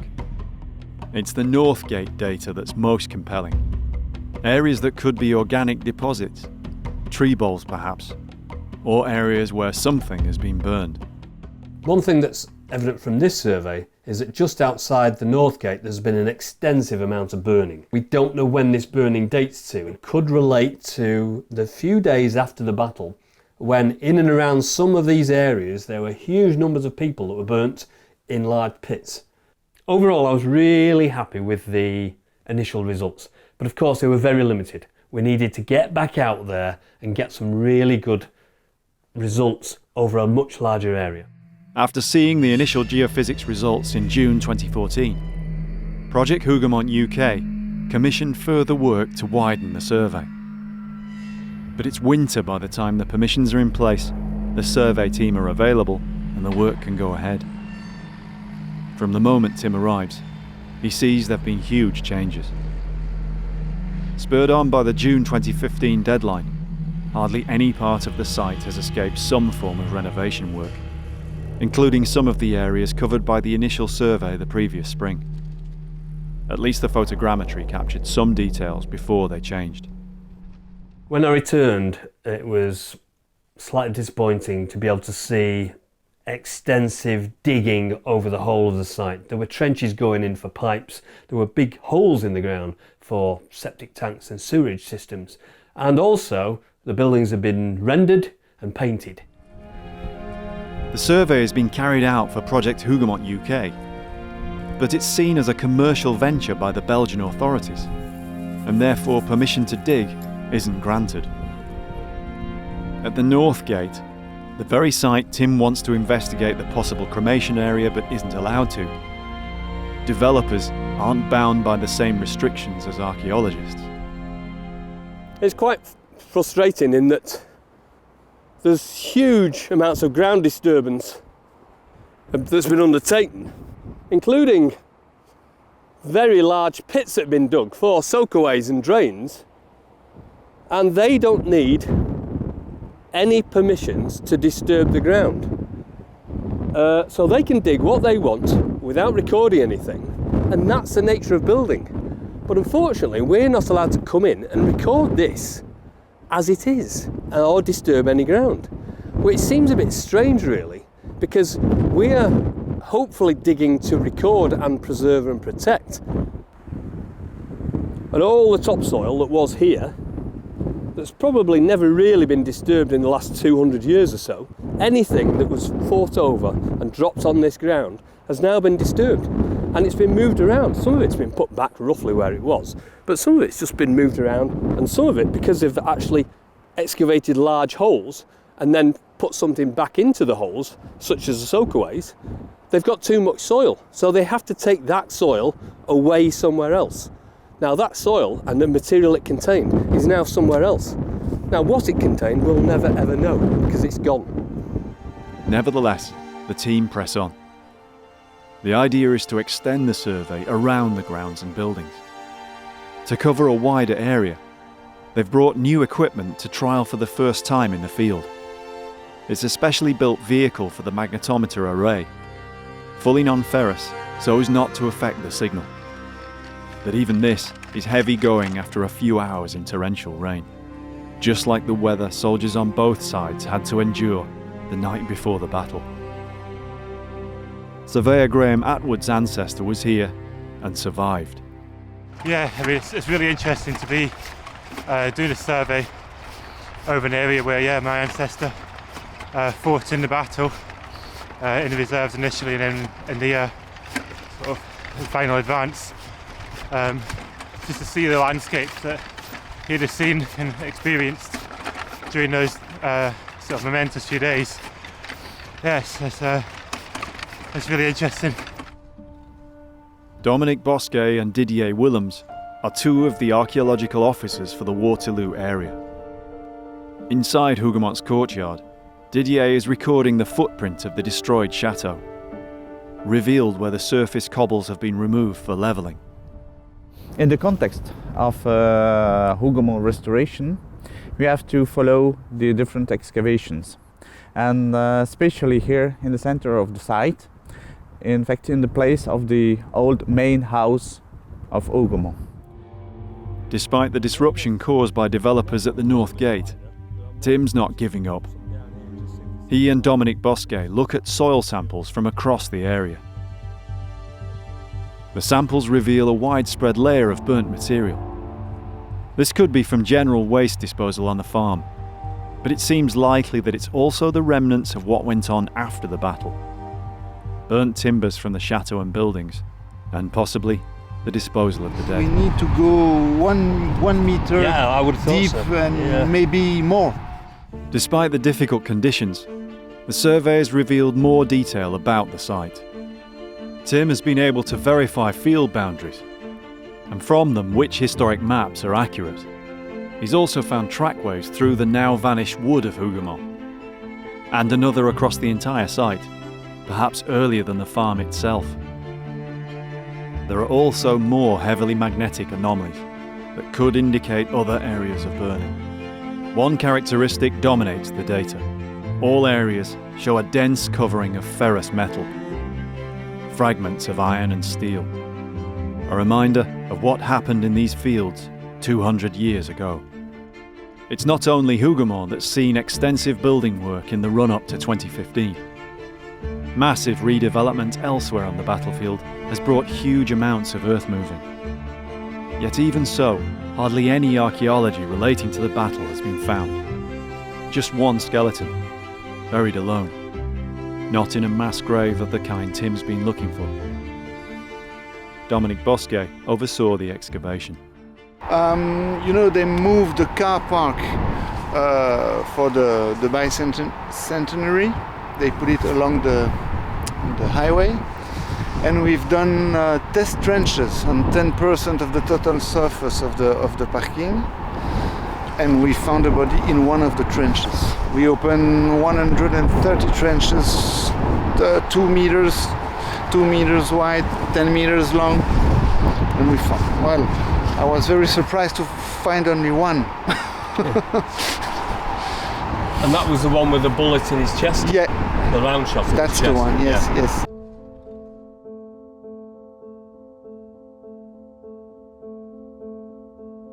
The skeleton has been identified as probably that of an Allied Hanoverian soldier, probably an infantryman. As Wellington famously put it, the only thing worse than a battle lost was a battle won. And for the British and Allied victors at Waterloo, it was a new experience to find themselves still present among the carnage of their victory. At this time, a victorious army usually moved off in pursuit of its defeated enemy. Only rarely did it remain where it had fought. After Waterloo, the pursuit of the broken Grande Armée was left to the vengeful Prussians.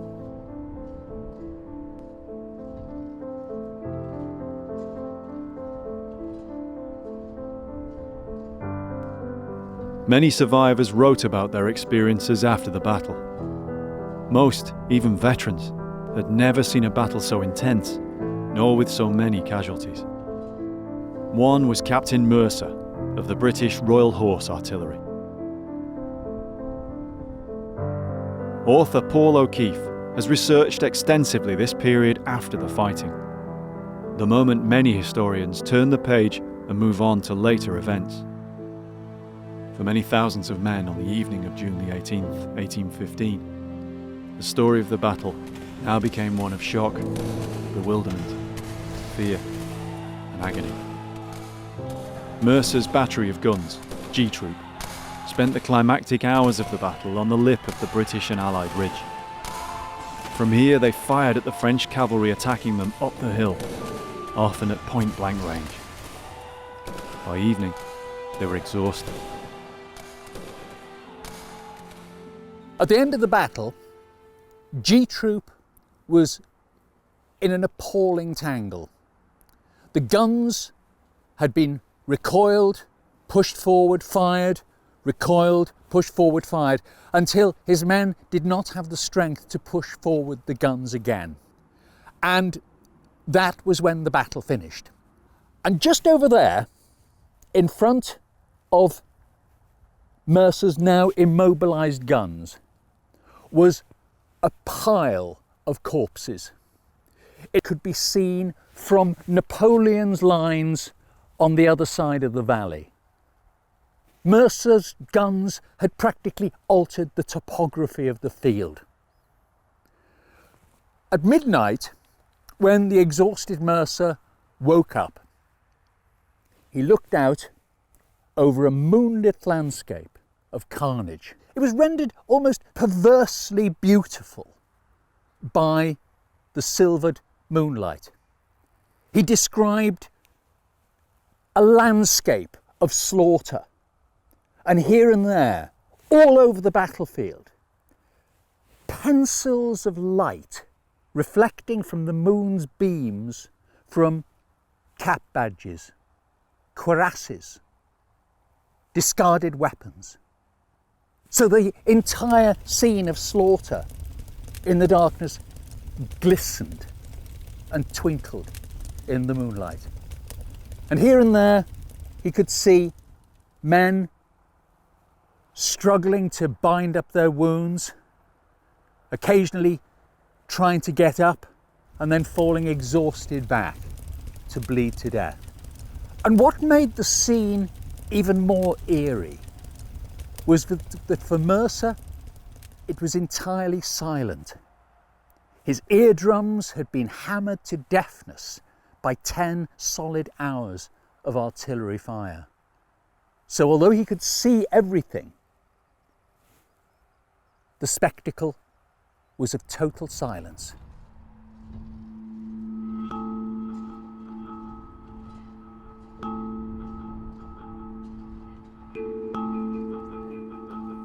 Because it's a university, it was built in red brick for the very first time. Have you seen the gallery here, though? Mercer's memoir contains a record of perhaps one of the first burials, among the guns of his battery on the ridge. He left an account of waking up on the morning after the battle, and the first person to come to him is one of his men, and he says, "Permission to bury Driver Crammond, sir." And Mercer says, "Well, why Driver Crammond specifically?" And the reply is, "Because he looks so frightful, sir. The men have not had a wink of sleep for him." And Driver Crammond had been hit by a round shot which had taken away most of his head but left his face still attached to the ragged remains of his neck. And the eyes of Driver Crammond had so spooked Mercer's men that they'd been unable to sleep all night. Mercer's crew just couldn't sleep for the sight of this absolutely appalling sight. And it's almost as if in microcosm that stands for all the other ghastly sights of the battle. All across the battlefield that morning, the survivors took in the scale of the previous day's slaughter. Veterans were saying they had never seen anything like this battlefield. The Battle of Leipzig was a much, much bigger battle, but it was fought over an area of about 20 miles over 3 days. So we're talking about something that's really condensed. Congested slaughter. This is the actual field of battle. The action took place over 5 square miles. Which is very small, really. Very, very small. 5 square miles and upwards of 53,000 dead and wounded at the end of it all.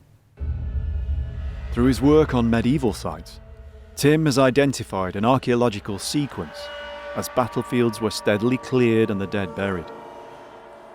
Could this model be similar to what happened in the aftermath of Waterloo?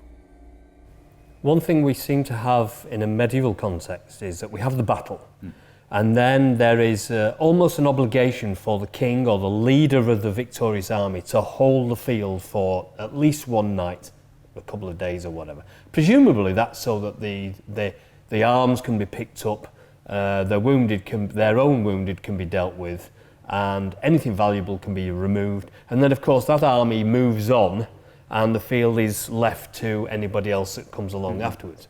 And then over the next few days, weeks, months, there is the sort of obligation for somebody, usually somebody religious, to come and clear the battlefield. So they put the dead either in graves or in pits and then bury them. The burials were undertaken by the peasantry who were conscripted. We have accounts of the peasantry being conscripted by Prussians at bayonet point. Right. They had to persuade them to bury the dead. It was a huge task. The human bodies could at least be moved by carts or barrows. But it wasn't just dead humans that had to be dealt with. The sheer mass of dead horses presented formidable problems. Remember, obviously, we're talking about hundreds, thousands of horses, potentially. And all this has got to go somewhere. Something's got to happen to it, because it's not there now. 7,000 horses, apparently. That's a large number. About 7,000 horses. Dead and maimed. The maimed horses, a great danger to the injured. They tried burying the horses. And if you can imagine a grave pit, you'd need a huge grave pit to bury 7,000 horses? 7,000 You need a horses. quarry, basically. Yeah, you'd need a quarry. There was no quarry. So they started burying the horses. By about day 3 or day 4, they've given up on burying the horses, so they start burning them. Similarly, they were also burying the human dead. Now, what would normally happen, and which happened at Waterloo, was the bodies would be stripped naked, and all the valuables would be taken either by the local peasantry or by the survivors of the battle. A lot of the looters were British soldiers. Of course, there were people around the periphery of the battlefield almost pillaging as the battle's still taking place, including soldiers and hangers-on. There's a famous account of when General Picton was shot from his horse. He'd no sooner hit the ground than one of his own men was rifling through his pockets, grabbing his spectacles and his watch.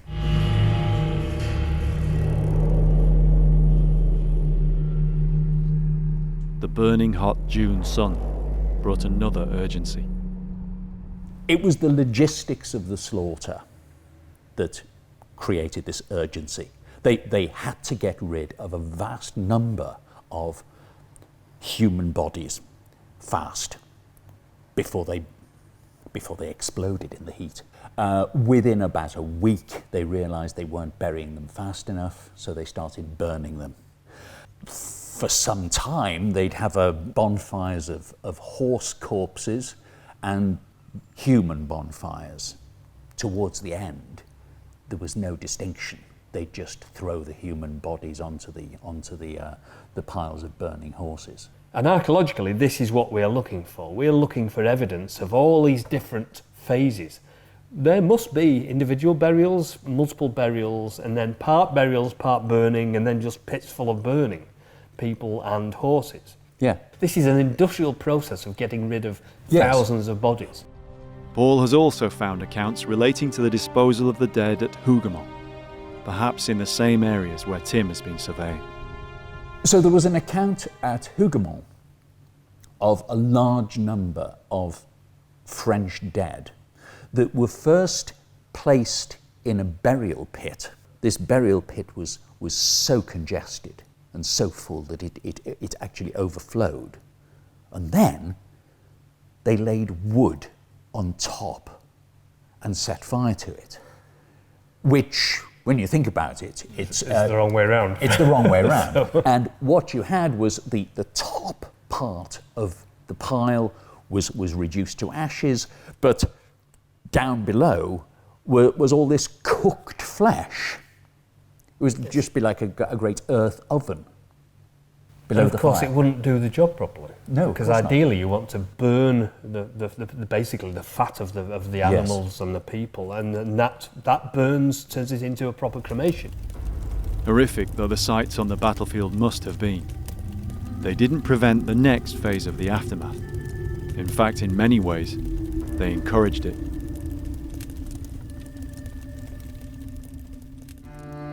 La Belle Alliance was an inn on the main Brussels road, Napoleon's command position during the battle. By evening it was clogged with traffic and debris as the survivors tried their best to escape.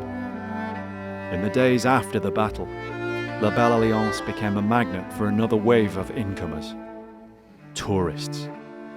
There was one group, they called themselves the Brentford Lads. They'd come over from London, and they'd heard about the stench of the battlefield, so they armed themselves with snuff, and they took onto the battlefield on the day they visited from Brussels 2 pints of brandy, just to get them round the field. They, of course, went to La Belle Alliance, and they had a meal there. They didn't like the food. They said that the bacon was yellow and rancid, and one of them suspected it had been actually cut off dead bodies. They were very, very thrilled as the harvesters went through the cornfield to find a severed leg looking very fresh still.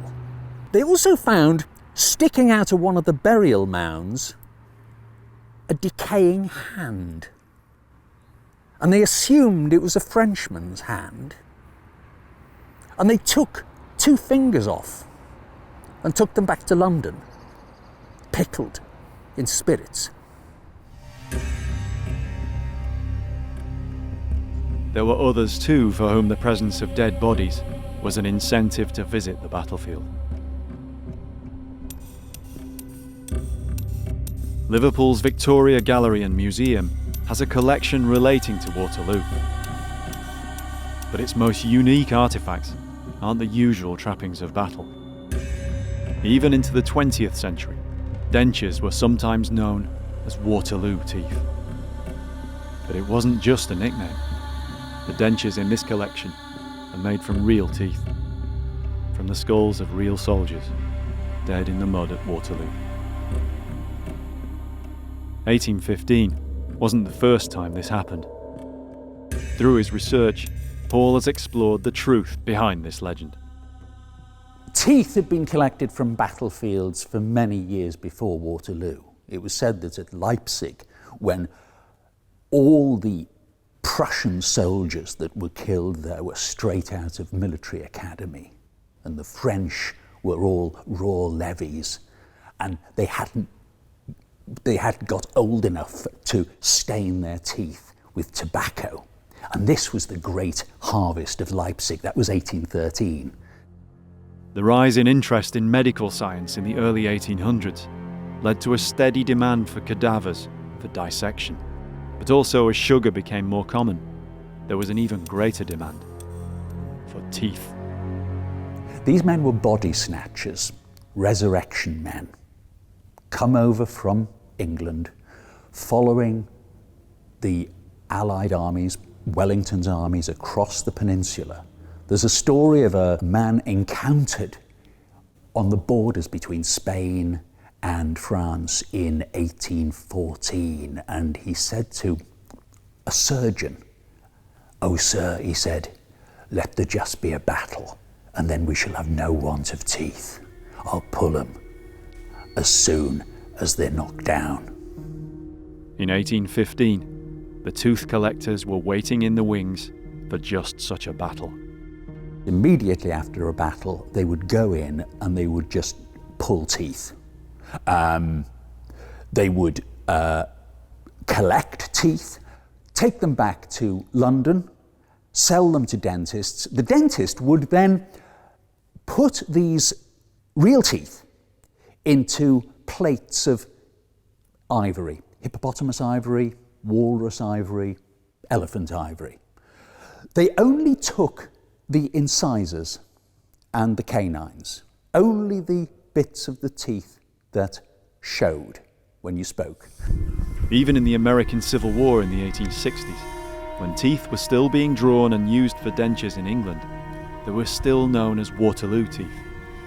Yet there's hardly any documentary evidence for the practice having happened at Waterloo. Paul has tracked down the only record. There is only one account, documentary account, of the taking of teeth from the battlefield of Waterloo. And this is an officer who, a couple of days after the battle, was riding past a mass grave. On the side of the mass grave, piles of naked bodies.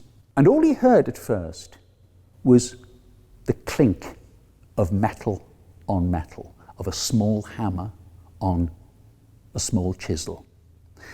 And he noticed a group of what he described in the casual anti-Semitism of the time as a group of Russian Jews chiseling out the front teeth of the bodies, before they were thrown into the grave.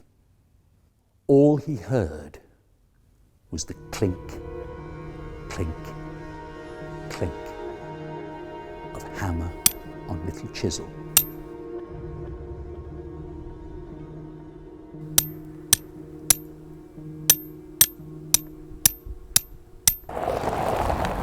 June 2015, and a lot has happened since Tim was last here. The restoration was completed in time for the 200th anniversary. Paul. Tim. Nice to see you again. So far, none of the archaeological surveys has revealed the exact locations of cremation or grave areas around Hougoumont. But could some of Paul's documentary research help? Over the last couple of years, what we've been doing is been looking at the archaeological evidence of where the potential burials were. We know that potentially there were some near the North Gate and there were some outside the South Gate.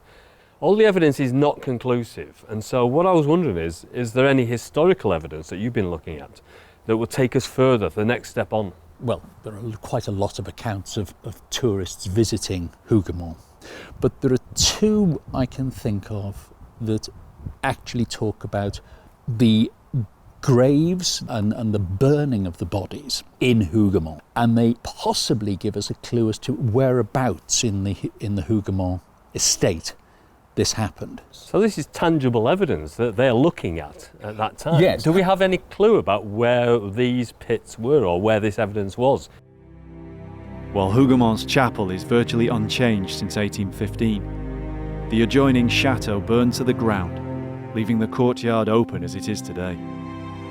Beyond, on the north side of the enclosure, there were outbuildings which were badly damaged during the battle.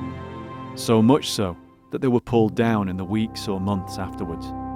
Retracing the Reverend Rudge's steps, Tim and Paul try to recreate what he saw. One source is a Reverend Mr. Rudge who visited the field of Waterloo a few days after the battle. Right. Okay.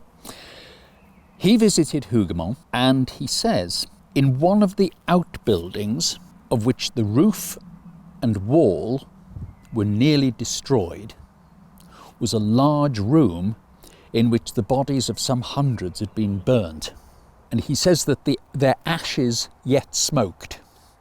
And I am sure I speak without exaggeration when I say that the ashes of the dead were in this place 3 feet deep. So there's 3 feet of ash in a large room in this ruined outbuilding. Semi-demolished building. Yes. Yeah. We know that the outbuildings that were destroyed was the main barn and those two buildings along the eastern wall of the chateau. Now, obviously, the main barn has been renovated, as we can see it now. It's all back to normal, and as far as we know, they never found any human remains in the footings of those. Right. Okay. Well, the second source is from Robert Southey's journal. He arrived at Hougoumont from La Belle Alliance with his party, one of whom was a Mr. Nash, an artist. Mr. Nash made a first sketch just to the left of the gate, and he made a sketch of the chapel. Yes. His second sketch was probably from about where we're standing now. Okay. And he made a second sketch from the door of the chapel, comprising the interior of the ruins. So presumably the interior of the ruins is what we're this empty space we're looking at. We've got the chateau in front of us and Yes. we've got the ruined buildings of the whole farm in front of us now. That suggests that this is actually inside the courtyard. Yeah. Now, everybody else has been looking outside the courtyard, and this is a significant historical document. The way we look at it now, we've got our back to the chapel. If we look down, there's only one way to look, basically, through the ruins of the chateau itself and down onto the ruins of the barns, in which case that suggests that somewhere in that corner is where they've been burning the dead and potentially burying them. And of course, that's where there is nothing now. No. There is just a blank open courtyard. Could this explain why the outbuildings were never rebuilt? For years afterwards, it may have been remembered as an area where bodies were burned. Perhaps even why, decades later, trees were planted here. inside the courtyard. Now we end up with a completely different interpretation to that which we started out with. After 18 months, 2 years of quite thorough archaeological investigation, we've now got somewhere significantly interesting that potentially I'm standing on the site of where they might have burnt the bodies. And in terms of where we started off, I think this is fantastic because it's got us somewhere, and it does look now as if this is the place where some of the bodies were burnt within this derelict building just after the Battle of Waterloo. The only way to tell for sure will be through archaeology. I think the interesting thing about archaeology is that you have to apply the process, and it leads you hopefully to new ground, and it might not be me that gets to dig it, which can be quite frustrating, but that's what archaeology is all about. It might not be us that does the final bit of the work. Wellington regarded the holding of Hougoumont as the single most important act in winning the Battle of Waterloo. The victory brought about the end of Napoleon and almost 25 years of constant war. The remains of the men killed during this act possibly still lie within a few yards of where they died.